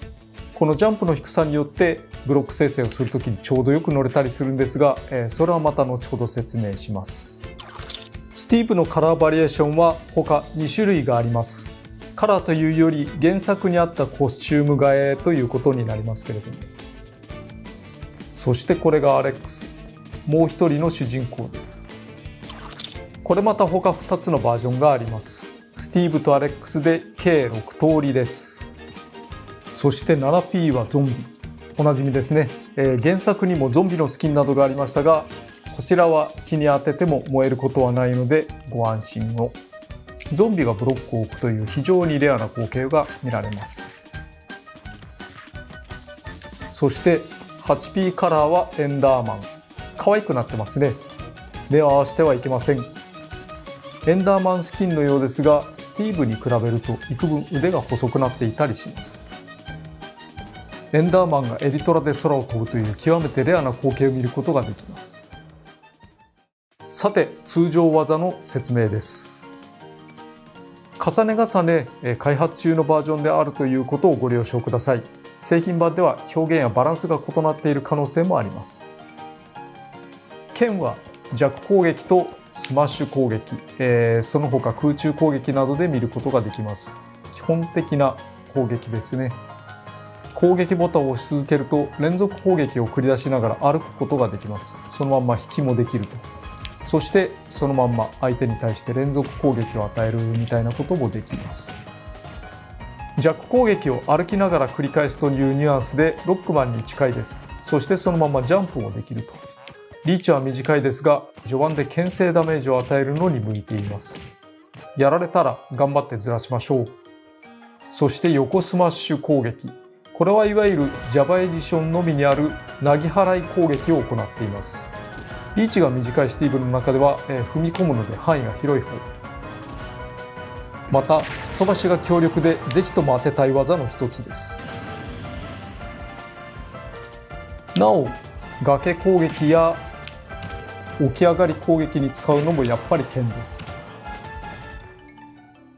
次に斧。これは上方向の攻撃に割り当てています。原作でも木を切るような時に上を向きながら斧を振ってたりしましたよね。斧も剣と同じくボタン長押しで連続使用することができます。上強攻撃を手玉をしたり、そのまんま上空中攻撃、そして他のものにつなぐなど上方向に対する連続攻撃と思えば間違いないです。そしてツルハシ。採掘などにも使われるんですけれども、ダッシュ攻撃、そして、空中での前後攻撃に使われたりします。まずダッシュ攻撃。リーチの短いスティーブにとっては踏み込んで、攻撃をする技なので、リーチ的に助かります。吹っ飛ばし力も十分にあります。そして前空中攻撃、後ろ空中攻撃。だいぶ似ている技ですが、ちょっと特性違います。前空中攻撃にはメテオがあります。後ろ空中攻撃は吹っ飛ばしや威力が高いです。使い分けていきましょう。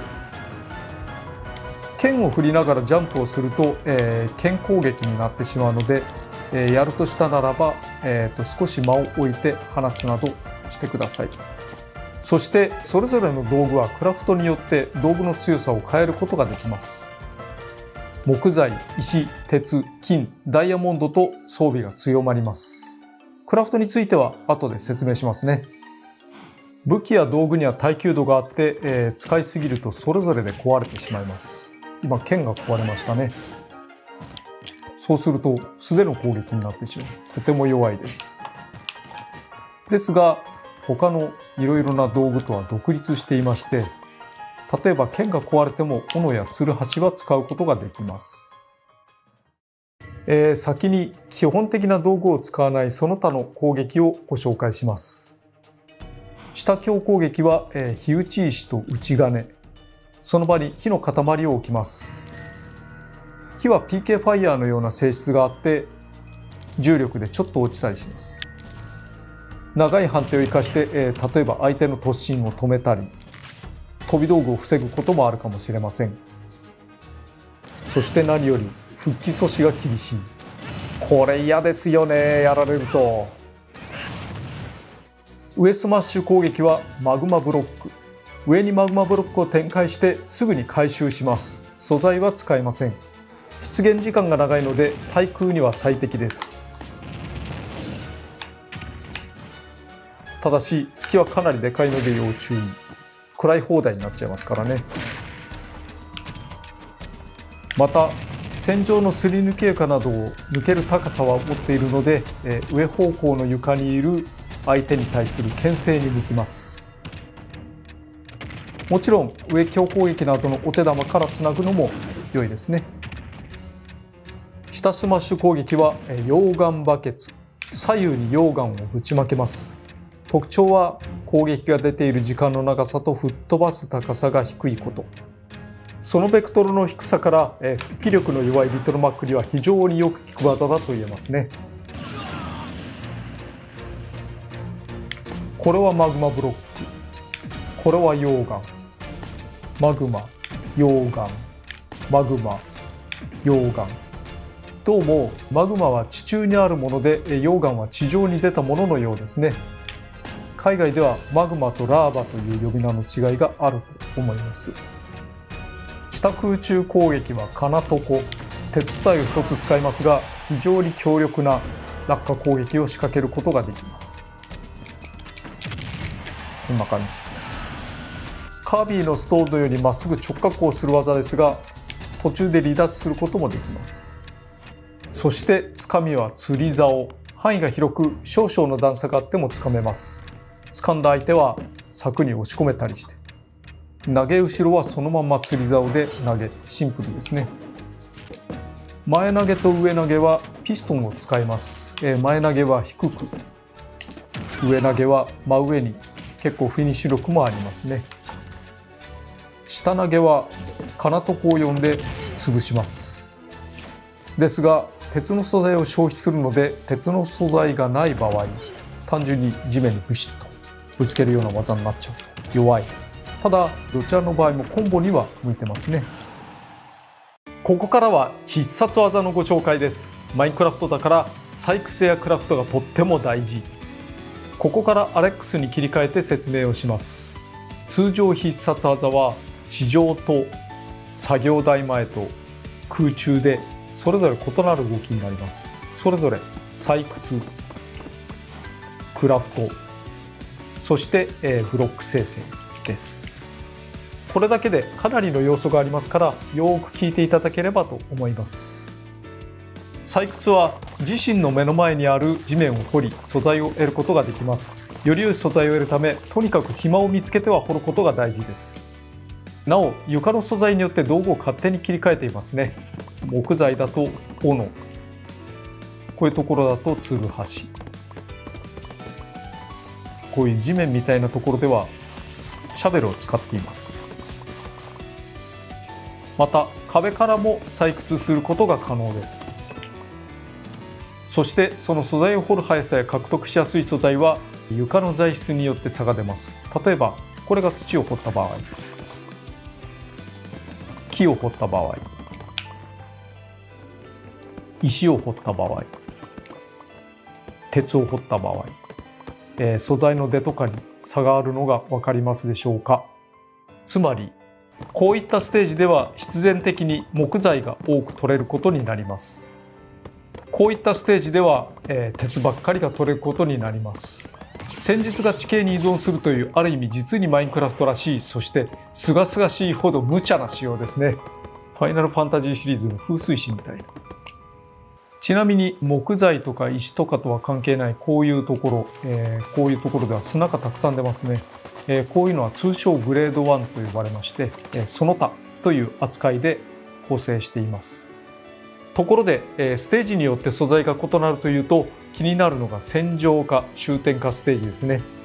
戦場かや終点かを使う人はおおむねランダム要素のない戦いを好むと思うのですが、お任せ戦場などを使っていると運によって戦法が大きく変わってしまうかもしれないし、そこで戦場か終点かではその地形モチーフにかかわらず出現素材を一定のものにしています。見た目は多少違和感があるかもしれませんが、勝負優先ということであしからず。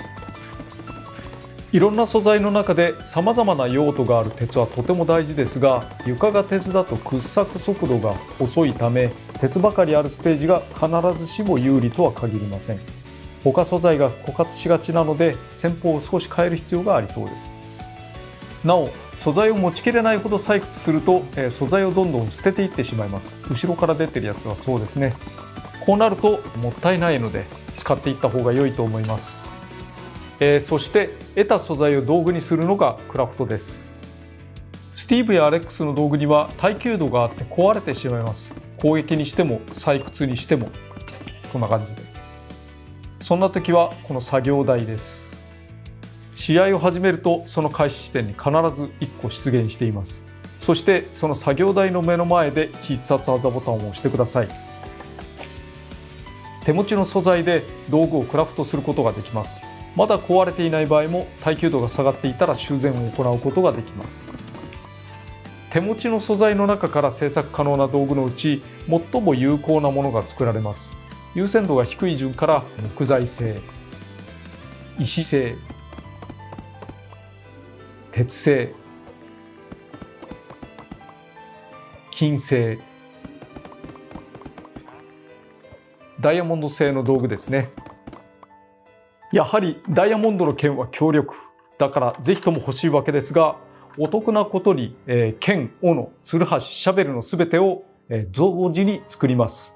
だからダイヤモンドの剣ができるときはツルハシもパワーアップするという。ツルハシは攻撃だけではなく、採掘などにも使えますから、どちらにしても非常に便利ですよね。だから、ぜひともパワーアップしていきたいところです。頑張ってダイヤを掘ってダイヤの武器、ダイヤの道具を手に入れるというようなことが大事ですね。ちなみに金の道具は全体的に脆くパワーもさほどではないですが、攻撃がスピードアップするというメリットがあります。なお床素材によって素材が取れる順番というのは決まっています。実は運じゃないんですね。だからどんどん掘っていけば必ずダイヤにありつけます。ところで作業台というのはアレックス自身の攻撃でも敵の攻撃によっても壊れてしまいます。そうすると作業台がなくてとても困りますよね。ですが今出たように壊してもすぐに復活をします。ただそれよりも覚えておいてほしいことがあります。シールドをしながら必殺技ボタンを押す。これによっていつでも作業台を呼ぶことが可能です。こんな遠くても呼べるという。だからですね、作業台を使わせまいとしてこの作業台の前に陣取ったりすることは実はまあまあ無駄だったりします。回避しながらだと出すことができません。ちゃんとシールドをして必殺技ボタンを押すようにしてください。なお風変わりな仕様と言えるんですけれども、他の人が出した作業台というのは他の人が使うことができます。なんかおかしいですけどね。次にブロック生成について、空中でスティックを倒さず通常必殺技を使うとブロックを生成することができます。これは道具を作るのとは逆に安い素材、簡単な素材から使われていきます。そしてボタンを押し続けたままジャンプしたり歩いたりすることで連続的に生み出すことができます。これかなりの技術だと思うんですけどね、特にプログラマーはお疲れ様でした。これを実践するために、全部のステージに手を入れています。ただブロックは乗ったりしているとすぐに壊れてしまいます。また自分も相手も攻撃によってブロックを壊すことができます。頭突きなんかでも壊れるんですけどね、こんな感じで。どれぐらいで壊れるかはその素材の硬さ次第です。これをどのように使うのかというと、例えばですね、吹っ飛ばされた時の、フォローに使ったりとか、着地狩りをされそうになった時フェイントとして使うとか、もう完全に見せ技なんですけれども飛び道具を防いだりとか、そしてこんなこともできるかもしれないです。恐ろしい。何らかの可能性を感じないですかね、こういうの。とありえないところから地上攻撃を出したりすると吹っ飛ばし力が高いので不意に KO を狙えるみたいなこともあるかもしれないですね。最終的にこんなにうまく決まるものかどうかは分かりませんが、とにかくいろんな可能性がありそうに感じます。ただし画面外の生成には制限を設けています。このピンクになっているような部分より先にはブロックを生むことができません。上方向にも制限がありますね。ここまでじゃないと見え放題になってしまうので。また画面外にほぼ近いようなところではブロックがすぐに壊れることになっています。気をつけましょう。生成のための素材は安い素材から使っていきますが、鉄を使うのはもったいない。これ鉄です。もったいない。なのでゲージをしっかり見ることが必要になります。アレックスの蓄積ダメージ表示の上にある素材ゲージに注目してください。これは入手できた素材が比率で表されています。この場合左から土、木材、石、鉄です。鉄だけはいろんな技で使うので比率に関係なく8個ぐらいは個数を確認できるようになっています。それ以上になるとゲージがフラットになります。鉄を使うと1個ずつゲージが減っています。こうやって鉄を使うと1個ずつ減ってますね。鉄の道具のクラフトには鉄素材が4つ必要です。金、ダイヤモンドも別枠で表示されています。これが明滅していれば装備が作れる証拠。この場合ダイヤが作れるということですね。なおレッドストーンも掘れますが、その表示は省略されます。と説明がかなり長くなりましたが、採掘、クラフト、ブロック生成をぜひ使いこなしてもらえればと思います。横必殺技はトロッコです。トロッコを生み出すためには、鉄が必要で、レールを敷くには雑素材が必要になります。素材がないとレールが敷けないので、今のようになってしまうという。鉄だけのステージだとトロッコは生みやすいけれども、レールが生み出せないなんてこともあるかもしれないですね。トロッコからはいつでもジャンプで降りることができます。原作同様、坂は苦手で登りきれませんが、こんな時には加速レール、パワードレールなどとも言われますけれども、これです。最初に出たのが分かりますでしょうか。金とレッドストーンがあればいつでも加速レールを出すことができます。もちろんスピードが乗っていれば見切られにくいですし、威力も高いです。単純に体当たりが強い必殺技ですが、他の使い道もあります。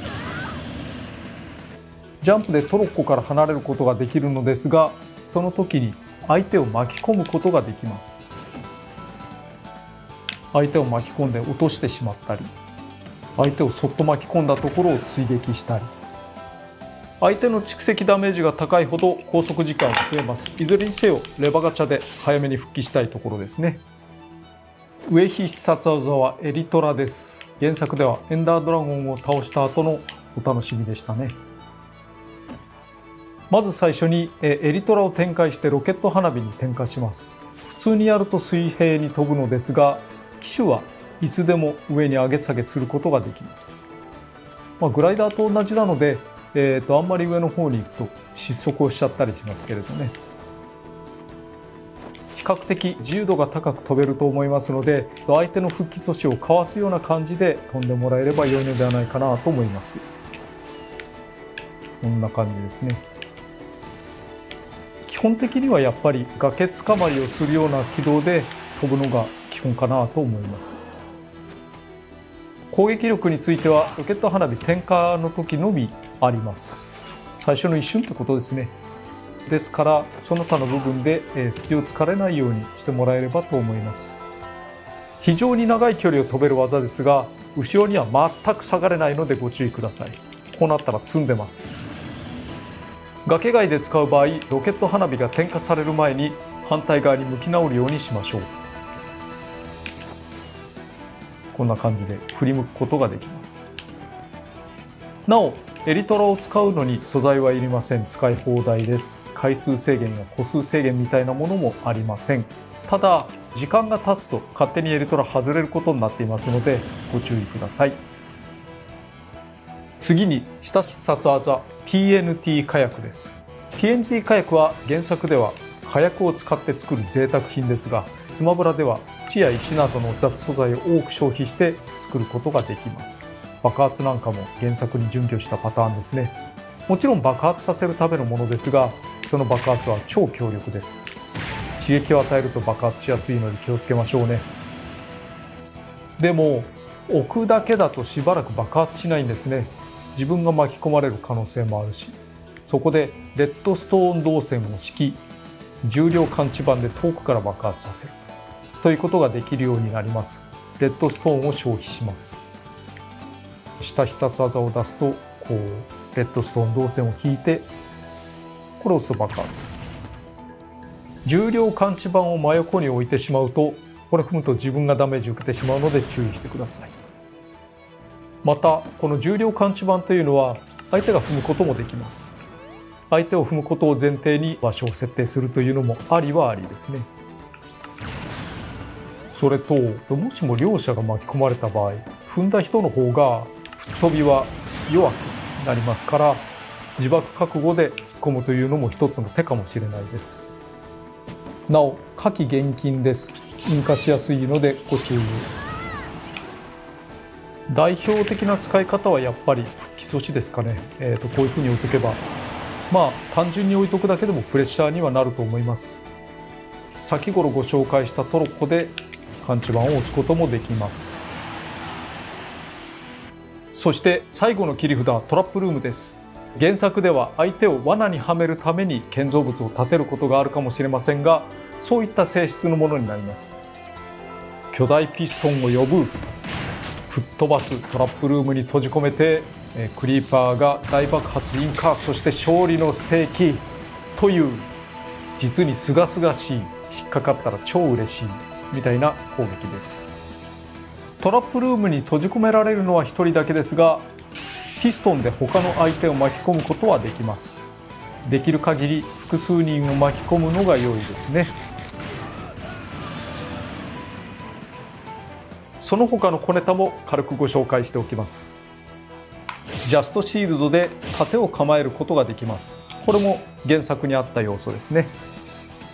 眠らされるとどうなるかというと、この通り物持ちがいいというか、なんというか、冒険の先にはベッドを持っていきたいですね。そしてカービィに座れるとどうなるのか。どうなると思います？こうなります。まあ面白いですね。四角い。マインクラフトのスピンオフとして、こんなに多くのネタを備えながらアクションを成立させているものもなかなかないだろうと思います。ぜひお楽しみいただければと思います。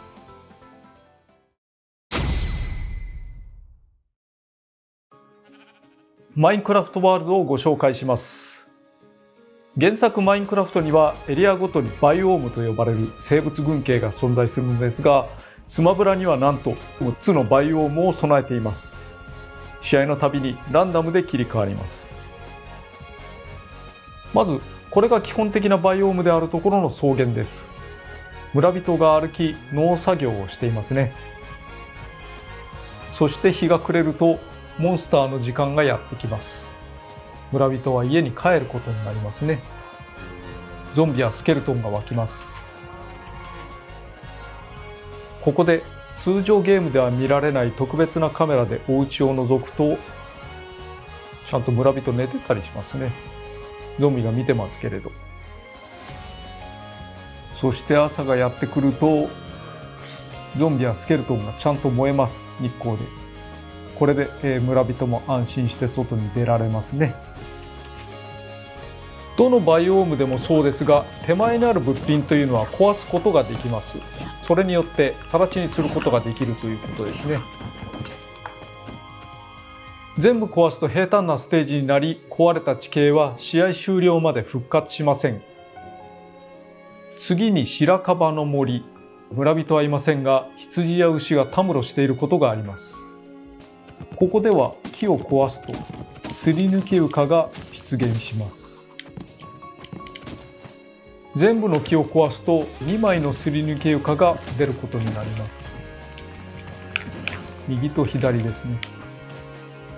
次にサバンナ、つまり亜熱帯の草原、アカシアの木が生えてますね。生え方もそれらしくなっています。手前の木は伐採して1枚のすり抜け床を出すことができます。次に大河、針葉樹林などが生えるやや寒い地方。ゲームでは気温を感じることはないですけどね。手前の木はまんま針葉樹の形だと遊びになりにくいので、上に乗れる程度の形状になっています。苔むした石もありますね。なお、破壊可能地形の上で掘削した場合、1ブロックを破壊する前に、複数種の素材を得ることができます。1ブロックにつき1個っていうわけではないんですね。そして、雪のツンドラ、永久凍土の凍結地帯ということになります。中央にイグルーがありますね。イグルーとはカナダ北部のイヌイットの人たちが、狩猟先で作る鎌倉のこと。だから、お家のそばには本来ないものですよね。だったら壊してしまえ、みたいな。一応中身もあるにはありますが、原作でイグルーを見つけたら、地下を掘ってみるといいですね。いいものあるかもしれないので。最後に、石の海岸。石が中央に盛られていますが、天井があります。ここ、頭突きで壊すこともできますね。素材は得られませんけれど。ところで、石を掘っていくとですね、不自然なところに、木とかがありますよね。これです。これ実は全てのバイオームで素材を取れる位置を同一にしているんです。例えば石の海岸で全部壊すとこういう構成になりますが、草原ではこんな感じ。ファイターが乗る正中線の上ではいつも同じ素材構成になるようになっています。やっぱり重要なのは鉄の位置ですね。鉄鉱石が取れるということが大事ですから、ここ鉄がいっぱい出るということですね。もちろんマインクラフトワールドにも戦場化終点化のステージはあります。ただこちらはバイオームの差がなく方言モチーフで固定になります。まあ地形要素は変わらないですからね。昼夜はちゃんと訪れます。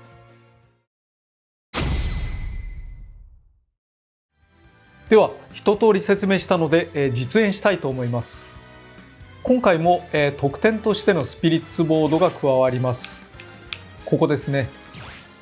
マインクラフトの敵キャラなどを、モチーフにした代理戦闘ですが、今回のお試しはここでやってみたいと思います。いろいろいますが、今回はゾンビで。まず、普通はこの相手のパワーに応じたスピリットをセットするわけですよね。だけれども、今回はスピリットなしで行ってみたいと思います。まあノービスだからこんぐらいでも十分であろうと思います。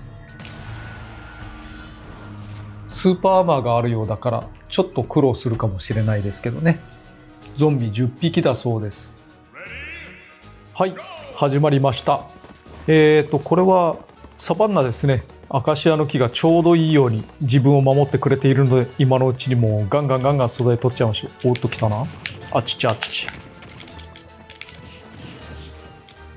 相手がスーパーアーマー持ってますからね。あんまりうかつに出ていくと大変なことになりそう。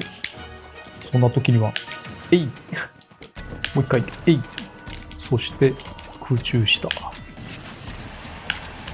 マグマ、いや溶岩、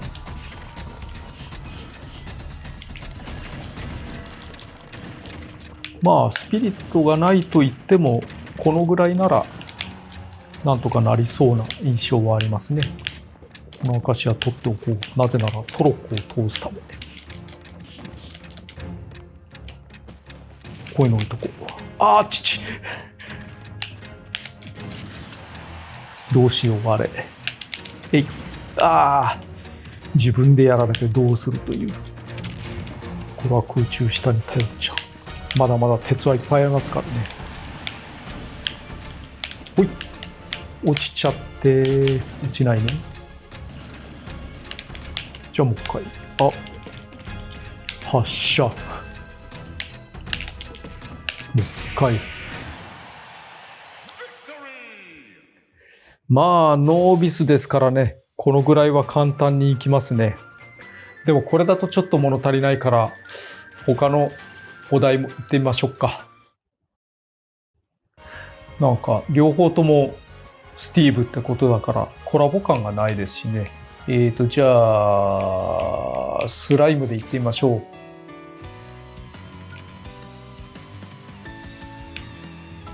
アレックスに変えました。いよいよちょっと強くなるので、スピリッツを装備しません。ちょっと厳しい戦いになりそうですけれども、まあなんとかなるでしょう。ならないかも。原作のスライムを踏襲しているから分裂するんですね。はい、始まりました。相手が来る前になるべく素材いっぱい取っておきたい。もうダメ。相手はスライムなので、原作同様ジャンプしては、上の方から攻めてくるっていうようなロジックでやってくるんですね。だから結構、上に来て攻撃を食らう前に、他の攻撃で潰しちゃうというのは有効です。まあこんな攻撃ばっかりしてると取れ高少ないというか怒られそうなんで別のこともしますけど、逃げろ、素材が欲しい。まずいね、これはまずいね。スライムがだんだん小さくなってきました。こうなると投げとかがなかなか効きそうにないですね。じゃあこういうのでどうでしょう。神戸高速鉄道南北線のような非常に短い往復によって相手を一掃する作戦。置き土産置いとこう。やってくれるかもしんない。くんないな、こりゃな。よし、揃った。トラップルームです。まだですね。ちょうどいいところに TNT が。そう。はい。はい、終わりました。いい感じにまとまったんじゃないかなと思います。勝ててよかったよかったということで、スピリッツ戦についてもいろいろ楽しめるのでやってもらえればと思います。ところで通常のスピリッツボードに再戦機能がつきましたけれども、スピリッツをつけず持ち込みアイテムもなしにすると理論上の最高スコアが得られます。受けたダメージやかかった時間っていうのは全く関係ないんですね。すべての敵対スピリッツを味方スピリッツを助けなしにクリアできた人っているんですかね。いたら手を挙げて。いたら世界に何人ぐらいいるんでしょうね。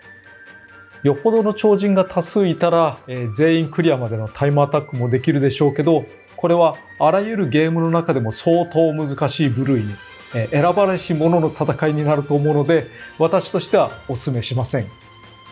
なお、勝ち上がり乱闘での、スティーブコースももちろん用意していますので、そちらもお楽しみくださいということで。音楽についてお話しします。様々な楽曲を、備えるスマブラ SP ですが、残念ながら、原作に流れてきた曲、原作のマインクラフトの曲は諸事情で使えないことになりました。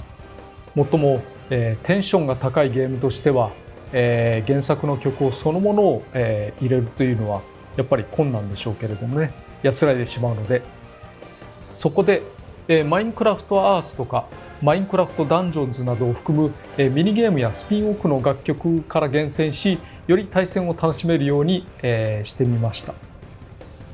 アレンジを施して提供します。曲目はご覧の通り全7曲です。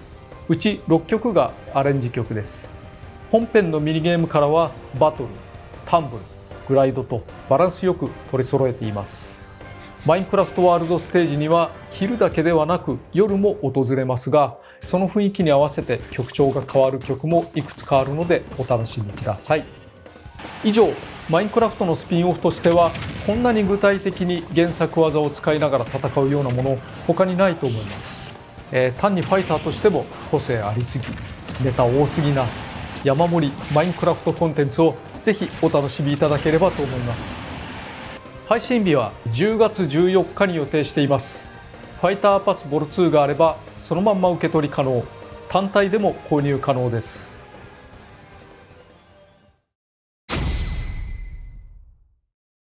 次に追加されるミーファイターのご紹介です。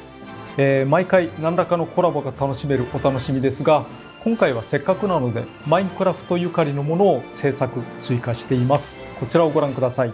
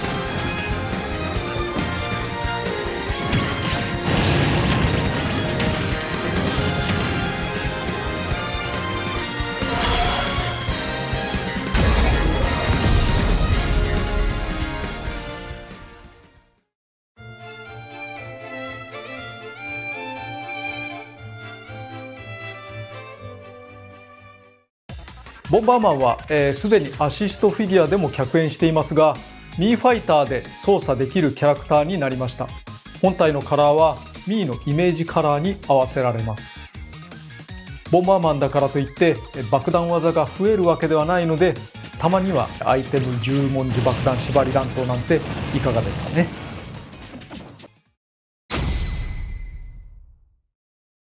次にアミーボについての話題です。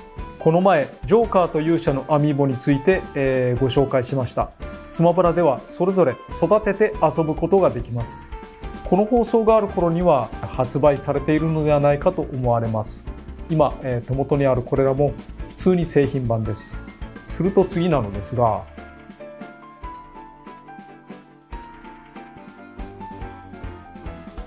はい、これバンジョ&カズーイです。これは、貴重なモックアップ品ですが、また自宅に送られてきてしまいました。バンジョ&カズーイの立体物が今公式にこうやってですね、作られることなんて本当すごいことだと思います。よいしょ。そして実はまだまだあるんですね。はい、ベレト先生です。あれ、ベレスの方が人気なような気がしなくもないですけれども、基本的に 1P ファイターであるベレトが出るということであしからず。以上、アミーボのご紹介でした。あれ、誰か忘れてないっけ？誰だったかな。というわけでテリー・ボガードを含めた3人がすでに作られています。それぞれ2021年の発売になりそうですので、気長にお待ちいただければ幸いです。スティーブも作るんですかね。もし作るとしたら、他と比べてちょっと楽そうで良いですね。そして、ファイターパス1の5人がアミーボで揃ってしまう。しかしこう考えるとファイターパスって安いなって思ってしまいます。たったアミーボ2体分、この中の2体分でファイター5体か6体、ステージや数多くの楽曲が楽しめてしまうという、この5体を全て買うお値段に満たない価格でファイターパス2を含めた11体全てを遊べてしまうという、スマブラが売れ購買層が厚いからこそできるサービスなのですが、曲もステージも込みでお得だと思います。ファイターパス2をお買い上げいただくと、残り4体のお楽しみも待っていますので、こちらもどうぞよろしくお願いします。すでに配信され少し前の話になりますが、アップデートバージョン 8.1 についても軽く触れておきます。小戦場というステージを追加しました。ワンオンワンをするには戦場だと少し広い、終点だと物足りない、そんな人のための追加です。戦場系で全ての楽曲から曲を選べるようにしました。ただ1000曲にも及ぶ曲を俺曲セレクトで設定するのは現実的ではないですから、都度曲選択してもらえれば幸いです。他の俺曲セレクトで確率がゼロになっている曲はなりません。そして、通信環境の調整、ラグやマッチングが少し改善されています。しかしユーザーの通信環境次第で通信環境が良くなる以上に有効な手はないですから、できれば Wi-Fi ではなく有線でつないでほしいなと思います。実はキャラクター選択のエントリー時に LR ボタン系を除外したり、スティックを深く倒した時だけエントリーするなど、ユーザビリティの改善も少しずつなされています。スマブラの世界における売上が2000万本を超えたそうです。すごい数ですよね。新しく始めた方も多いということになります。なので見えない工夫や調整などは可能な範囲で適宜施していきたいと思います。今回もバンジョ&カズイに引き続きマイクロソフトさんにお世話になっております。原作のもやんさんにもお世話になりました。こんなに多くのネタ感が楽しめるダウンロードコンテンツもなかなかないと思いますので、ぜひ楽しんでいただければと思います。今回もまた私の自宅からお送りしました。新型コロナウイルスの影響もありますが、日本では大雨や大暑に見舞われまして、撮影現在全国各所で40度に迫る暑さが続いています。何せよ、室内でたっぷり楽しめるゲームというのは環境が厳しい時には特に助かるものです。スマブラのみならず、一人のゲーム制作者もしくは一人のゲームプレイヤーとしていろんなゲームを楽しんでもらえればなと思っています。以上、ディレクター桜井がお届けしました。それでは。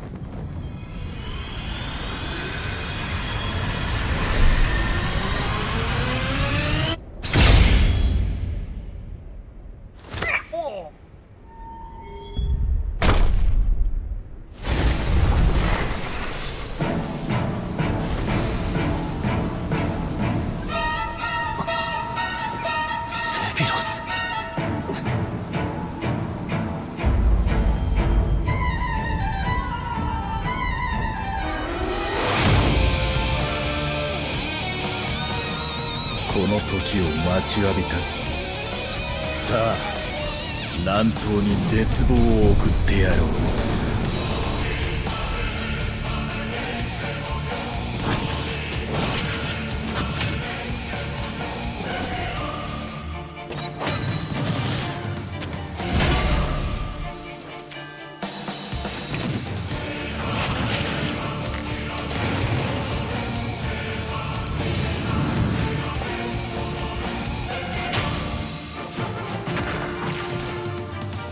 目障りだ。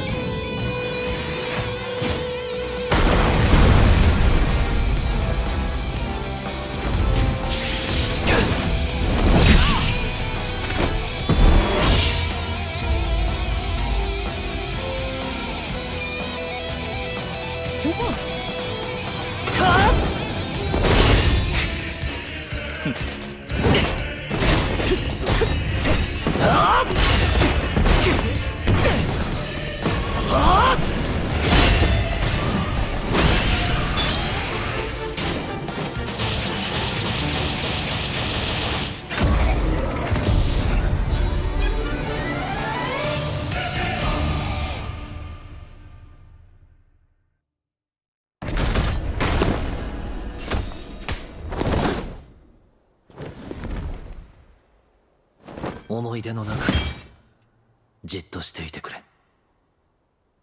私は思い出にはならないさ。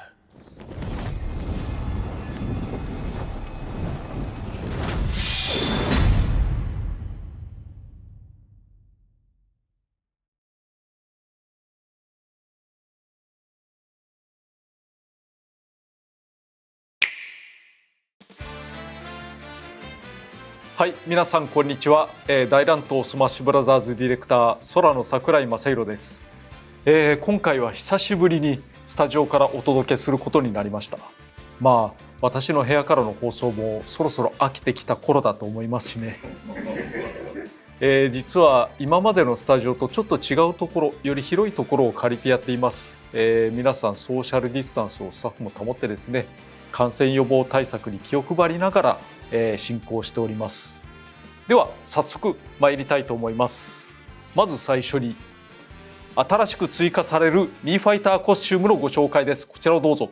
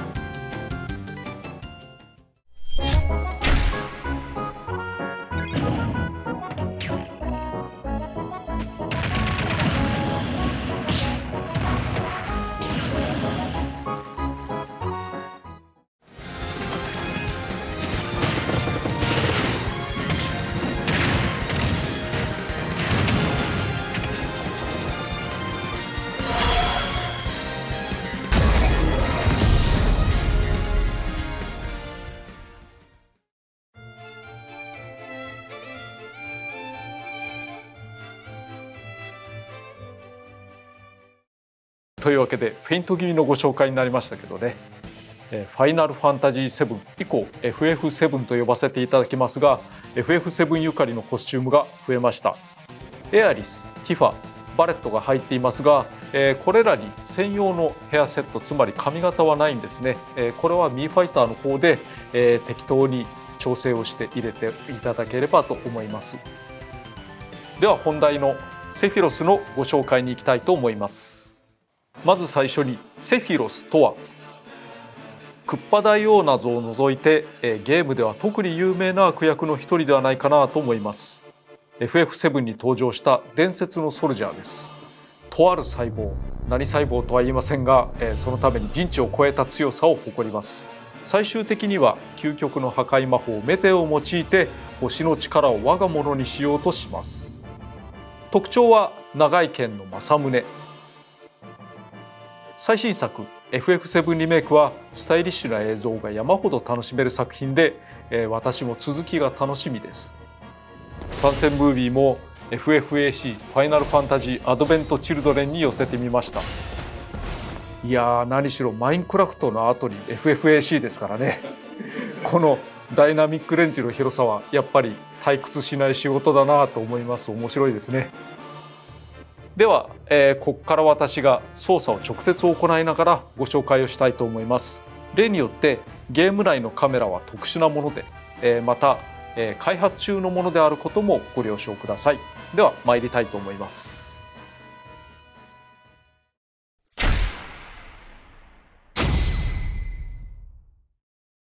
はい、これがエマブラにおけるセフィロスです。最大の特徴、やっぱり剣が長いことですね。剣が長いのでリーチがとにかく広いです。そして比較的長身です。長身ということは相手の攻撃が当たりやすいということ、そしてその長身の割には軽いんですね。すぐにやられちゃう。カラーバリエーションには上半身裸版を 7P、8P に用意しました。まあ全体的にセフィロスだから暗いイメージというのは保ったまんまにしますが、7P、8P は最終決戦仕様が楽しめると思ってください。来るがいい。目障りだ。声は日本語のみの実装になります。ご了承ください。そして、最大の特徴、セフィロスがピンチになるとこのように片翼が生えます。片翼が生えるといろいろな効果があります。まず、スピードや攻撃力が少し増します。そして、空中ジャンプがもう1回できるようになります。つまり3段ジャンプができるようになると。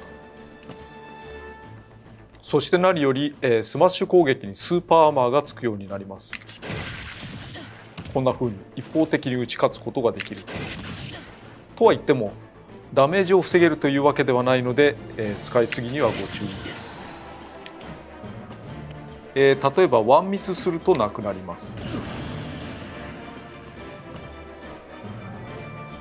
相手を撃墜するとなくなることもあります。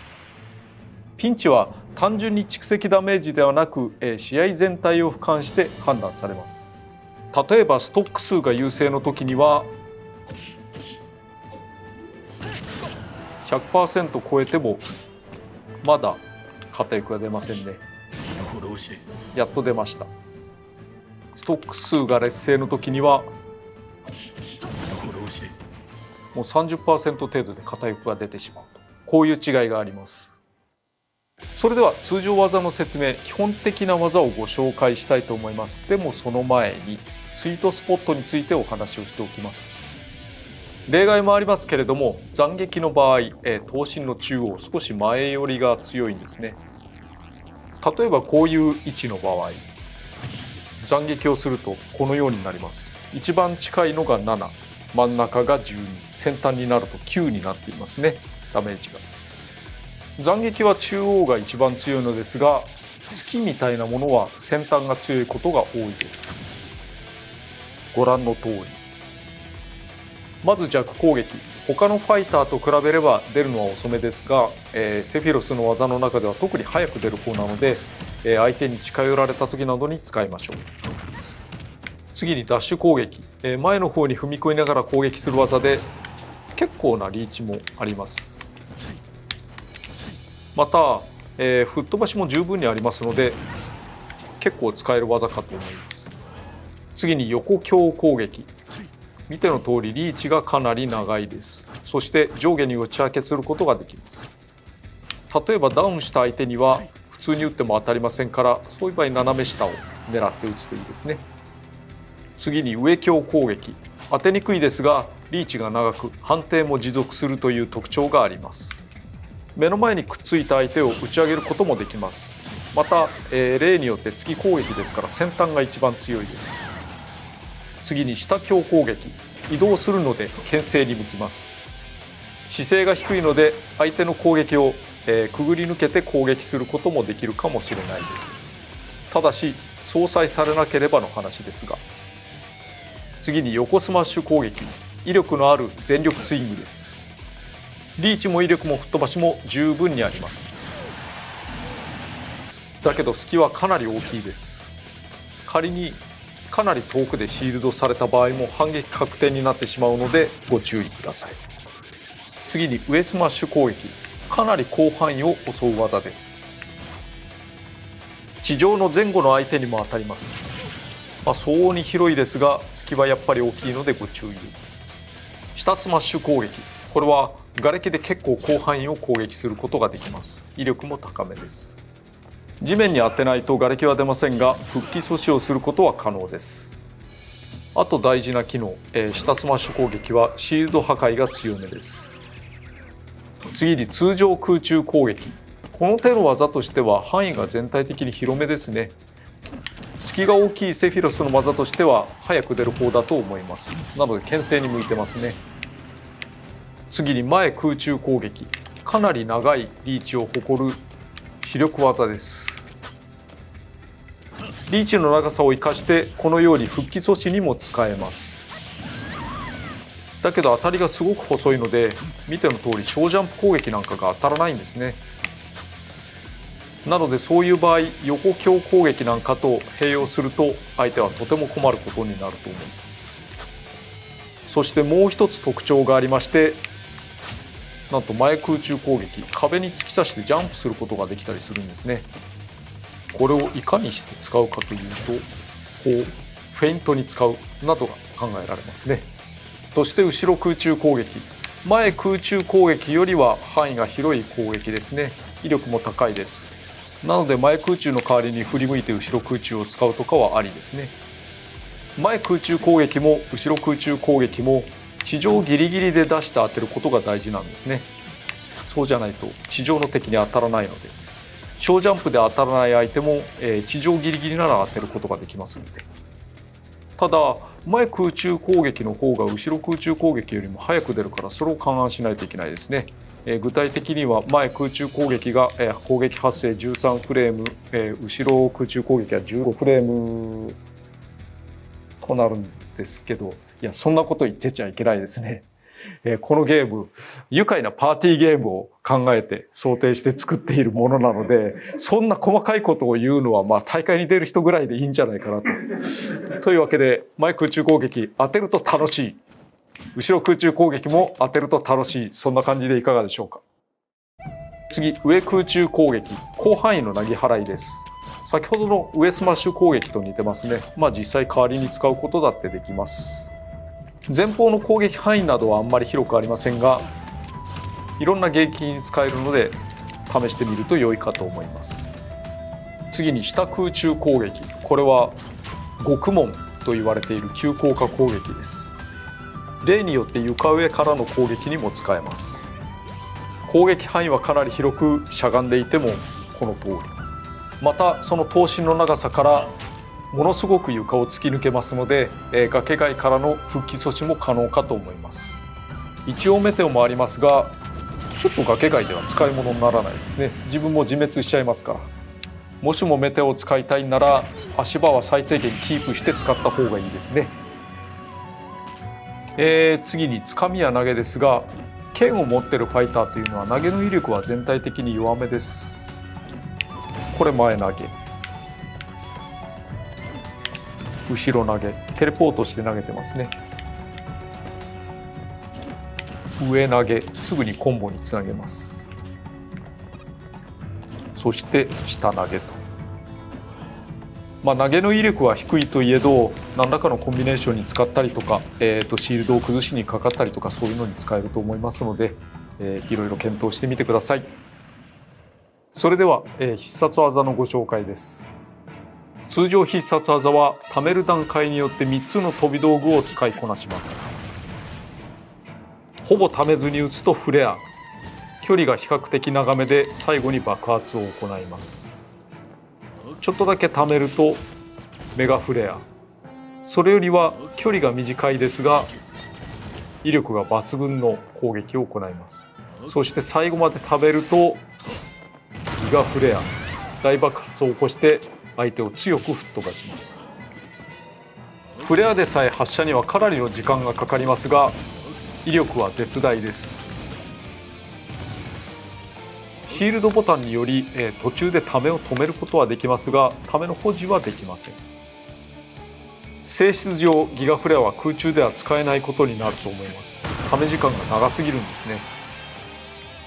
ギガフレアにはこんな使い方もあります。スマッシュをこう混ぜてみたんですね。またこういう使い方もあります。掴んじゃう。こんな目の前で炸裂するなんて使い道があるのかなんていうことも考えられますが実はちょっとあるんですね。それ後で説明します。一応吸収もできるんですが大した回復量にならないです。なぜなら爆発した時が強いから。反射もできます。反射はギガフレアは絶対に反射されないことをお勧めします。もう蓄積ダメージゼロでも即死ということになりかねないですから。3つも飛び道具があるのは相当な強みだと思いますのでうまく使いこなしてもらえればなと思います。次に横必殺技シャドウフレアです。なんか地味な飛び道具ですよね。とにかく細い球を打つだけなんですね。貯めることはできるけれども見た目そんな大きな変化があったようには見えないですね。でも、この球全く異なる概念を持つ飛び道具です。この細い球を相手に当てると周囲を回転する球になるんですね。そしてしばらくすると誘導して爆発をします。ため度合いや重ねがけによって相手の周囲を回る球の数が増えます。最大5つまで。なおシールドをすることは可能です。シールドされることを見越して掴むことも可能です。なお発射時に向きを変えることもできます。こういう使い方もできるかもしれないです。このシャドウフレアは大乱闘の場合誰かが巻かれると第三者に対してなすりつけができるんですね。どっちに転んでもセフィロスには有利ですから使うに越したことはないと思います。なお吸収することは可能です。反射することも可能です。実用的に攻撃に使うのはちょっと難しいかもしれませんがちなみに拾うことも可能です。拾うとどうなるかこうなるんです。人の周りについているものを拾っちゃうこともできちゃう。親切ですね。上必殺技一戦です。これ、すぐに出せる直線攻撃艇の技で、ファイアフォックスなどに似ていて、好きな方向に打つことができるというものですね。相手に対して距離を取るためにも使えますしフェイントをかけるのにも使えます。ところで今までが一戦だったのですがボタンを押し続けると8等一戦という8回切りつける技になります。こういう突進系の技には珍しく十分な撃墜性能があります。地上で出せば崖際では止まってくれます。だけどちょっと浮くともうどうにもならないので要注意です。飛距離には少しだけ差があります。これ1戦、これ8等1戦。8等1戦の方がちょっとだけ長いですからどうしても復帰したいという時には8等1戦を使うのがいいですね。もちろん本来は復帰に使うためのものです。一戦はすぐに崖に捕まることができますが、8頭一戦は少しだけ上の方に飛び出してしまいます。それを使って攻撃をするという手もありますが、この違いにはご注意ください。次に下必殺技先行と言います。ハニカムシールドから先行を一連で放つ技でカウンターのように使えます。カウンターと異なり、当たっても当たらなくても先行になるのがポイントです。受けた攻撃の強さによって先行がパワーアップします。見てくれの通り、後ろからの攻撃には無効です。なお残念なことに飛び道具は反射できません。防ぐことはできるんですけどね。さらにカウンター系としては珍しく、強い攻撃に破られてしまうんですね。最大チャージショットなんかもまあ厳しい部類です。ただしダメージは防げます。復帰阻止に使うこともできます。特に攻撃力のある上必殺技を持っているような人は気をつけた方がいいですね。最後の切り札はスーパーノバ。聖ファセヒロスがメテオで超新星を起こし、星ごと破裂させるというダイナミックな技です。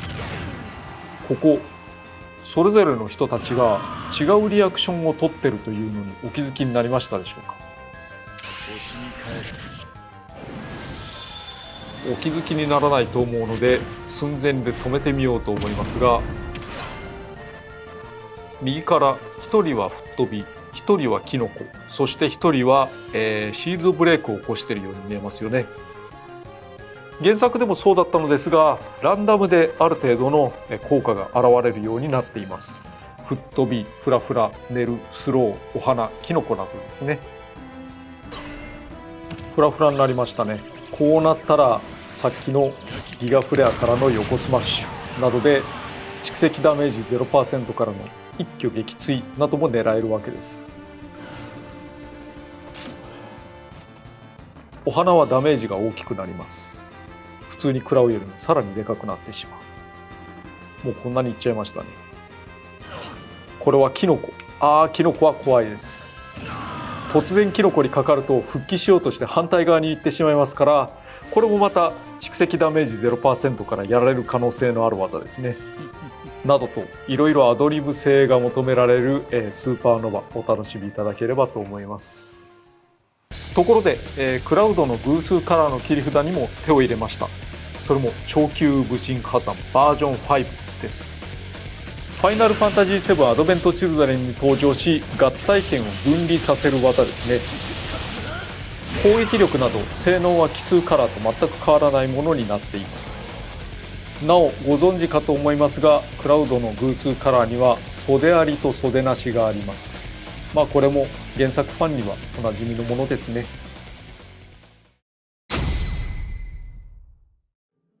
次にステージのご紹介です。北の大空洞というステージを作りました。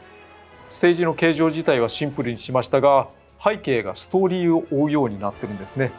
これなんと FF7 の終盤の展開を含んでしまいます。しょうがないけど。なのでこれネタバレを見たくないという方は回れ右をした方がいいかも。いや、しなくてもいいかも。何しろ20数年前のゲームですからね。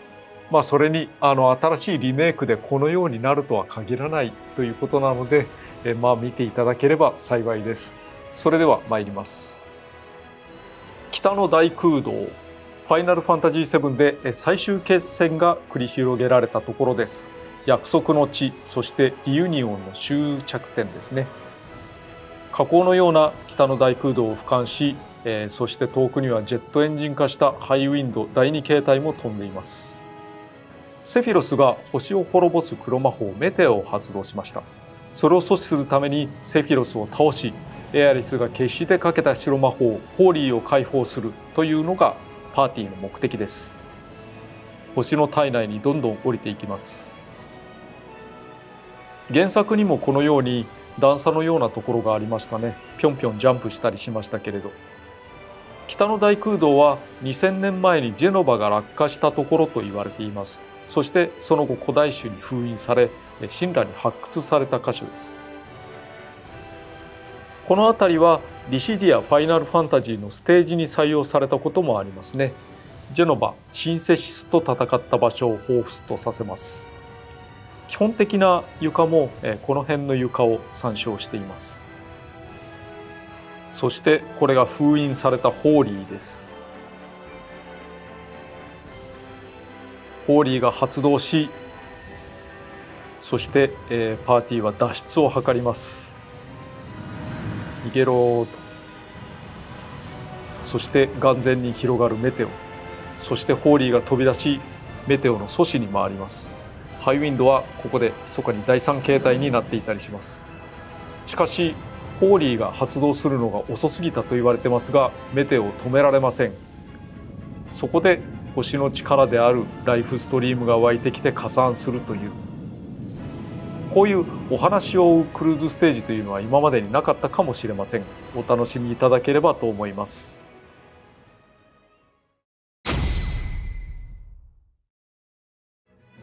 それでは実践に移りたいと思います。今回は勝ち上がり乱闘をやってみたいと思います。例によって、本気度は一番高くして始めます。なぜかというと、これボスラッシュが楽しめるんですね。歴代ボスがいっぱい出てきます。まあもともとボスキャラらしいセフィロスだからこそ、そういうボスラッシュというのは合うんじゃないかなと思って入れてみました。だけど当然手強いので気をつけなきゃいけないですね。最初はリオレウス。しかしつくづくなんてゲームだいいのかこれは。まあレウスですからね、すぐに飛んだりとか逃げたりするのが合ってるんじゃないかな。尻尾くれ、尻尾をくれ。でもその前に面白いもの拾ったな。投げちゃった。お、落とし穴。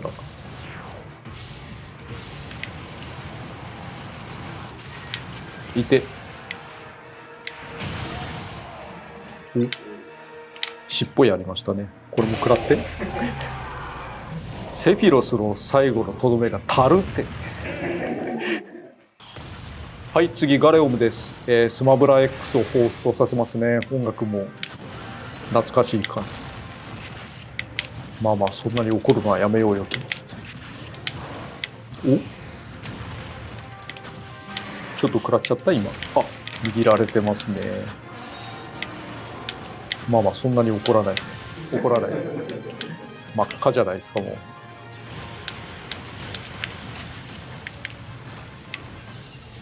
はい。危ない危ない。はい。ちょっと怪奇物っぽい怖いと言われてるマルクですが、このキャラ本当はもっと怖かったんですよね。年齢推奨制限で引っかかっちゃいましてね。しょうがないからマイルドにしてみたんですけど、個人的にはもうちょっと怖くしたかった。魔界植物かな。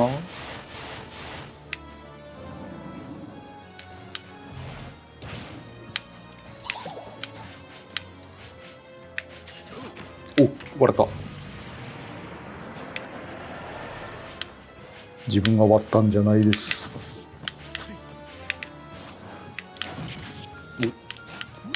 お客さん目が変になってますよ。おっと危ない。おっとっとっとっとっとっと危ない。ああいう血管表現とかが特に怖いって言われてるところですよね。今のもちょっとキモい。次々。惜しいな。パーフェクト取れてないな。次ドラキュラ伯爵です。一番最初の伯爵状態だと、なんだ伯爵状態って、頭にしか判定がないから、そこは気をつけなきゃいけないですが、見ての通り、上スマッシュとかで当たりがあるから、それはジャンプするよりも楽かもしれないですね。ここは素直にシールドを。無理するのはやめよう。おーっと無理した方が良かったかな。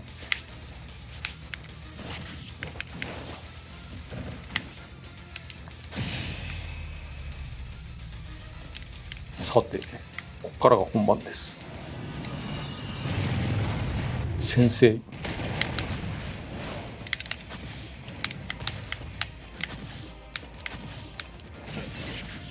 そう、スマッシュ横とかをうかつにやると全然隙がでかくて反撃食らっちゃうんですよね。気をつけなきゃね。本面弾みたいな。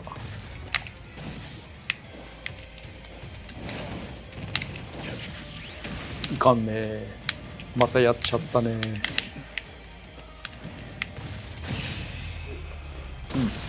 なんとか片翼は出ないで済みましたね。いや、出してもいいんだけど、むしろ出した方が。次、魔王ガノンは戦い方をよく考えないといけないですね。何しろ光ってる尾っぽにしか判定がない。いや、判定はあるんだけど他がみんな全身無敵になってるという。まあ無理せず行きましょう。チャンス貯めちゃおうかな。痛いだろう。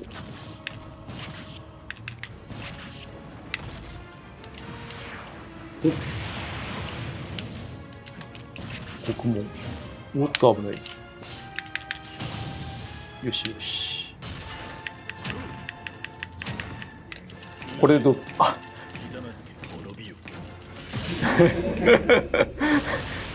よしよし。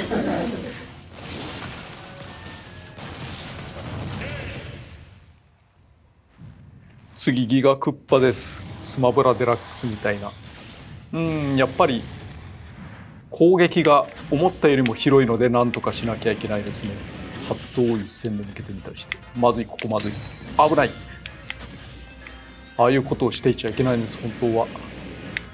何しろこれつかみがありますからね、この人。危ない。結構間合いが広いよ。届かないしね。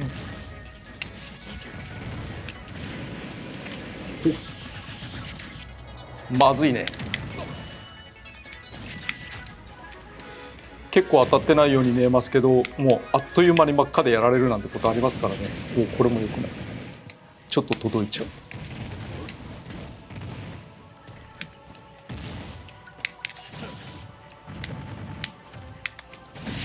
う。よし。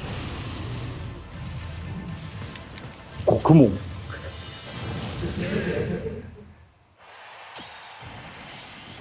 本気の 9.9 いっちゃいました。はい、マスターハンドとクレイジーハンドです。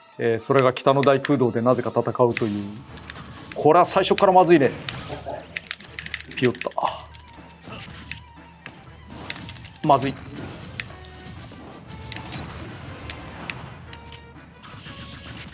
もうろくにダメージを与えていないのにすでに蓄積ダメージが。吸われたくない。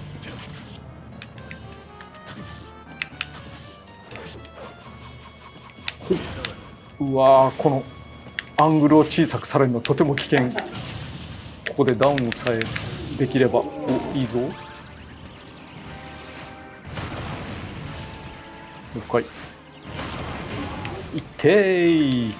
ついに片翼が出てしまった。まずい。これはまずい。まだ諦めちゃいけない。はっ。ほっ。こいこい。さすがにできなかったか。これはいけるんじゃ。あとはクレイジーだけ。でも一撃くらいはやられそう。今掴もうとしたね、君。一人で10体ぐらい倒せばいけるかな。よし。はい、終わりました。お疲れ様でした。さらばだ。獄門。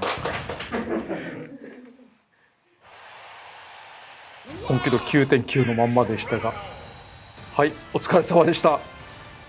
ボスラッシュモード楽しんでいただければ幸いです。次に楽曲のご紹介です。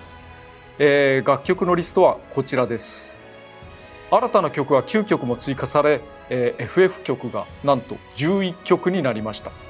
うち4曲がアレンジで、いずれも聞き応えがあるアレンジになっています。これらミッドガルステージにも追加されます。今まで FF 曲というのは2曲だけだったんですね。それをしてスクエニさんはケチだというような話をする人もいるかと思うんですが、それは違うんですよと大きな声で言わせていただきます。やっぱりですね、例えばキャラクターが何かのゲームに出る、コラボするという時にも曲なんて1曲もないっていうものの方が多いじゃないですか。世界で全て問題ないように、許諾を取らないといけないんですね。中には1社でちゃんと取れるものもありますが、複数の会社にまたがっていたりとか、国によって全然違ったりっていうことを、権利をみんな解決して実装しているんです。だからつまりスマブラがちょっとおかしいということで、認めていただければと思います。さて、肝心の配信日です。12月23日に配信予定です。これはクリスマスイブイブですね。ファイターパスボル2があればそのまんま受け取り可能、単体でも購入可能です。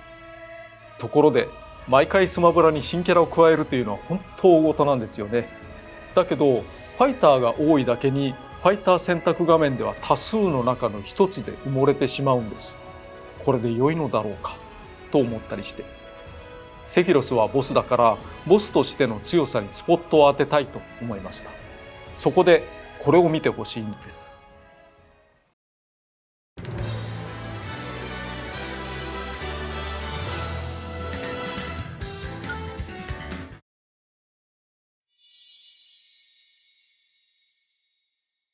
なんとボスとしてのセフィロスと戦える期間限定出現の特別なモードを用意しました。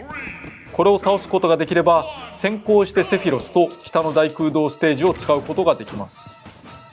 イージーノーマルはそこそこにするけれど、ベリーハードはかなり難しくする予定です。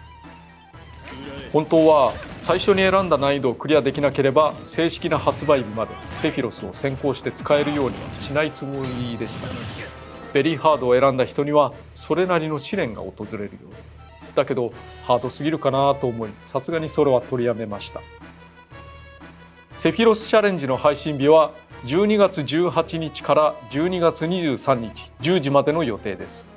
もちろんセフィロスを買っていないと実現しないので、これもご注意ください。さまざまなアップデートは本配信の23日に行われます。2P クラウドに超級武神ハザバージョン5が追加されたけど、これも23日からです。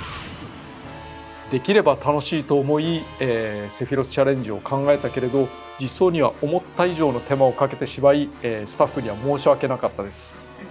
ですがこの5日しか出ていないモード、できればいろんなファイターやいろんな攻略でベリーハードクリアを目指していただければと思います。確かな手応えがあります。ボスとしてのセフィロスの強さ、楽しんでいただければ幸いです。戦場、小戦場、大戦場、終点において全局抽選と折れ局セレクトから抽選方法が選べるようになりました。全局抽選とステージセレクトからの選曲は全てのステージ曲が対象になります。折れ局セレクトでメニューを切り替えると、戦場なら戦場の折れ局セレクトの中から抽選されます。あとゲーム内でご紹介することができなかったので、セフィロスの勝利画面なんかもお出ししたいと思います。こちらです。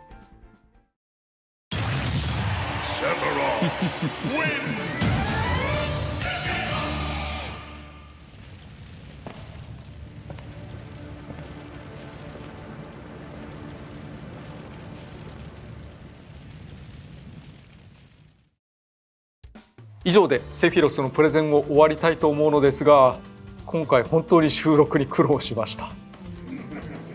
何せ機材トラブルがありましてね、どうも音響とかにノイズが混じるんですって。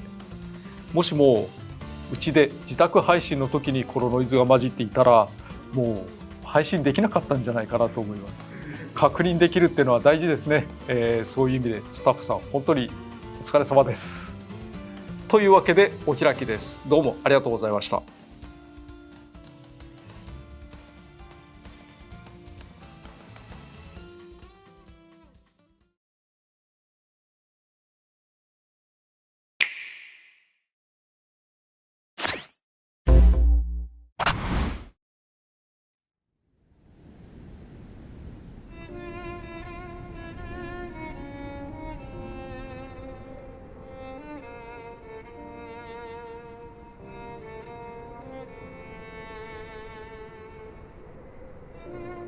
One day, Pyra just disappeared.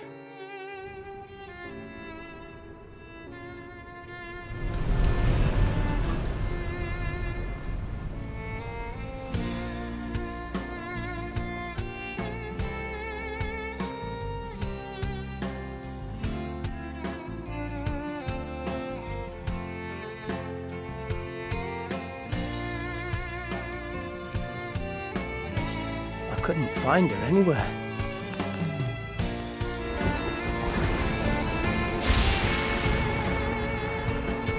It was as if she vanished off the face of all rest. Without a trace. Where have you gone? I'll find you, whatever it takes.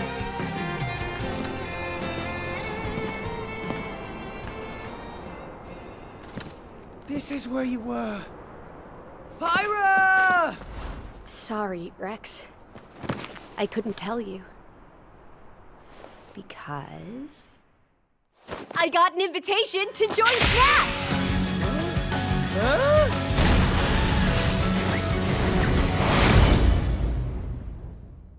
What? I thought I was gonna be in Smash. Just sit back and leave it to me, Rex.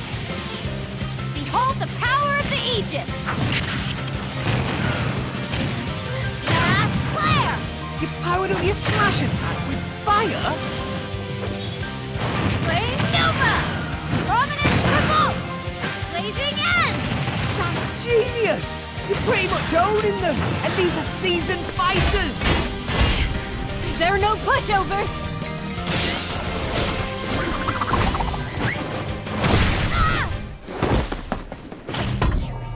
Talk about a tight spot. Mythra? Let me handle this.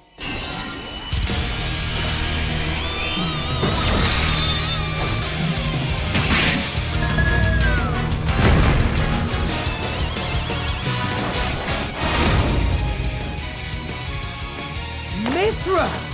Cutting it close, huh? Oh, hey, were these guys planning on winning? Gee, I feel kind of bad now. Coming through! Lightning Buster! Photon Edge! Ray of Punishment! Chroma Dust! Foresight! What? You can even use that?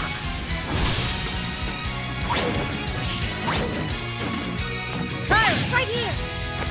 So you two can swap between each other freely? With serious firepower and blinding speed. Together, nothing can stand in our way! Quite the spectacle, aren't they? Wait, Gramps? I've missed this old buddy. Mind if I watch a while?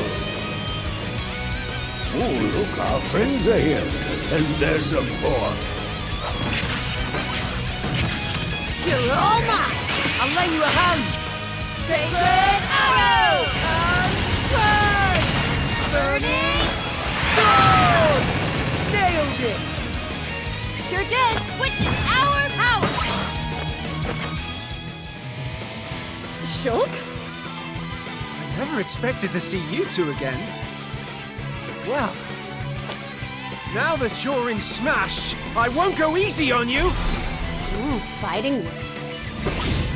You forget. We're fighters too!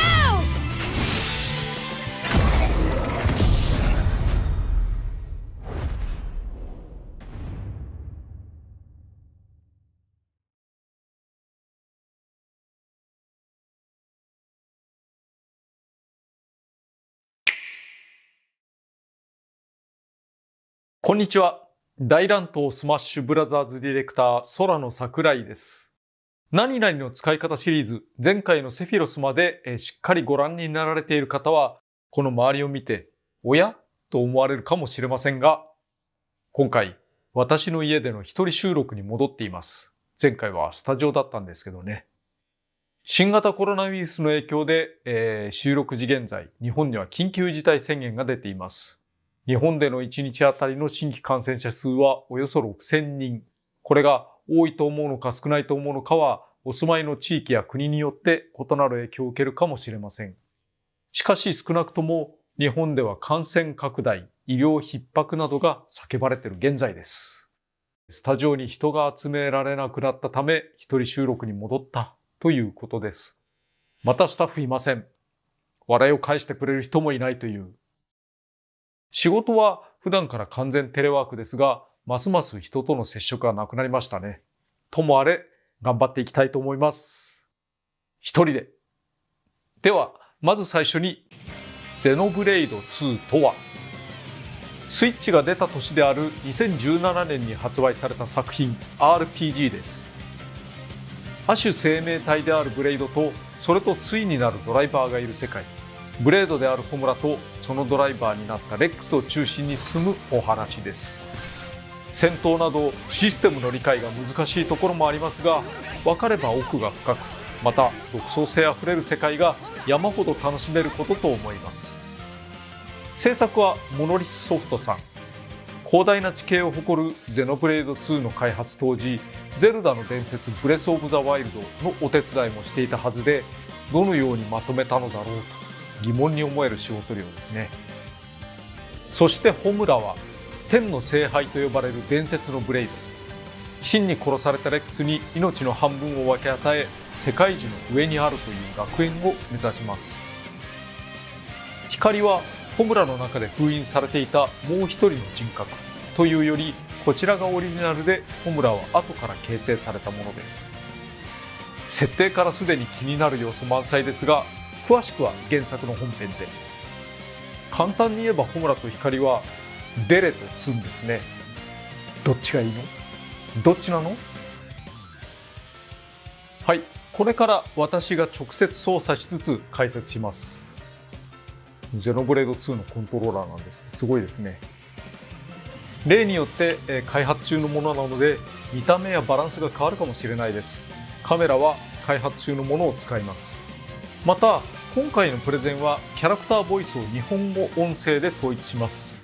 海外では英語ボイスが実装されますので、ここもご了承ください。今回は先にステージ紹介をしておきます。専用ステージはアルストの雲海。ゼノブレード2の世界アルストは大半が雲海に沈んでいて、巨神獣と書く巨大な神のしもべアルスの上で暮らしている世界です。ステージはじっちゃんこと青龍の背中の上をモチーフにしています。最序盤に出る、主人公レックスの家でもあり、本編では青龍の姿は大きく変わることとなります。青龍が雲海を進むのですが、円形には劇中にも出てくるアルスが登場します。アルスは土地や地方でもあります。アバリティア商会。ここは土地というより船ですね。ついてきているのは渦潮。グーラ領は自然豊かで基本的な冒険を感じられるところ。インビディア。アルスの体内に広大な土地を持つ自然主義の列王国。スペルビア帝国は機械技術が進む軍事国家です。ルクスリア王国は多くが寒冷地の試される土地。アーケディア、法王朝があり、マルベーニが務めています。今アルスのダイジェストが出たと思いますけど、こういうのも私がこの場で撮影しています。背景色の変化も原作合わせ、原作登場順に並べており、懐かしく感じる人が多いのでは。参戦ムービーにあったように旅の仲間がゲストとして登場します。必ずドライバーとブレイドが対になって登場します。ニアとビャッコ、グーラ出身のドライバーとは表の姿。トラとハナ JS はジェットスパークモードの略です。他の意味なんてない。メレフとカグツチ、スペルビア帝国の炎の貴公子。ジークとサイカ、ジークビーアルティメットゲーム、いわゆる中二病満載の人ですね。ステージは青龍の気まぐれが大きな特徴です。首の上げ下げによって起伏が生じたり、背景にアルスが出るとそちらによそ見をして地形の広さが変わってしまうこともあります。復帰しようとしている時に振り向かれたりすると助かるものも助からないことがあるんですね。りっちゃーんって思わず言っちゃう。よく見ると振り向き前に首を振ったり、汽笛が鳴ったり、風車の回転が速くなるなどの予兆があります。レックスの家も閉じてますね。なお、戦場ステージ終点ステージはこんな形になります。じっちゃんで無理やり戦場化するとニコゴリのようになりかねないので、こういうオリジナルの台を作っています。ゲーム中にあんまり見ることができないでしょうから、下の方も見せておきますね。エンジンみたいなのついていたりして。天板にはこんな感じに模様が入っています。次にファイターのご説明です。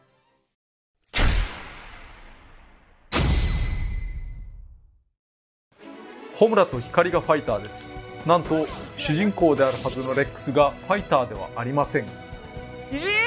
俺が参戦するんじゃないの？何か聞こえたような。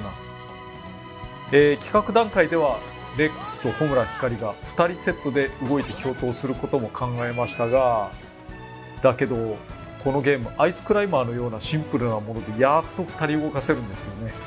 このぐらいが限界です。8人対戦なら16人表示になりますね。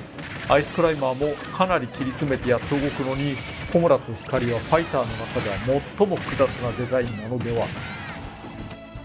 見てください、この画数の差。デザインについてはかなりいい造形になっているとは思いますが、原作と少し異なるところがあります。ホムラはここが異なります。ストッキング時になっているところ、ギリギリ通るものにしようと何回も何回も作り直してやっとここに至っています。光はいわゆる多人数戦闘用衣装光のコスチュームになっています。これはかつて本作のスピリッツにおいて新たに書き起こしていただいたデザインです。実は逆移植的にゼノブレード2本編でも使うことができます。2人はスマブラデラックスにおけるゼルダシークのように下必殺技でいつでも切り替えることができます。ホムラと光どちらを先行させるのかはファイター選択画面で Y ボタンを押すことで切り替えることができます。次にカラーバリエーションについて、実質2人なのでカラーバリエーションも 2×8 で16種類あります。それぞれセットになっているので自由に組み合わせられるというわけではないのですが、バリエーションが多くより楽しめることと思います。2P カラーは船馬イメージ、3P はホムラ風光と光風ホムラ、原作にもありました。4P は猫耳パーカーイメージのホムラとニアイメージの光、5P はダークカラー、ヴィラン風にしてみました。6P はトリコロール、旅客機のような爽やかなユニフォームです。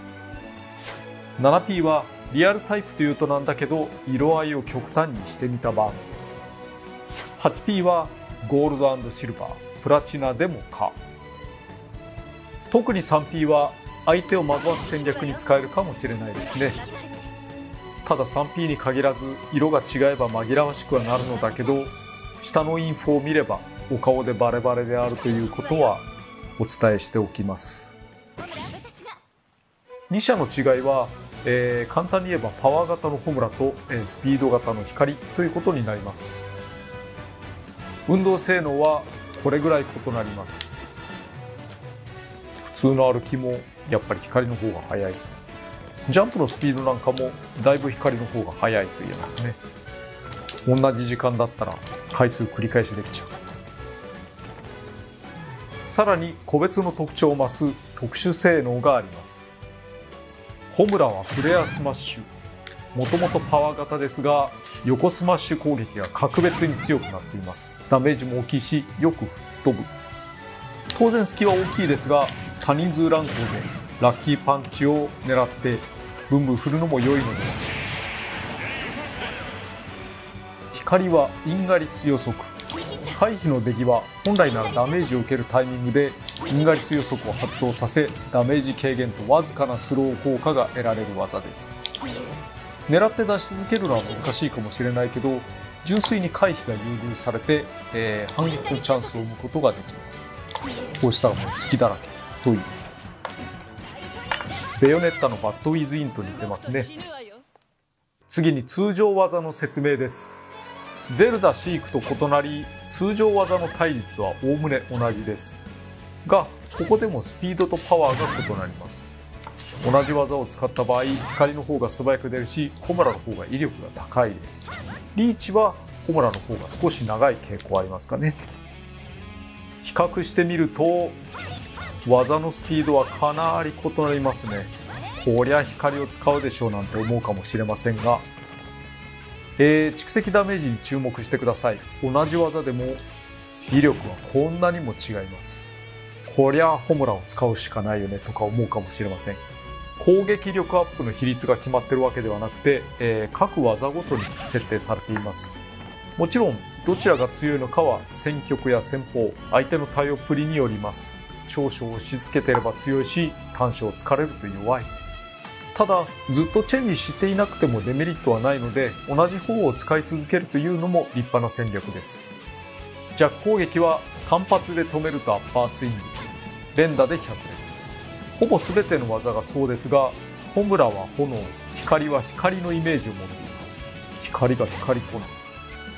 ダッシュ攻撃、光は素早さで間合いを詰めやすく、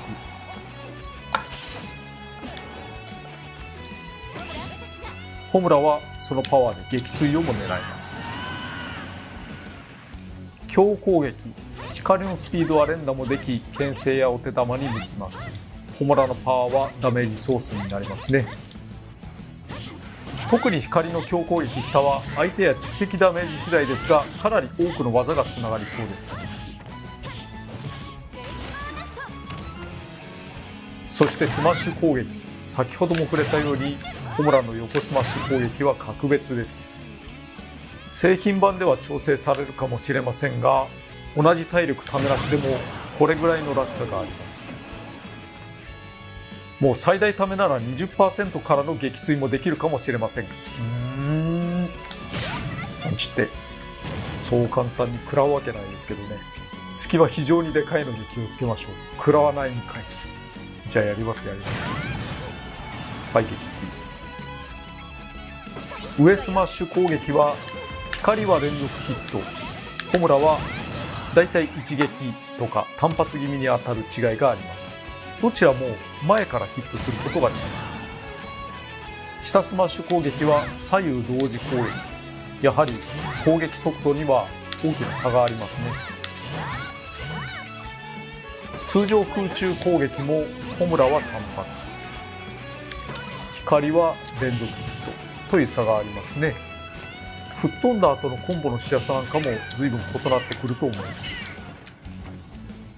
前空中、後ろ空中、上空中と空中制御にも大きな差がありますから、攻撃の当てやすさなどは光が勝ることと思います。ただやっぱり威力が違います。手数で勝ってもダメージで負けることは少なくないでしょうね。次に下空中攻撃。下空中攻撃はホムラにだけメテオがあります。広くて当てやすいですが、復帰は弱めなので追撃にはご注意を。崖外への追撃は光の方が速いので追撃しやすいという考え方もありますし、ホムラの方がより吹っ飛ばすので撃墜しやすいという考え方ももちろんあります。つかみにも事実上の落差があります。光の方が素早いため間合いを詰めてつかみやすいですね。外れても素早ければリスクを抑えられることでしょう。反面威力はホムラの方が大きいです。前投げ、後ろ投げ、上投げ、そして下投げと、それぞれ用途に合わせて使い分けていくと良いと思います。特に下投げはどちらでもコンボしやすいですかね。次に必殺技の説明です。下必殺技はチェンジだから通常、横、上必殺技の3種ずつ、ホムラと光で6通りです。それぞれ原作の必殺技をモチーフにしています。原作の映像を含めながら交互にご紹介したいと思います。ホムラの通常必殺技フレームノバ、剣を周囲に回転させる技です。こちらがスマブラ版。ボタンを長押しして貯めると回転数と威力が上がります。左右同時攻撃なので混戦にも強いし、いわゆるめくりもしやすいです。そしてしっかり貯めれば相手を撃墜できるほどに威力が高い。ジャンプして貯めながら近づくのも有効です。なお、貯めをキャンセルしたり保持することはできません。出せば必ず出てしまう。地上でもごくわずかに左右移動できます。これはおまけ程度ではありますが、シールドされたら相手から少しでも離れることをお勧めします。光の通常必殺技はライトニングバスター。連続で斬撃を繰り出します。スマブラ版は同じように長押しして貯められる連続斬撃です。ホムラとの大きな違いは前方に集中した攻撃であること。また、貯めることでリーチが伸びます。最大まで貯まると斬撃が1回増えます。これ通常。これ最大。一応無敵も生じます。バランス調整中なのでどれだけ有効なのかはまだ未知数ですけどね。ホムラの横必殺技ブレイズエンド。剣を投げ飛ばし連続ヒットさせます。スマブラ版は少し変わった飛び道具です。スマッシュ入力により飛距離を変えることができます。これスマッシュない版、こっちある版。スマッシュ入力でも威力は大差ないけど、クリーンヒットとかすってヒットでは結果的にダメージが変わります。最大の特徴は剣を投げた後にホムラ本体を操作できること。剣がないため攻撃はできませんが、歩行や走行、ジャンプ、シールド、回避などが使えます。剣を受け取るときに隙ができるのでご注意。復帰措置を遮るのにも使えますが気をつけて。剣を投げているので上必殺技などに戻ることはできません。空中ジャンプと空中回避で崖が届くときのみ使ってください。一応反射もできます。光の横必殺技フォトンエッジ。ワープしながら無数の斬撃を繰り出します。スマブラ版はワープしながら突進することができます。性質はセフィロスの八頭一戦にも似ていますが、移動は横方向だけです。ホムラと異なりスマッシュ入力などもありません。どさくさに紛れて出すとなかなか対処しにくく頼りになります。反面隙はでかいのでご注意。復帰にも使えます。仮にホムラでやられても変身してすぐに使えばいいでしょう。攻撃範囲が広いですが、対処策としては素直に飛び道具で迎撃するとか、素直にシールドして攻撃後を狙うのが良いと思います。なお、崖際から少し離して使えばとどまってくれます。崖に近すぎると落ちちゃうので要注意。ホムラの上必殺技プロミネンスリボルブ。大きな火柱を上げる技です。スマブラ版はジャンプして着地時大きな火柱を上げます。もちろん復帰に使う技ですが、吹っ飛ばす威力がだいぶ高いので撃墜に使うことだってできます。出だし際に切り上げがあり、それはスマッシュ攻撃よりも早く出るので確実に当てられるなら攻撃としても有効ですね。もちろんコンボを狙うのもありです。なお、わずかに前後移動できます。光の上必殺技パニッシュメントレイ。ジャンプから光弾を放つ技。スマブラ版は切り上げ上昇後地面に対して光弾を射撃します。光の必殺技上は実はもう1種類あります。上昇中ボタンを押し続けるか連打するとレインボーダストになります。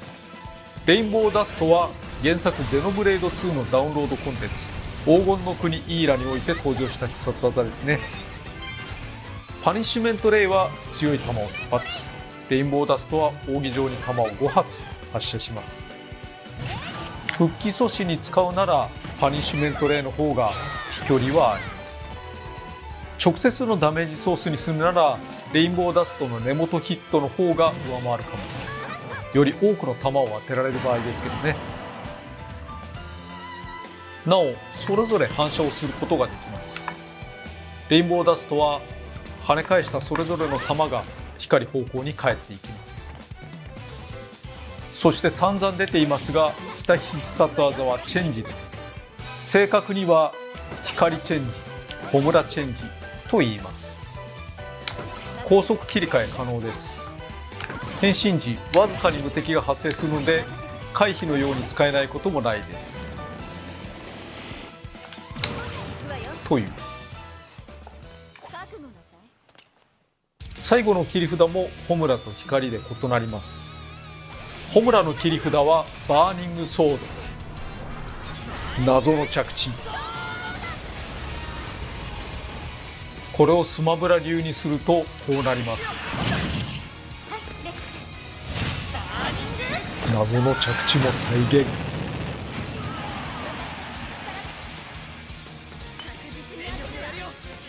続いて光の切り札はセイクリッドアロー。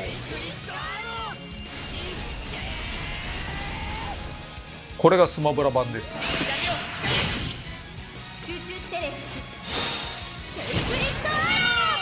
簡単に分別すればバーニングソードは撃墜重視、セイクリッドアローはダメージ重視です。まず最初の斬撃で相手をそれぞれ3人まで巻き込みます。レックスが発動していますね。最初の斬撃に当たらずとも発動できればそれぞれ第三者を巻き込むことができます。セイクリッドアローは各段で判定を持っているので体の大きさや当たりどころによってダメージが変わります。撃墜したい場合はホムラ、ダメージを与えたい場合は光を使うというふうに覚えてください。ホムラと光の差はどちらが強いとかどちらを使うべきなのと論じても仕方がないですね。双方に異なる利点があっていつでも両方使えるんだから戦局によってどんどん切り替えて利点を押し付ける運用をすればいいと。逆に欠点が引き立たないようにしましょう。スタンダードな使い方としては、序盤で光を使って相手のダメージをためホムラでとどめを刺す方法、余裕がある時はホムラで、ピンチの時には光でか乱する方法、最初から最後までホムラを使ったり光を使ったりで通す方法もあります。おおむねこのような運用になるのではという予想はあるのですが、それを上回っていろんなことをしてくれることに期待しています。楽しんでください。私はどちらかというとホムラの方が好きかな。ファイターの話ですよ。やっぱりホムラかな。いや、ファイターの話ですからね。レックスの登場についても触れておきます。ホムラと光の応援にしばしば登場します。まず登場シーン。最後の切り札では発動時に上切り下切りの違いがあります。範囲はあまり変わりません。そして上アピール。レックスがやることは同じですが、ホムラと光が接する態度が少し違います。勝利画面でも登場します。ホムラと光で3つずつの勝利パターンに2つずつ出ています。ちなみにホムラと光は試合終了時の姿が勝利画面に反映されます。なお、ファイターパスボル1を買うとレックスのミーファイターコスチュームがもらえますので、こちらも改めてお知らせしておきます。ファイターパス2ではなく1です。カービィコピーもホムラと光で異なります。使えるのはフレームの場とライトニングバスター、一粒で2度おいしいということになりますけれど、ところでカービィのコピー能力の全てがそうなんですけど、コピーするとその技はオリジナルより強くなります。蓄積ダメージに注目してください。コピーする手間や自分で選べない必殺技である分、攻撃力を上乗せしているわけです。広く知られていないのでプッシュしてみました。ちなみにホムラの場合、最大ためにもなるとこんなにも破壊力が高くなります。それでは一通り説明しましたので、実践に移りたいと思います。はい、今回は団体戦で行ってみようと思います。相手は参戦ムービーでホムラをいじめていた3人組。こっちも3人組ってことになりますけど、そんなことあるか。これはやっぱりホムラ光をプレゼンしないとしょうがないですからね。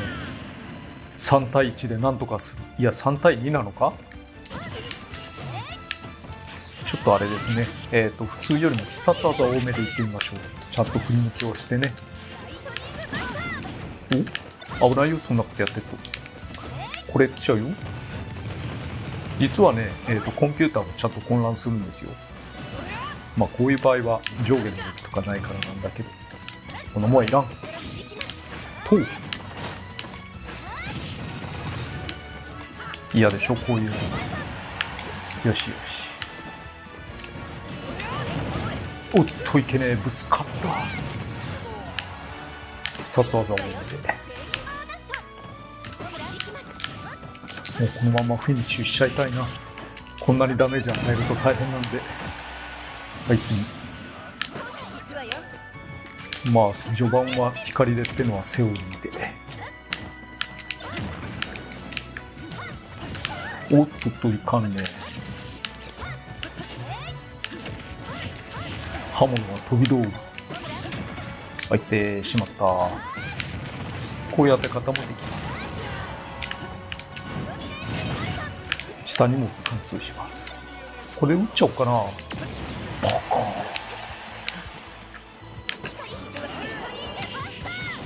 よしよし。おっとこれは差し合いでは負けちゃうよ。あと蓄積ダメージ 100% だからもうほとんど食らえないね。でも必殺技はちゃんと使ってこう。これキャリア付きだね。さてはおっとこっちに来た。危ない危ない。お、いいところでたまりましたが、これは相手がゼロだからどちらかというと光でダメージ重視にしたい。そりゃようこそですね。ようこそようこそ。でも体細いしな。そんなに高いダメージにはならんかもしれませんが、こんなもんいらん。必殺技無駄に届かん。そろそろやばいよ。こっちもあっちも。そりゃ来ないよね。来ないよね。これでどう？よーし、これで決まったら気持ちいいぞ。決まったらね、今だ。うわー、今だ。おー、かわしてるー。こ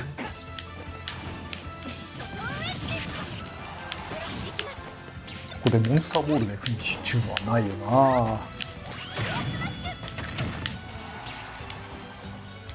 と、これでどうですか。よしよし。はい、無事に勝つことができました。ちなみに CP レベルは8ですね。はい、お疲れ様でした。次に音楽です。サウンドはゼノブレードシリーズということになりますから、すでにガウル平原に実装されている音楽と合わせられます。追加される楽曲はご覧の通り。なんと16曲追加です。ゼノブレード2の曲は最初から3曲入っていたので計19曲。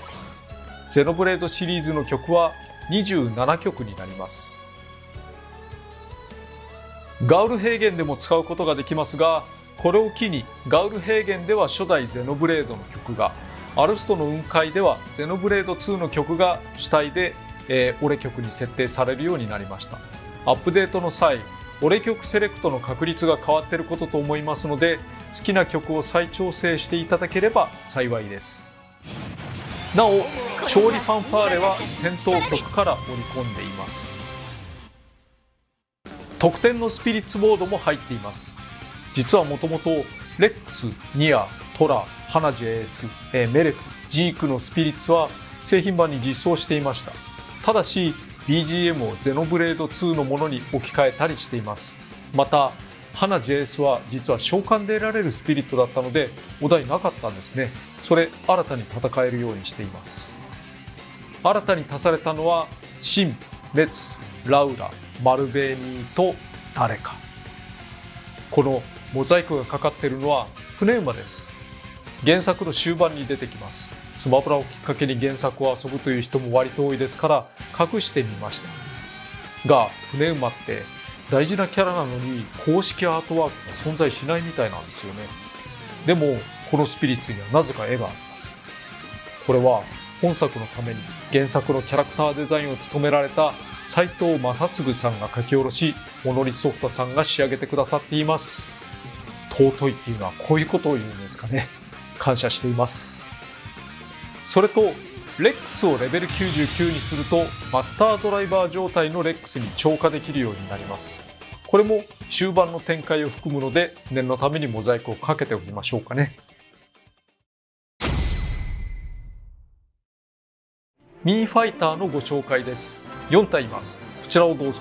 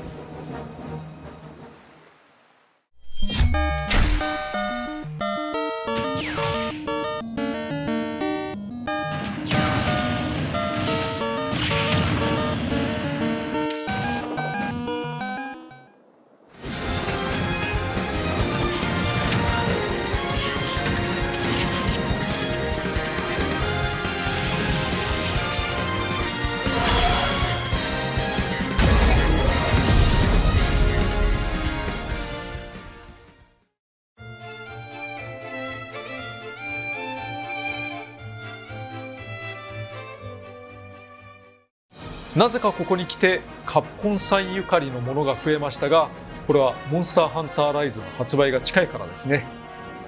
ゲーム内でリオレウスとも戦わすことができます。魔界村の新作も出るそうでびっくりです。そして肝心の配信日についてです。3月5日に配信予定です。ファイターパスボル2があればそのまんま受け取り可能、単体でも購入可能です。はい、最後に余談です。すでに参戦ムービーが公開されていますよね。ご覧いただけましたでしょうか。今回の参戦ムービーはスマブラ4から始まっている。今までの参戦ムービーとは全く異なるところがあります。それは何でしょう。実は唯一私が考えていないムービーなんですね。参戦ムービーはいつも私が台本を書くところからスタートします。それを土台に CG 会社さんやアニメ会社さんと組んで作ることが多いのですが、今回の CG パートは最初の構成からモノリスソフトさんに一任しています。ゼノブレード2をプレイした時、その実機ムービーの質素量、そして完成度に驚きました。そしてモノリスソフトさんに委ねるのが何よりであろうと考えたわけです。おかげで原作のリソースも豊富で、原作とのつながりも深く良いものができたと思っています。どうもありがとうございます。もちろん CG に対して幾ばくかの監修は行っていますが、いつもよりずっとソフトです。ゲームパート制作はいつものようにスマブラ開発チームで、ゲームパートのセリフは私が考えています。最後の効果音付けまで監修するので CG パート以外の制作は変わらないですけどね。ファンに喜ばしいものになっていただければ幸いです。個人的にはキャラクター性もあって華々しくて良いと思っています。それと今回手前にフィギュアがありますね。これもちろんアミーボじゃなくてですね、市販のものですけれども非常によくできていますよね。私は参戦ファイターが決まるとこういった立体物を買い求め、モデル班に渡して制作の参考にしてもらったりします。立体物は必ずしもゲーム設定通りに作られているわけではないのですが、何らかのヒントになることもあります。足の裏とか。オフィスの私の席には多くのフィギュアを置いているところがあります。未発表のファイターのフィギュアは念のために鍵付きの棚に隠していたりもしましたが、何より今はもうオフィスには買えない状況ですね。けれど頑張っていきたいと思います。そしていよいよスマブラスペシャルのダウンロードコンテンツもあと2体です。こういう何々の使い方を放送する機会もあと2回しかないです。次回をお楽しみに。次こそは、スタジオの撮影ができるようになってるといいですね。それでは次回お会いしましょう。さよなら。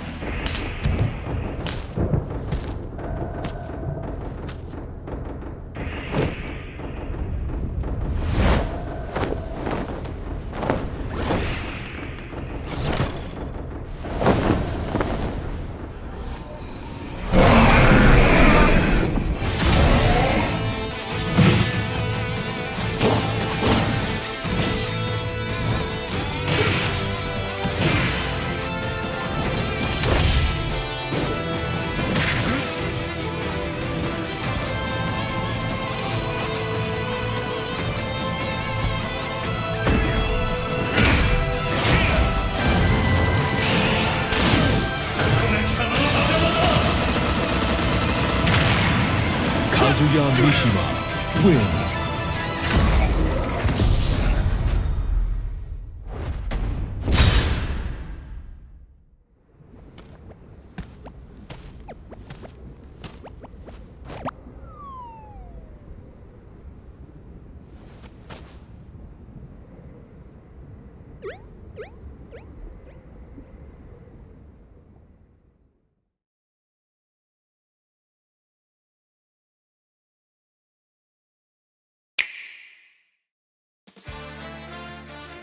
大乱闘スマッシュブラザーズディレクター空の桜井正宏です。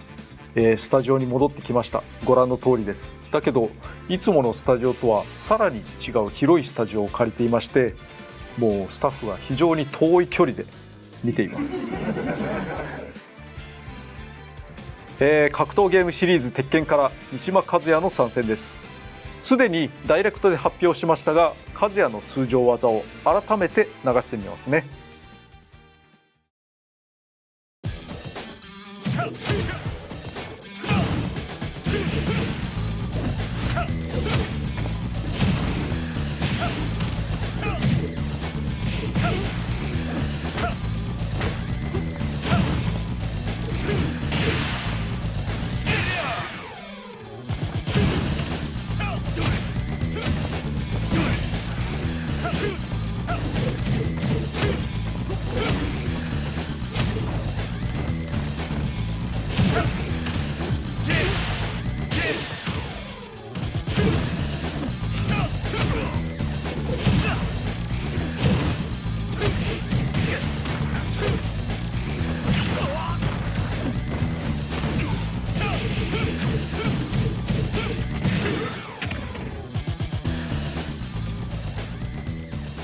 これは鉄拳ですね。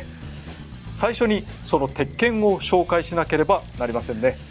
改めて鉄拳とは、1994年12月にリリースされたアーケードゲームが第1作目。ポリゴンを使った 3D 格闘ゲームで、両手両足を表す4つのボタンにより多彩な攻撃を繰り出します。最新作は鉄拳7、ナンバリングは7ですが、タッグトーナメントなどの種類もあり、実際のタイトルはもっと多いです。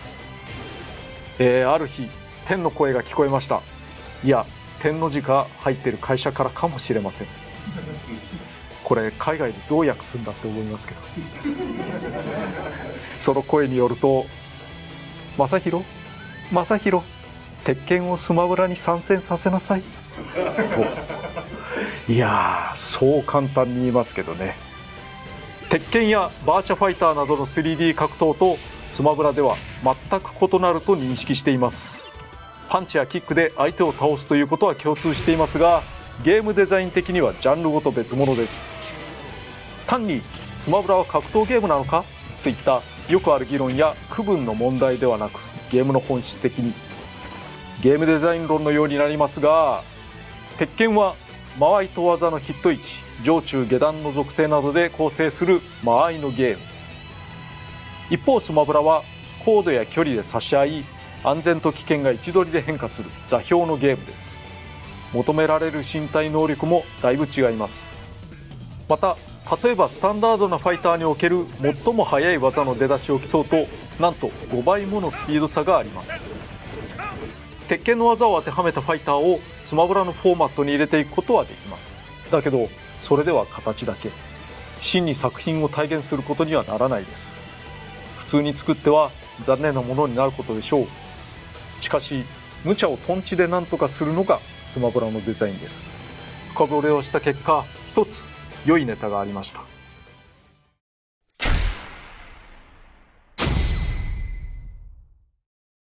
鉄拳にはデビル因子という設定があります。デビル因子はカズヤの母カズミが持っていました。文字通り悪魔の力を引き出せるもので、カズヤもデビル因子を引き継いでいます。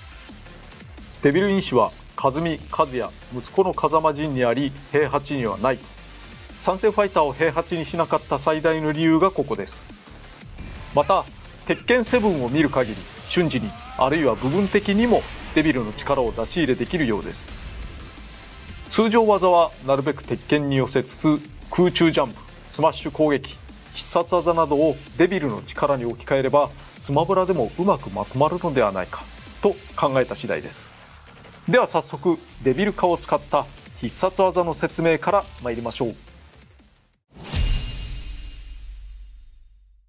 必殺技は例によって通常、横、上、下の4通り、方向を入れて B ボタンを押すだけです。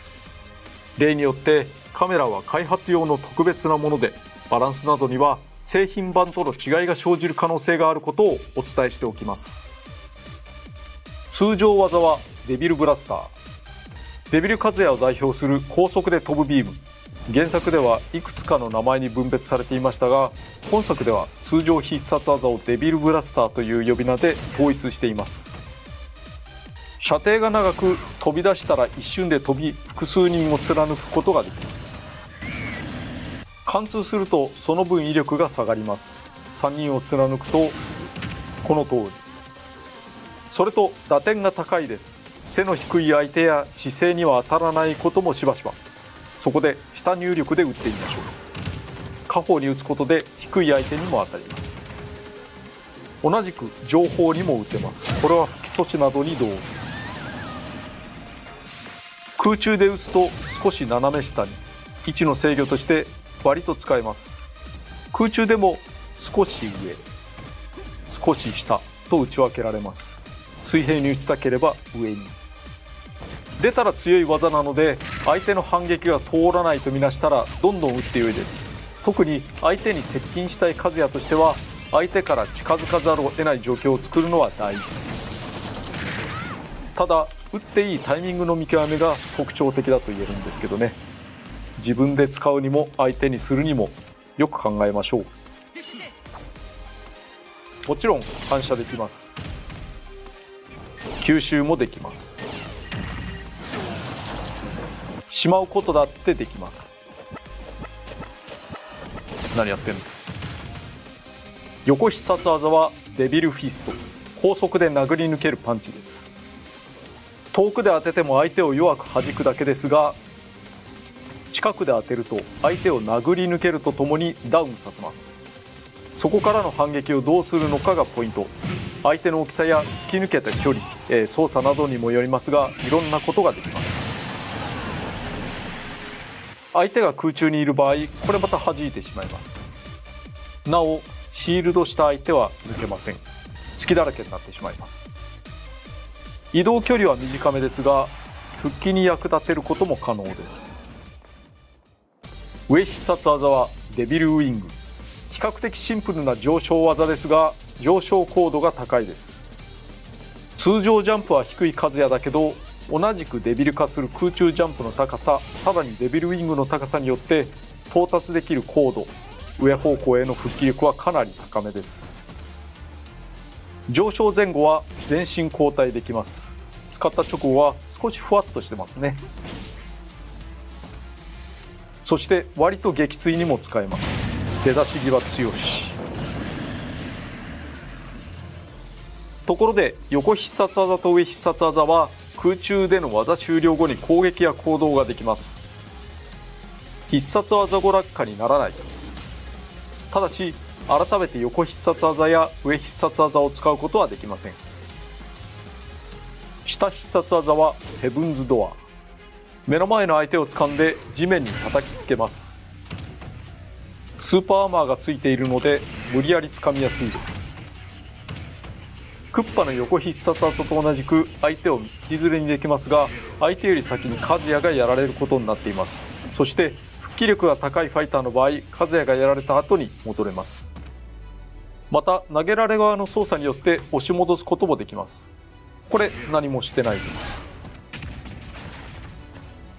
これリドリーが押し返した時。どれだけ押すかは互いの蓄積ダメージ次第。ちゃんと押し戻していれば蓄積ダメージが低い時に自滅を狙われることはないでしょう。なお空中の相手を掴むこともできるし、空中で相手を掴むこともできます。浮いた相手にコンボでつなげたりもします。念のためコンボというのはコンビネーション、連続技のこと。多人数戦では巻き込みによる撃墜を狙いやすいことも覚えておきましょう。そしてヘブンズドアは次に紹介するレイジシステムとも関係があります。蓄積ダメージが 100% を超えると、あるいは体力性の体力が4分の1を切ると1回だけレイジという状態になります。文字通り起こった状態。ゲージの名前表示も変わります。この状態では攻撃力は 1.1 倍になります。それだけでも単純に有利。そしてこの際、特定の条件でレイジドライブという強力な投げを1回だけ繰り出せます。動作はヘブンズドアに似ていますが、威力が段違い。方法は3つあります。方法1、掴む。比較的簡単ですね。方法2、下必殺技ヘブンズドアを使う。普通のヘブンズドアより踏み込み距離が増しています。方法3、昇竜拳コマンドプラス攻撃ボタン長押し。これは後で説明する雷神拳と同じです。コマンド版のものだけは威力がさらに高くなっています。ボタンは攻撃ボタンでも必殺技ボタンでも良いけど長押しすること。レイジ状態はレイジドライブを使ったら解除されます。時間などによって解除されることはありませんが、一定以上ダメージを受けると解除されます。またレイジドライブを狙って外すとより早くなくなります。つまり掴みを使っているとレイジがすぐになくなるということです。狙うならちゃんと当てましょう。最後の切り札はファイナルブラスター、デビルブラスターの静射を行います。鉄拳7のストーリーモード終盤で見栄を飲まされた人は少なくないことでしょうね。ちなみにここが貴様の墓場だって言っています、日本語で。これそんなかっこいいことを言ってるけど、ピカチュウに対してもそんなこと言うんですよね。お扇状に広がるので乱闘においては第三者を巻き込みやすいです。反面最初のビームが当たらないと発動しません。高度差があると最初の一発は当てにくいので頑張ってください。相手を比較的遠くにホールドするので崖外向きにヒットすると効果大です。条件が揃えば蓄積ダメージ 0% からでもいけるかも。次に通常技を紹介しますが、その前にファイターカズヤの全体的な特徴について解説しておきます。総合的には逆転性が高いファイターです。攻撃力は全体的にだいぶ高いです。手数で負けている場合もいきなり逆転したり最終的に勝ったりする場合があります。ただリーチや攻撃範囲などでは劣勢です。攻撃が出る速さも原作ほどではないけれどだいぶ遅い方です。総合的には、手数の多さやリーチの長さ、空中戦で攻めてくる相手には手を焼くかも。体重は重ため、これは吹っ飛ばされにくくて有利です。ジャンプ力は低いです。これも原作風味。ただ高さは他のものでも賄えます。リュウやテリーと同様、1on1で相手に対して向き直るようになります。これは後ろ入力の技を入れるときに便利、格闘ゲーム的です。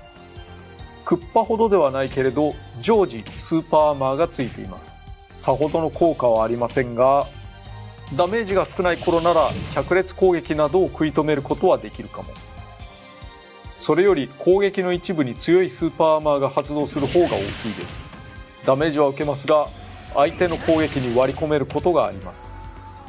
なお原作になかったのでヒットストップがほとんどありません。ヒットストップとはヒット時に少し止まる演出のこと。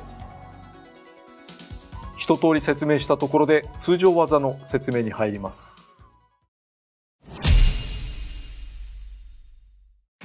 原作である鉄拳のモーションをおおむねそのまま実装し、必要なところを後で直すつもりで制作を進めましたが、そのままでテストしてみたところびっくりするほど弱かったです。やはり攻撃の間合いや速度が異なりすぎてボコボコにされてしまいました。最終的には速さも強さもいろいろ加工していますが、意図して原作風味を保つこともあります。この倒れ方とか良いですよね。操作系統を他のファイターと変えています。まず L スティックの入力方向は8方向で考えてください。一部コマンド入力のようなものもあります。全ファイターの中でも飛び抜けて多い通常技の持ち主。ただ最初に言っておきます。原作もそうですが全部の技を使いこなす必要はありません。得意な技を見つけそこから広げていけば良いと思います。なお攻撃ボタンはいつも通り1つだけです。獅子に対応した4つのボタンを押し分ける必要はありません。まずは弱攻撃。ボタンを連続で押すか長押ししていると技がどんどん変わります。これがいわゆる10連コンボ。相手の操作などにより全て当たるとは限りませんが、連続攻撃をボタン1つで手軽に繰り出せます。なお最後の一撃はシールド無効です。弱コンボ2発目から少し間を置いて攻撃することで先行列拳。相手を吹き飛ばしたい時に使います。パパンパーンというタイミングを覚えてください。パパンパーン。ダッシュ攻撃は空残脚。遠い相手に詰め寄って打撃するのに不可欠です。下方の攻撃をかわせるし、飛ばし力も高く頼りになります。前に2回素早く倒して攻撃すると左かかと落としが出ます。これにはちょっとした特徴がありまして、相手の飛び道具を跳ね返すことができます。ここから時計回りに8方向です。スマッシュ攻撃に化けないよう優しめに倒すと良いと思います。上に入れながら2回攻撃でダブルアッパー。対空や接近した相手への攻撃に使えますが、一発で止めてコンボパーツにするのも有効です。斜め上を入れて攻撃ボタンを連打すると螺旋玄魔脚。最初の1回が当たればほぼ確実に全て当たります。出だしが遅いので浮かせてコンボの締めにすると良いです。なお連打をやめれば途中で止めることができます。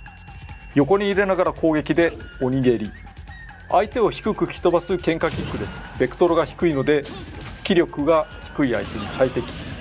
またこういう時にリトルマック使われるというね。印象としてガノンドロフの突破集に似てますね。こんな感じだけど、実はガノンドロフの方がちょっぴり速いです。これ同時にやるとこんな感じ。斜め前下を入れて攻撃ボタンを2回押すことでかかと切り、2発当てれば相手を吹き飛ばします。1発で止めれば相手を浮かせるため他のコンボを狙うことができます。2発目はシールド削りが大きい特徴があります。シールドが割れなくても小さくなれば防御しにくくなるので、シールドされたら2発目まで出すのもありです。下入れ攻撃はねじり裏剣、前進しながら攻撃するので割と射程距離が長いです。姿勢を低くしつつ攻撃寸前にわずかな無敵も発生します。浮かせた相手には追撃を。斜め後ろ下と攻撃で体砕き、相手に尻餅をつかせることができます。単体で使うのは難しいですが、横必殺技と組み合わせるのがおすすめです。後ろと攻撃で陣旋風、この技は出が速く迎撃としても比較的強くコンボにも使いやすいので出せればおすすめです。ただ間違えて背中方向への横スマッシュ攻撃になってしまうことも多いです。自動振り向きがない多人数戦でも出しにくいです。パッドを隅まで倒しきらなければ幾分出しやすくなります。後ろ斜め上と攻撃でジャンプサイドキック、逃げり、後ろに下がりながらのキック、正確に狙いをつけてくる小ジャンプ攻撃の迎撃などに使われることもあるかも。足が無敵になるものの、それ以上に移動が激しいスマブラではなかなか使いにくいでしょうね。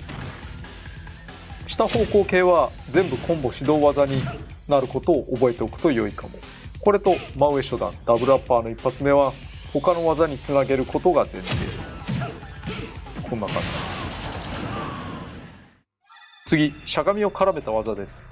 下方向ではなくてちゃんとしゃがみになってから入力すべきものですね。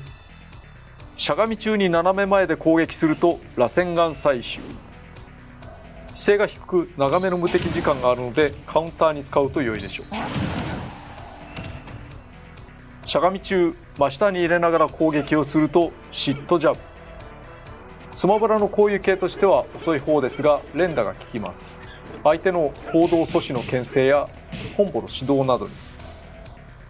しゃがみ中斜め後方で攻撃するとシットスピンキック、判定の持続が長い技です。牽制としてシットジャブとどちらが有効なのかは相手のファイターと戦法次第でしょうか。だけどここはスマブラなので原作ほどの有効度はないかも。そして特殊な入力ですが、しゃがみから立ち上がる最中に攻撃をすることで魔人剣が出せます。ガノンドルフの技の名前と被りましたが、これは魔人剣。相手を強くひるませる技です。いろんなコンボができますが、一番狙いたいのは横スマッシュ攻撃。相手や状況によって別の技にする必要がありますが、撃墜できそうなら大チャンスです。次にスマッシュ攻撃です。これらはデビル化を行って力を増しています。横スマッシュ攻撃は魔人戦勝剣。とにかくこれを当てられることが大事です。ファイターの中でも有数の吹っ飛ばし力を持っています。少し貯めてクリーンヒットすればファルコンパンチをもしのぐぐらい。ただし隙は相当に大きいです。また接近しているとクリーンヒットになりません。遠目ギリギリ拳でしっかり当てるのがベストです。なおクリーンヒット時は今のように演出が入ります。スーパーアーマーがあり相手の攻撃に割り込むこともできます。これは全てのスマッシュ攻撃はそうですが、スーパーアーマーの強さには差異があります。横スマッシュ攻撃は一番強い。上スマッシュ攻撃はデビルツイスター。文字通り相手を巻き上げるシンプルなアッパーで比較的発生が速く、攻撃力も吹っ飛ばしも十分です。攻撃範囲は狭めですが、発生の速さを生かしてコンボに織り込むこともできるでしょう。ダッシュで前を詰めると良いです。また床の上をかろうじて攻撃できる貴重な技、選択肢が少ないんですよね。下スマッシュ攻撃はしきり包丁、吹っ飛ばしを見ての通りコンボに使うのが本です。相手の操作や状況によりますが、いろんな技がつながるのではないかなと。相手がぼんやりしていた場合、横スマッシュ攻撃が通ることもあるかも。実はメテオ効果があります。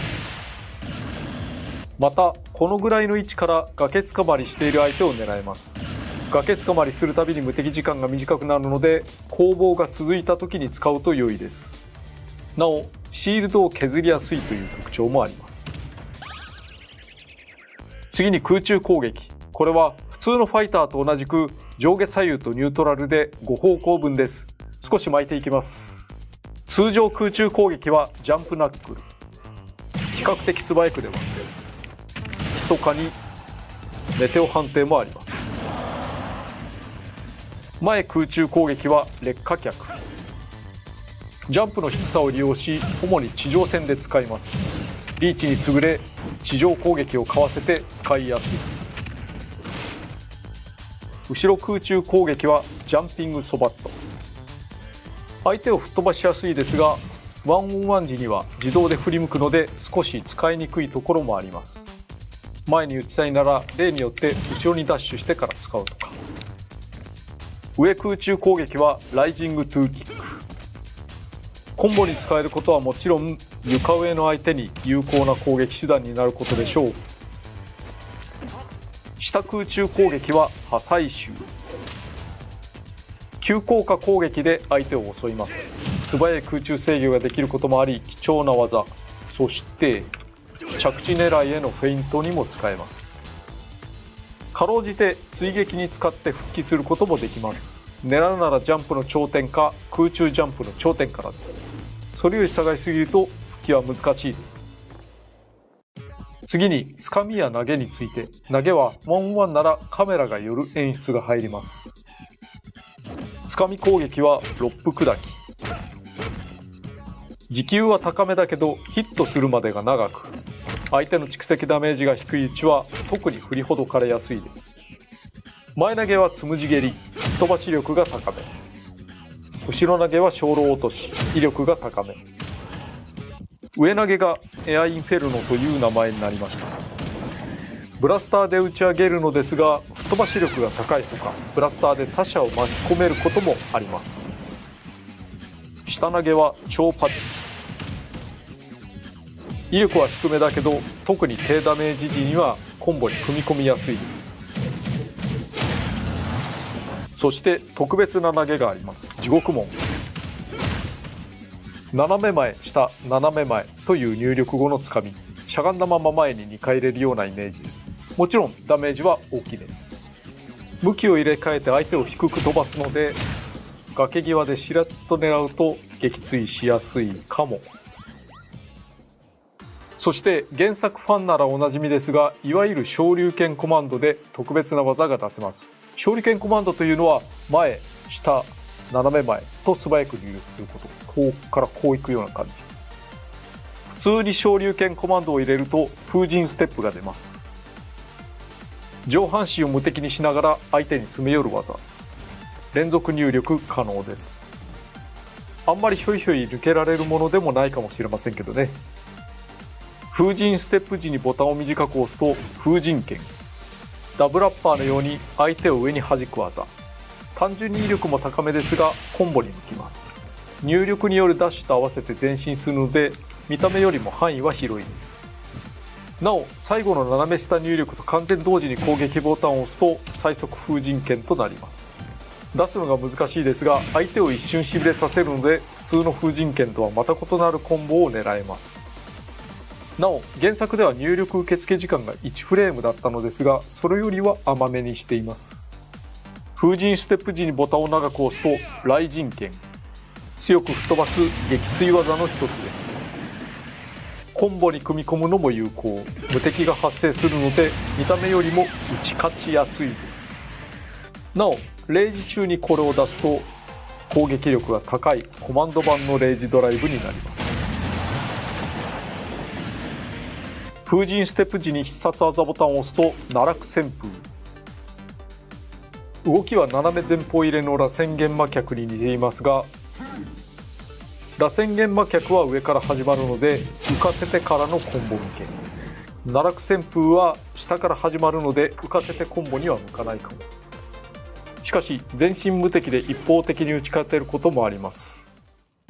最後に特殊な見せ技を一つ。なんと横アピールが魔人列召剣という4連コンボになります。原作と異なり複雑なボタン入力は必要ありません。実用性はほぼ皆無だし、誰かと対戦では使えませんが、ヒットしたら驚く技。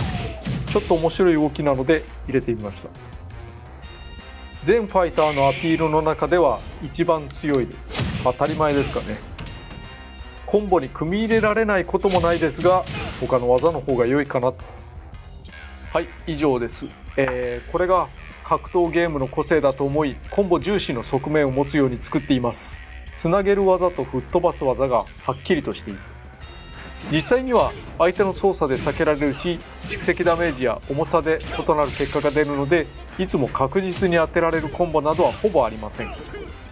だけど通りやすいコンボはある程度開拓した方が良いですね。なんて格闘ゲームらしいんだろう。確実性がなくても当たる時には当たる。ただ多人数の乱闘になると話が全然違ってきます。長いコンボをしていると第三者にやられるので、単発の破壊力にかけた方が勝ちやすいでしょ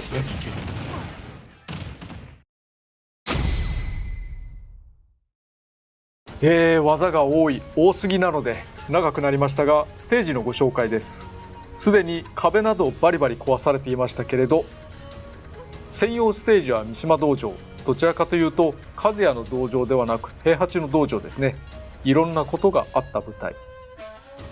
見ての通り四隅が壁や天井で塞がっています。このままだともちろん撃墜できませんが、強い吹っ飛ばしや直接攻撃で壁や天井が壊れます。壊れるまでは比較的安全だけど、壊れてからは危険地帯です。なお壁や天井へのダメージは相手の速度や重さに比例します。ついでに言うと、それらが壊れる時には受け身を取ることができません。全部壊れるとこんな感じになります。場外になってからは画面外が近く、スクロールも追従しないので密度感の高い戦いになることと思います。なお壊れた壁や天井はなぜか自然に治っていきます。説明では表示を省いていましたが、中央には平八がいますね。立ち上がったり撃墜に反応します。なおすり抜け床などはありません。 KOF スタジアムとはまた異なる新たな駆け引きをお楽しみください。もちろん戦場化終点化も可能です。全体的に屋外になりますね。ところで小ネタなのですが、相合い傘がありますね。原作をよく知る人ならわかるはず。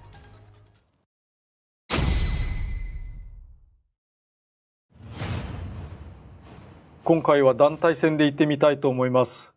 相手チーム5人は火口に落とされた人々、被害者の会ですね。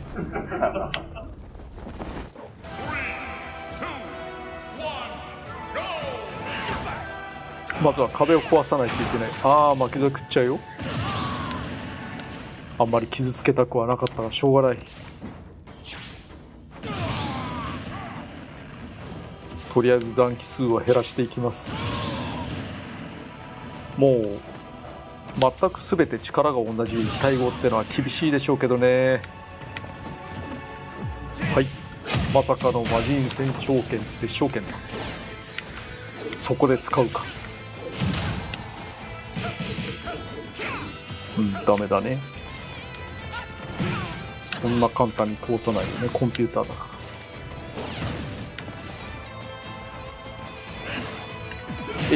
ら。よーし、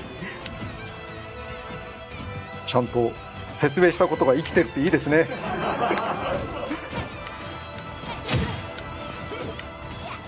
おっとっといけないよ。斜め上から狙われるの嫌いだよね、あなたは。飛び散った。でもそういうのよくない。もう60、67。おっといけない。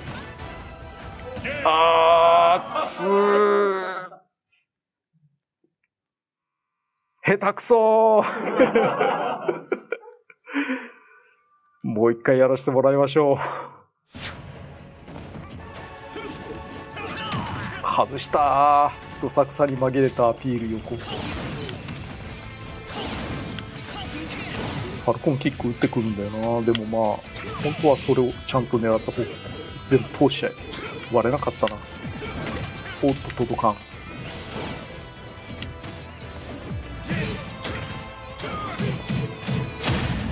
りあえずこれで。でも 49% も食らってる。1人目ですからね。あと4人。もうここはビーム使いましょう。うまく避けるんだよなこれ。はいはい。 B 届かん。いや無敵だったかな。危ないね。つむじ蹴り B。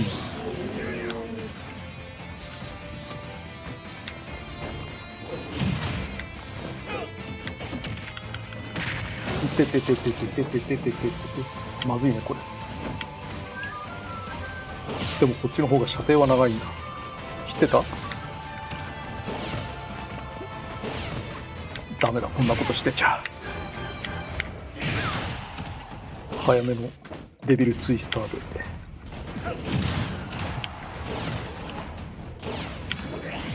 よし、いい位置だった。天使と悪魔だな。ところがこの位置はとてもいいですよ。画面の端に近い。そしてこのマルスがね、遠慮しないよ打てるうちは。その打てるうちなんて本当は実は全然ないんだ。さっき言った通り。お、ダメか。螺旋岩採集、岩採集いいんじゃないですか。はい、お疲れ様でした。無事に復讐ならずということで残念でしたね。 CP レベルは7でした。他にもいろいろな技を使いたいなとは思ったんですけれども、なかなかお伝えできないところもありました。いろいろ楽しんでもらえれば幸いです。以上です。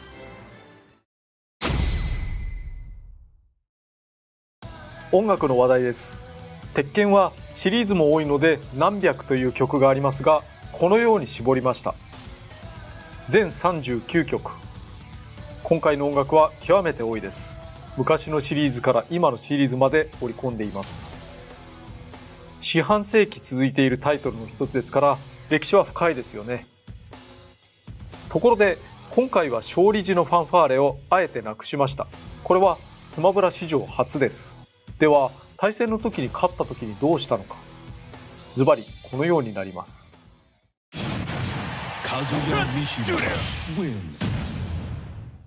原作再現。ナレーターの声で名前が読み上げられます。ちなみにこの勝利ポーズは鉄拳7調。これが鉄拳5、6調。初代鉄拳調のポーズ。ちょっと懐かしい感じですね。遅れながらカラーバリエーションもお見せしたいと思います。奇数カラーは火炎刺繍の道着の下のみ。 7P は風間陣を意識したカラーです。偶数カラーはコート。 6P は鉄拳2の頃のタキシード風。 8P は原作にあった金ピカです。鉄拳のカスタマイズってこういうイメージありますね。ところでカービィコピーはこんな感じ。デビルブラスターを打つ際デビル化した姿を見ることもできます。新しいスピリッツボードも加わります。ピックアップされたのはペアも含めて10種類。この中の風間陣のスピリッツはレベル99にするとデビル陣に強化できます。また平八のお題においてはすでに発売されている平八のミーコスチュームを持っていれば平八の姿に切り替えられます。とミーファイターの話題が出たところで、新しく販売されるミーファイターのご紹介です。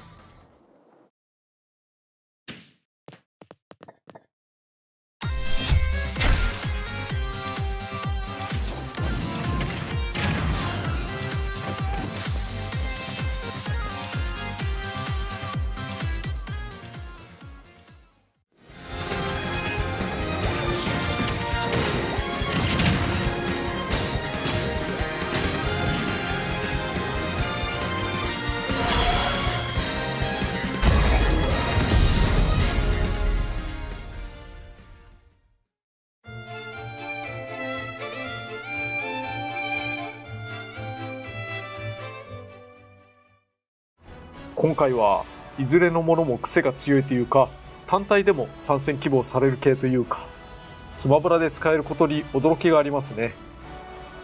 スカイリムの主人公の呼び名はドラゴンボーンにしました。原作ではドバキンとかドバーキンとか言われることもありますが、表記の揺れがなくて済むので。なおドラゴンボーンはドバキンの英訳です。ドバキンとは原作のドラゴン語で竜の血族のこと。そしてシャンティは購入すれば楽曲が1曲追加されます。ハーフジーニーヒーローからバーニングタウンという曲がその他カテゴリーに入ります。肝心の配信日です。6月30日に配信予定です。ファイターパスボル2があればそのまま受け取り可能、単体でも購入可能です。そして久しぶりのアミーボ情報です。すっごい壊れやすいっていうから、そーっとこれです。メンメンのアミーボのサンプルができてきました。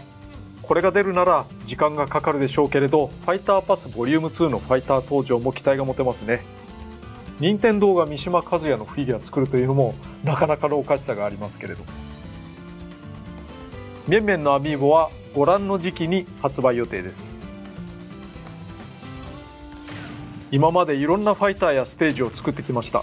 新旧揃ったさまざまなゲームを一つの作品に落とし込むのは個人的にはやりがいがある課題でした。思えばスマブラ4の開発開始から、数えて連続10年近くとなり、だいぶ長い付き合いです。ライフワークというのですかね。しかしいよいよ次回がラストです。延長もありません。披露するまでお時間いただきますが、約束通り今年中には発売しますのでお待ちください。チームは最後までテレワークで終えることになりそうです。まずはそれまで三島和也を楽しんでいただければと思います。それでは。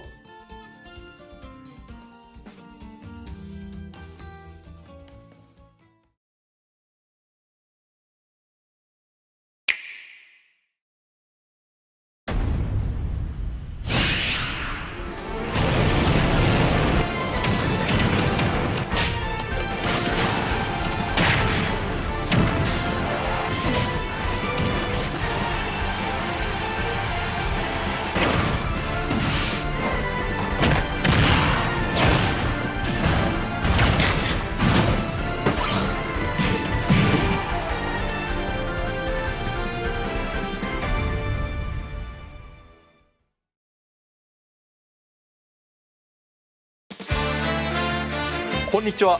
大乱闘スマッシュブラザーズディレクター空の桜井正宏です。いよいよスマブラスペシャル最後のファイター発表になりました。まあ言っても一つ一つは単なるダウンロードコンテンツですからね、予算がないんですという理由でディレクター自身がプレゼンになった私のご紹介番組もこれが最後です。寂しいことですね。先に追加されるミーファイターのコスチュームをご紹介しておきます。少なめですが一応あります。こちらをどうぞ。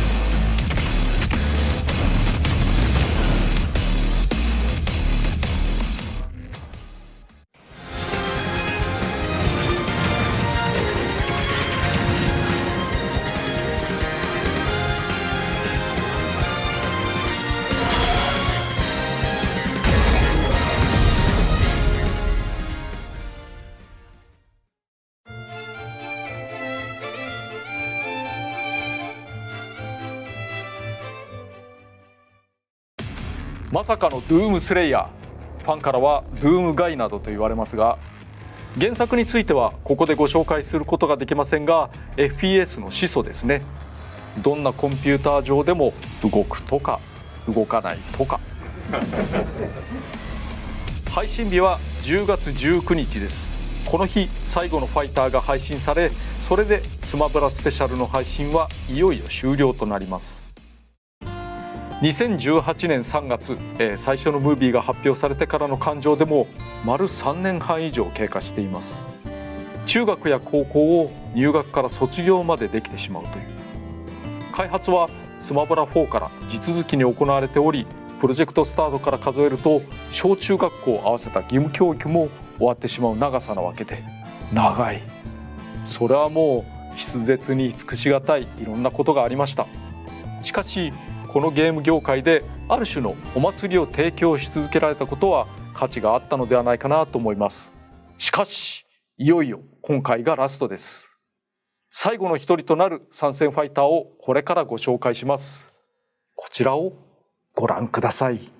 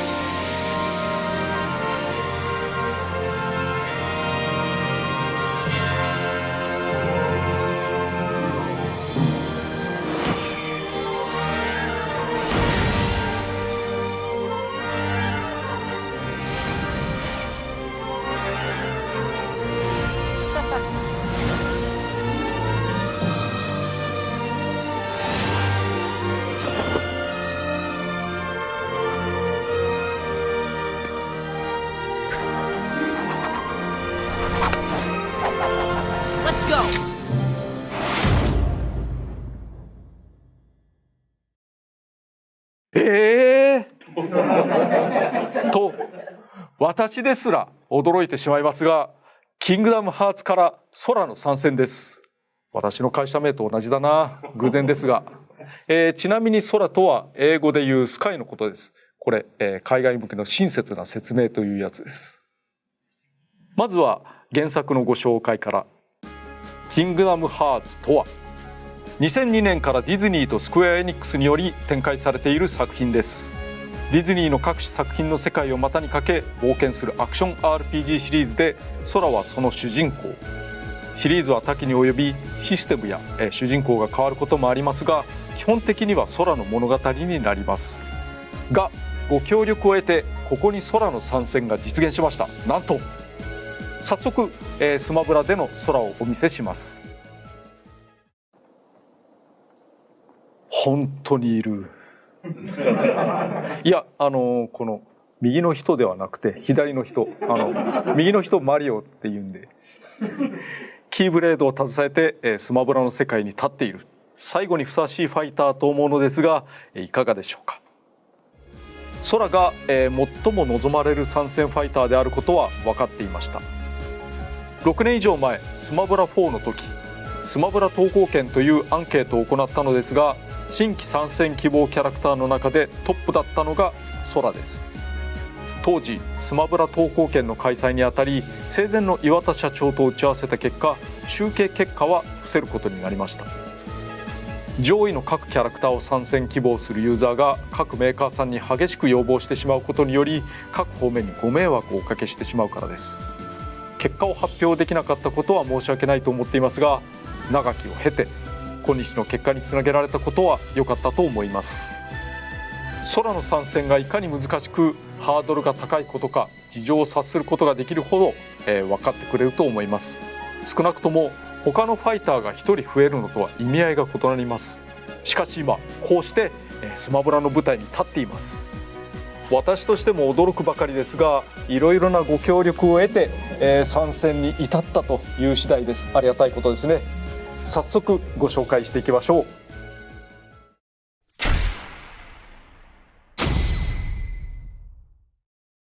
う。例によって開発中のものなので、バランスは変わる可能性があります。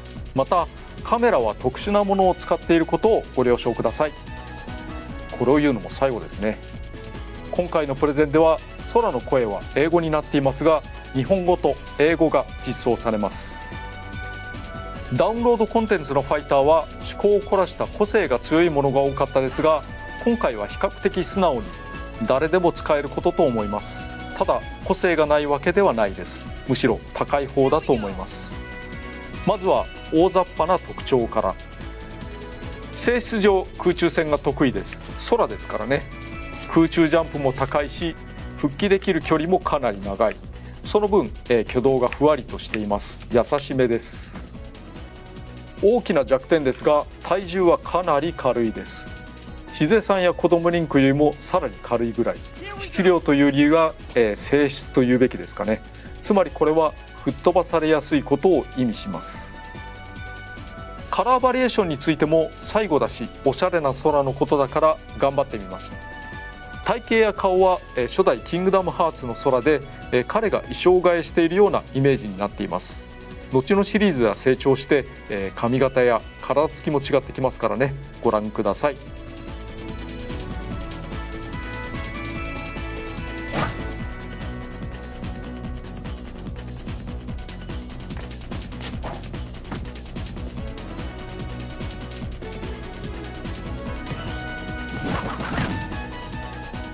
1P、2P、3P、4P のそれぞれが初代2、3D つまりドリームドロップディスタンス、あと3風の衣装になると豪華ですね。それぞれでファイターのアートワークのポーズも変えています。原作の劇中においても、空のコスチュームというのは多彩に変わるのですが、特に基本となるシリーズの4つを抑えられたのは大変良かったと思います。どうです？豪華でしょう。そして 5P 以降はそれぞれの服装をさらに色替えしています。6P はキングダムハーツ2のブレイブフォーム風、 7P はキングダムハーツ2のウィズダムフォーム風、 8P はキングダムハーツ3のアルティメットフォーム風では、 5P はというとこれです。タイムレスリバー風、ちゃんとフェイシャル、つまり表情も専用に持っている贅沢仕様です。これに伴いファイタースピリッツも5種になります。1、2、3D、3、タイムレスリバー。 DLC の中では最も凝ったコスチュームであると言えますね。では技の説明に移ります。映像配信も最後なので参戦ファイターの振り返りもしたいですね。お相手として無理やりにでも全員出していきたいと思いますのでよろしくお願いします。で、誰によろしくお願いしますって言ったのかな最後までいけるかな。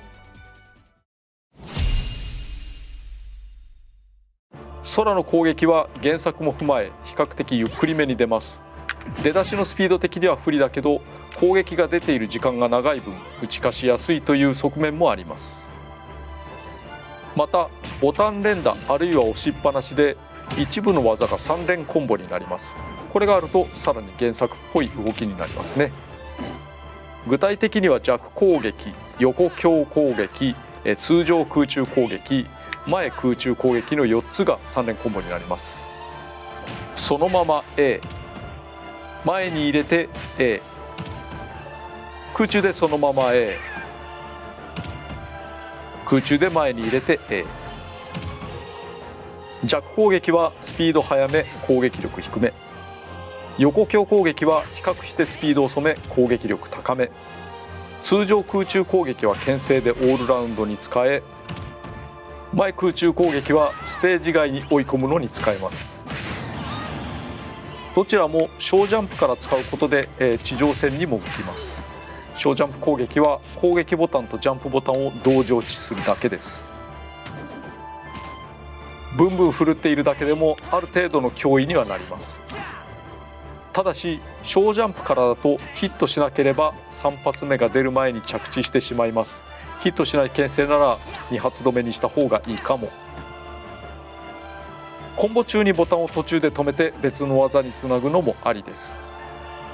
ちょっと忙しいですが空中途中止めの急降下で地上コンボにつなげる手もあります。実はコンボと単発止めで相手の吹っ飛ばしが変わっていることがあります。これは横強攻撃コンボ1発目に注目してください。相手が吹っ飛ばないですよね。これは単発止め、相手が吹っ飛ぶ、威力も異なります。3連コンボ以外の技をご紹介します。まず上強攻撃、攻撃時間が長く連続ヒットします。見た目通り対空に使ってもいいですが近ければ地上の相手を巻き込めます。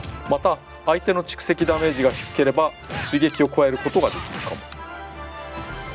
下強攻撃、隙は弱攻撃単発より少ないぐらいで使いやすいと思います。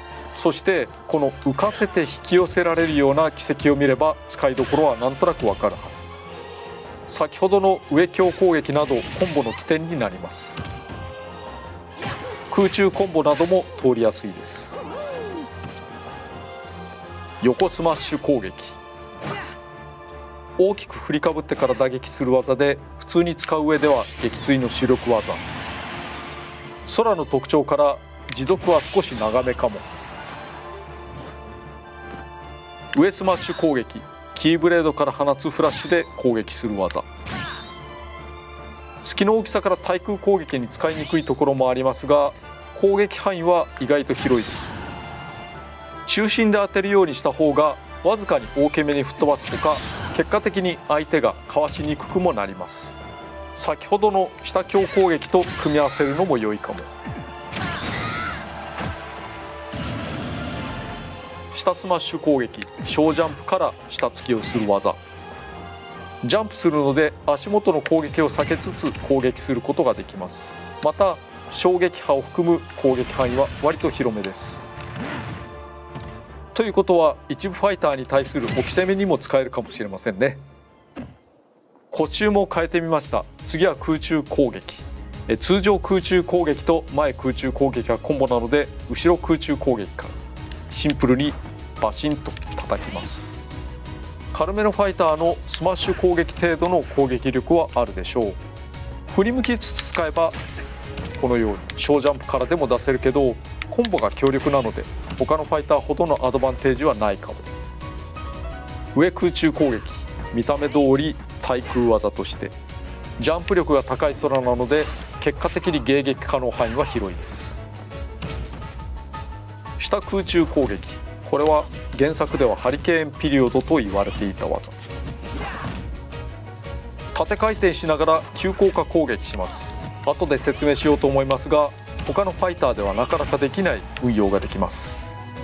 そして各種投げ前は比較的スタンダード、打撃は第三者にも当てられます。投げ後ろ、原作でもこういった投げをしますね。吹っ飛ばしが高い上、他者を巻き込むことができます。上投げ、条件が揃えば空中での連続攻撃にも使えるかも。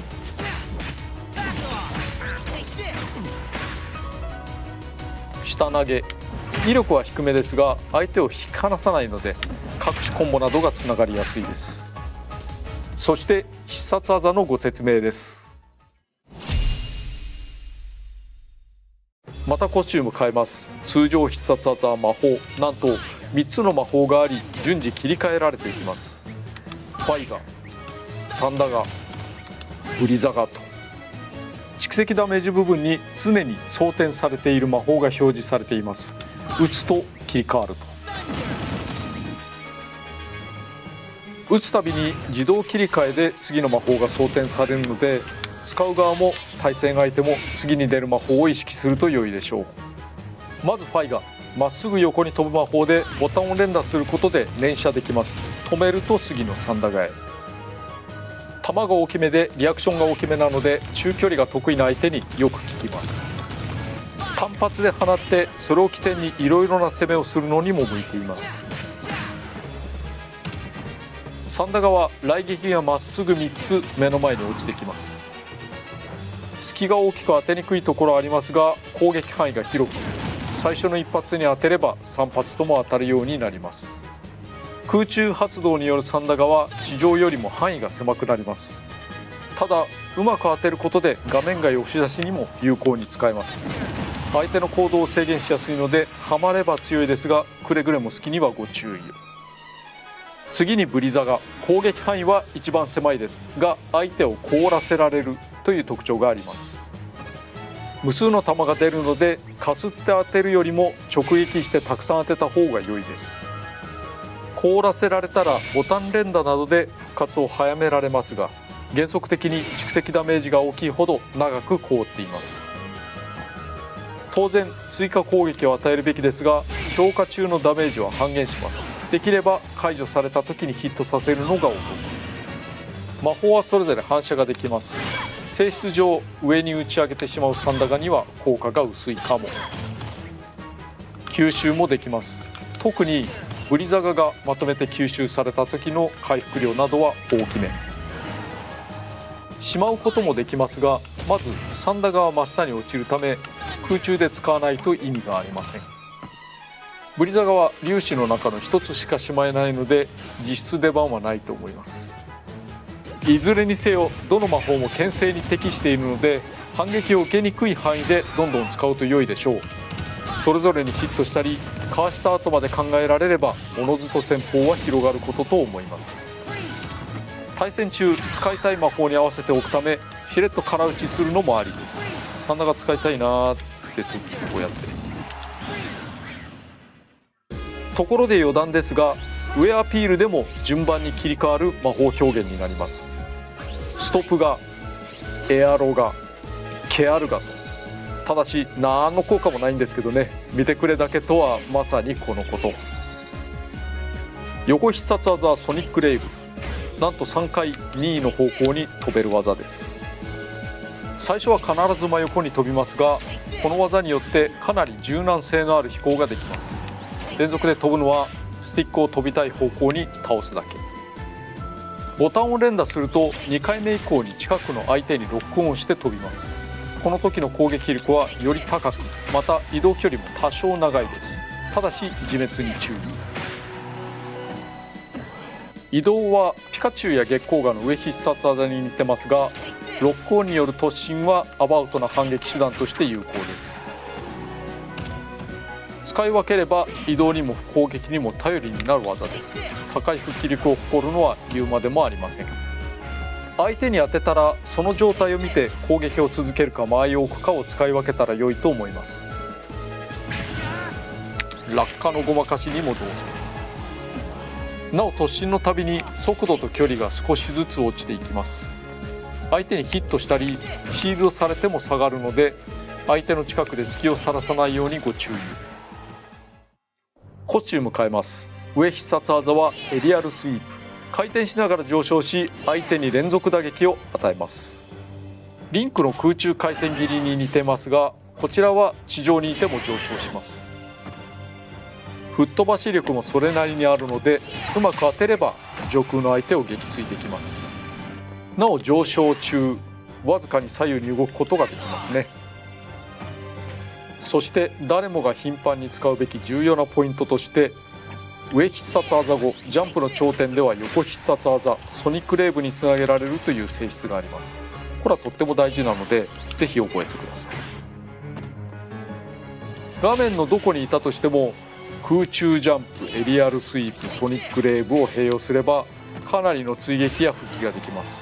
もう空は空のものと言っても過言ではないかも。例えば下空中攻撃、上必殺、横必殺、3つのうちの2つほど上昇要素があれば十分です。空中ジャンプで制空権を取ってからとか、空中コンボを空中ジャンプでフォローし、上必殺とか横必殺で戻る。上必殺から横必殺で締めるのは必ずマスターしてください。これは逆にしても発動しないです。空中コンボを振り回し適当なところで帰るっていうのも結構有効です。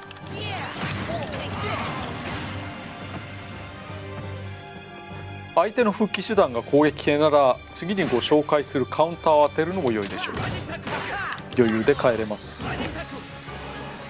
相手はそうじゃないかもしれないけど。というわけで下必殺技はカウンターなのですが、他のファイターのカウンター技と性質が異なります。これが普通のファイターのカウンター。相手の攻撃はピタッと止まっていますが中断はされていません。こちらが空のカウンター。相手の姿勢が崩されています。これは原作にあったカウンターを再現しています。相手が少し遠のくことは覚えておくと良いかも。例によって相手の攻撃力が高いほど相手に強い打撃を与えます。前方に対してカウンターするので後方からの攻撃は受けにくいです。必ずダメージを食らうというわけではありませんが、なるべく前で受けましょう。それと飛び道具などを受け流すことができます。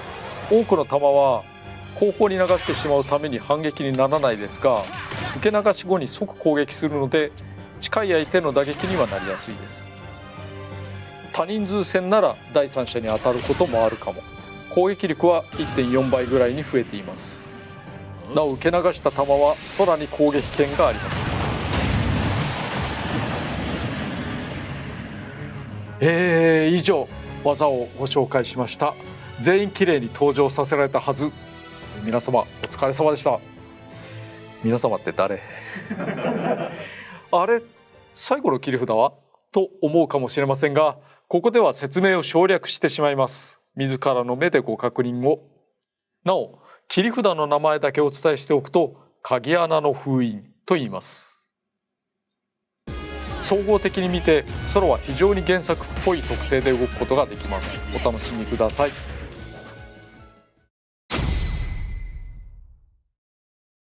次にステージのご紹介です。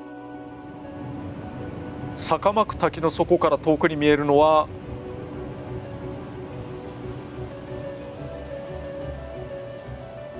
ホローバスティオンです。キングダムハーツの終盤付近で登場するマレフィセントの居城。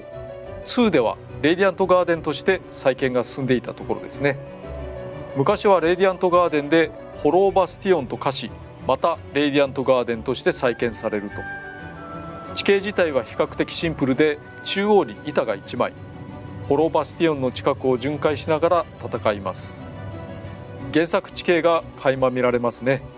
原作では難所だったこともあり、この地形を眺めながらいろいろ思い出す方もおられるのではないかなと。しかしこのステージ、単純にホローバスティオンを周回するだけではありません。制限時間が近づいたり、ストック数が減ることで試合終了が近づくと、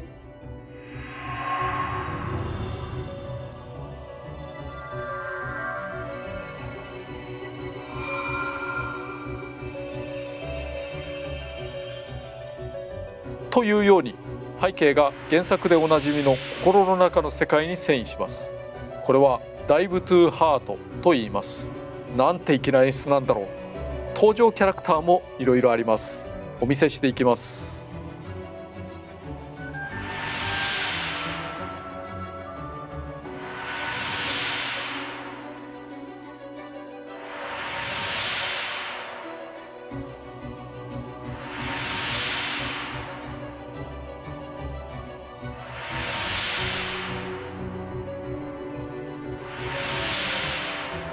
こういった演出でいろんなキャラクターが楽しめるのは望ましいところではないかなと思いますね。もちろん戦場化、終点化もできます。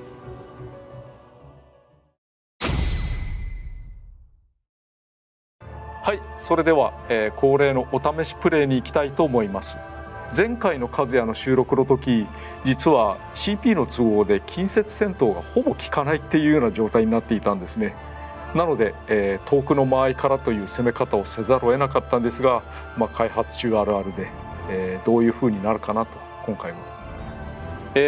回は体力制でやろうと思います。これだと、空の空中制動能力みたいなものはあんまり生きないルールなんですが、もしもこれでフィニッシュをするとちょっとだけ原作に沿った、素敵演出が入ることになると思いますので、できればお楽しみにしてください。では始めます。はい、今回の相手はこの2人です。因縁のある2人。読み込み早いな。とりあえず魔法で牽制をしたり、よしよしカウンター。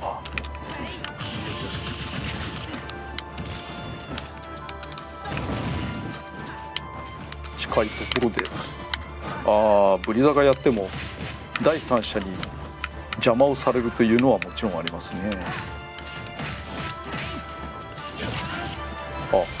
忘れてた。コンボをキャンセルしてとかもやんなきゃね。痛い。なんだかんだで一進一退の攻防ですけど、セフィロスだけがちょっとリードしてるかな。おっとやられた。空中攻撃ニュートラル。ダイブトゥーハート始まりました。誰かな。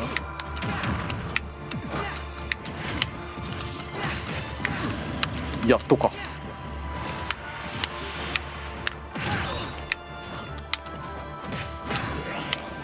よーし、まとめていくぞ。ここだ。扉の中でじっとしていてくれ。でもこっからだ。2人とも怒ってる。これは来ましたね。このまんま超級武神破山バージョン5も行ってほしいところ。セフィロスにね。いい感じ、いいですよ。ストップが追い打ちかけちゃおう。おっと、その必要がなかったか。そもそも当たんだ。うわー、まずいねこれ。今だー。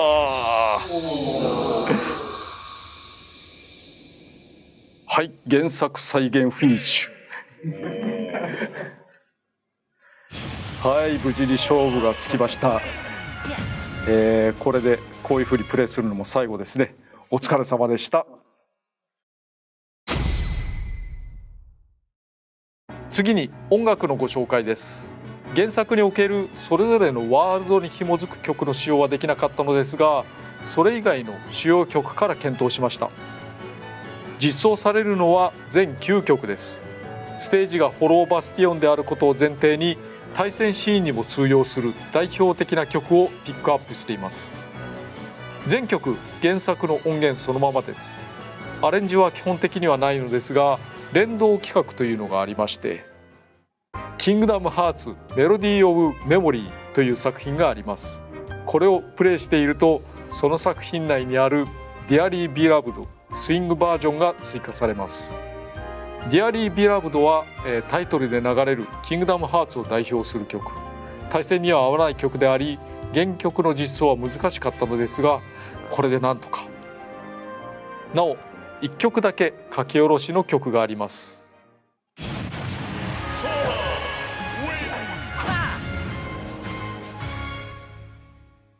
勝利時のファンファーレ、ハンドインハンドベースですね。ここはオリジナルの作曲家である下村陽子さんに書き下ろしていただいています。ありがとうございます。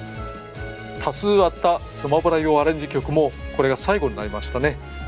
原曲アレンジを含むたくさんの音楽家の皆さん、どうもありがとうございました。いろいろ仕掛けられてファンも喜んでいると思います。専用のスピリッツボードも追加されます。お題目はカイリ、ベントス、アクア、テラ、リク、シオン、アクセル、ロクサス、みんな味方キャラクターですね。アクセル、アクアは名前が被っている別のキャラクターがいますから、作品名がカッコでつきます。省略すると閉まらないので、改めて配信日です。10月19日に配信予定。ファイターパスボロ2があればそのまま受け取り可能、単体でも購入可能です。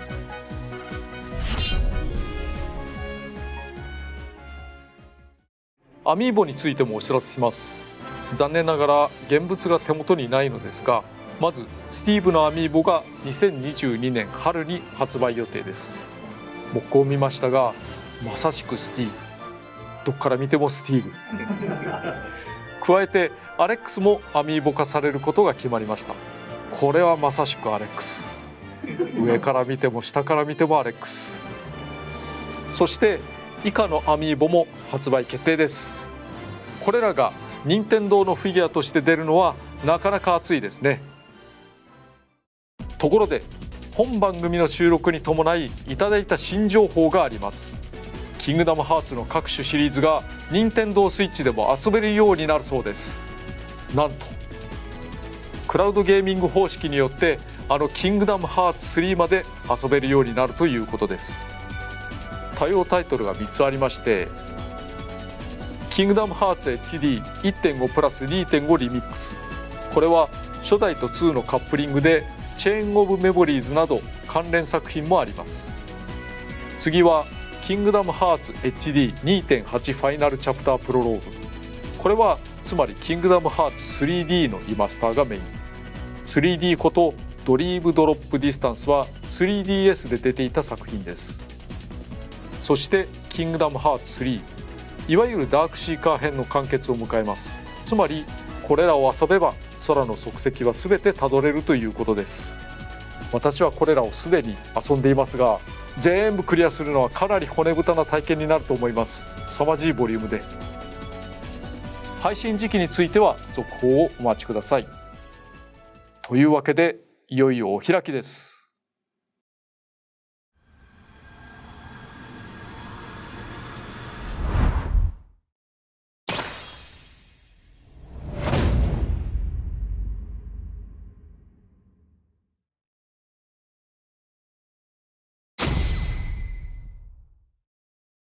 大乱闘スマッシュブラザーズスペシャルの最後の放送が終わりました。本当に終わるんだな。仕事を重ねていればいつかは達成できるということでしょうね。私のツイッターで今日の1枚と称してスクリーンショットを上げていますが、冷静に見るとたった1本のゲームソフトから取られているとは思えない振り幅ですよね。それだけいろいろ作ってきたということではあります。今までの大乱闘スマッシュブラザーズスペシャルの実績などを軽くまとめてみました。ご覧ください。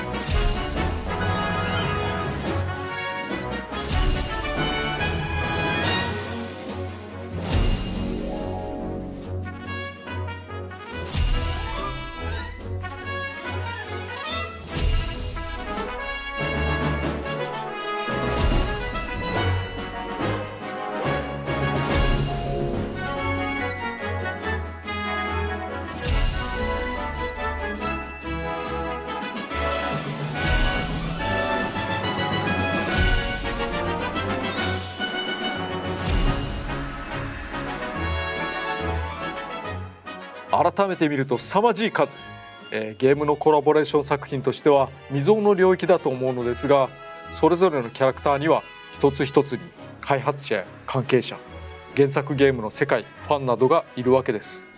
それを一手にお預かりし制作をするというこの仕事は他では味わえない稀有で重大な仕事だったと思います。スタッフはもちろん広報などを含む関係者、原作に携わった方々、支持してくださった方々、楽しんでくれた方々も全て含めお礼を申し上げます。どうもありがとうございました。最後に、空参戦ムービーの完全版ゲームパートなどが加わったものをご紹介してお別れにしたいと思います。皆様今までどうもありがとうございました。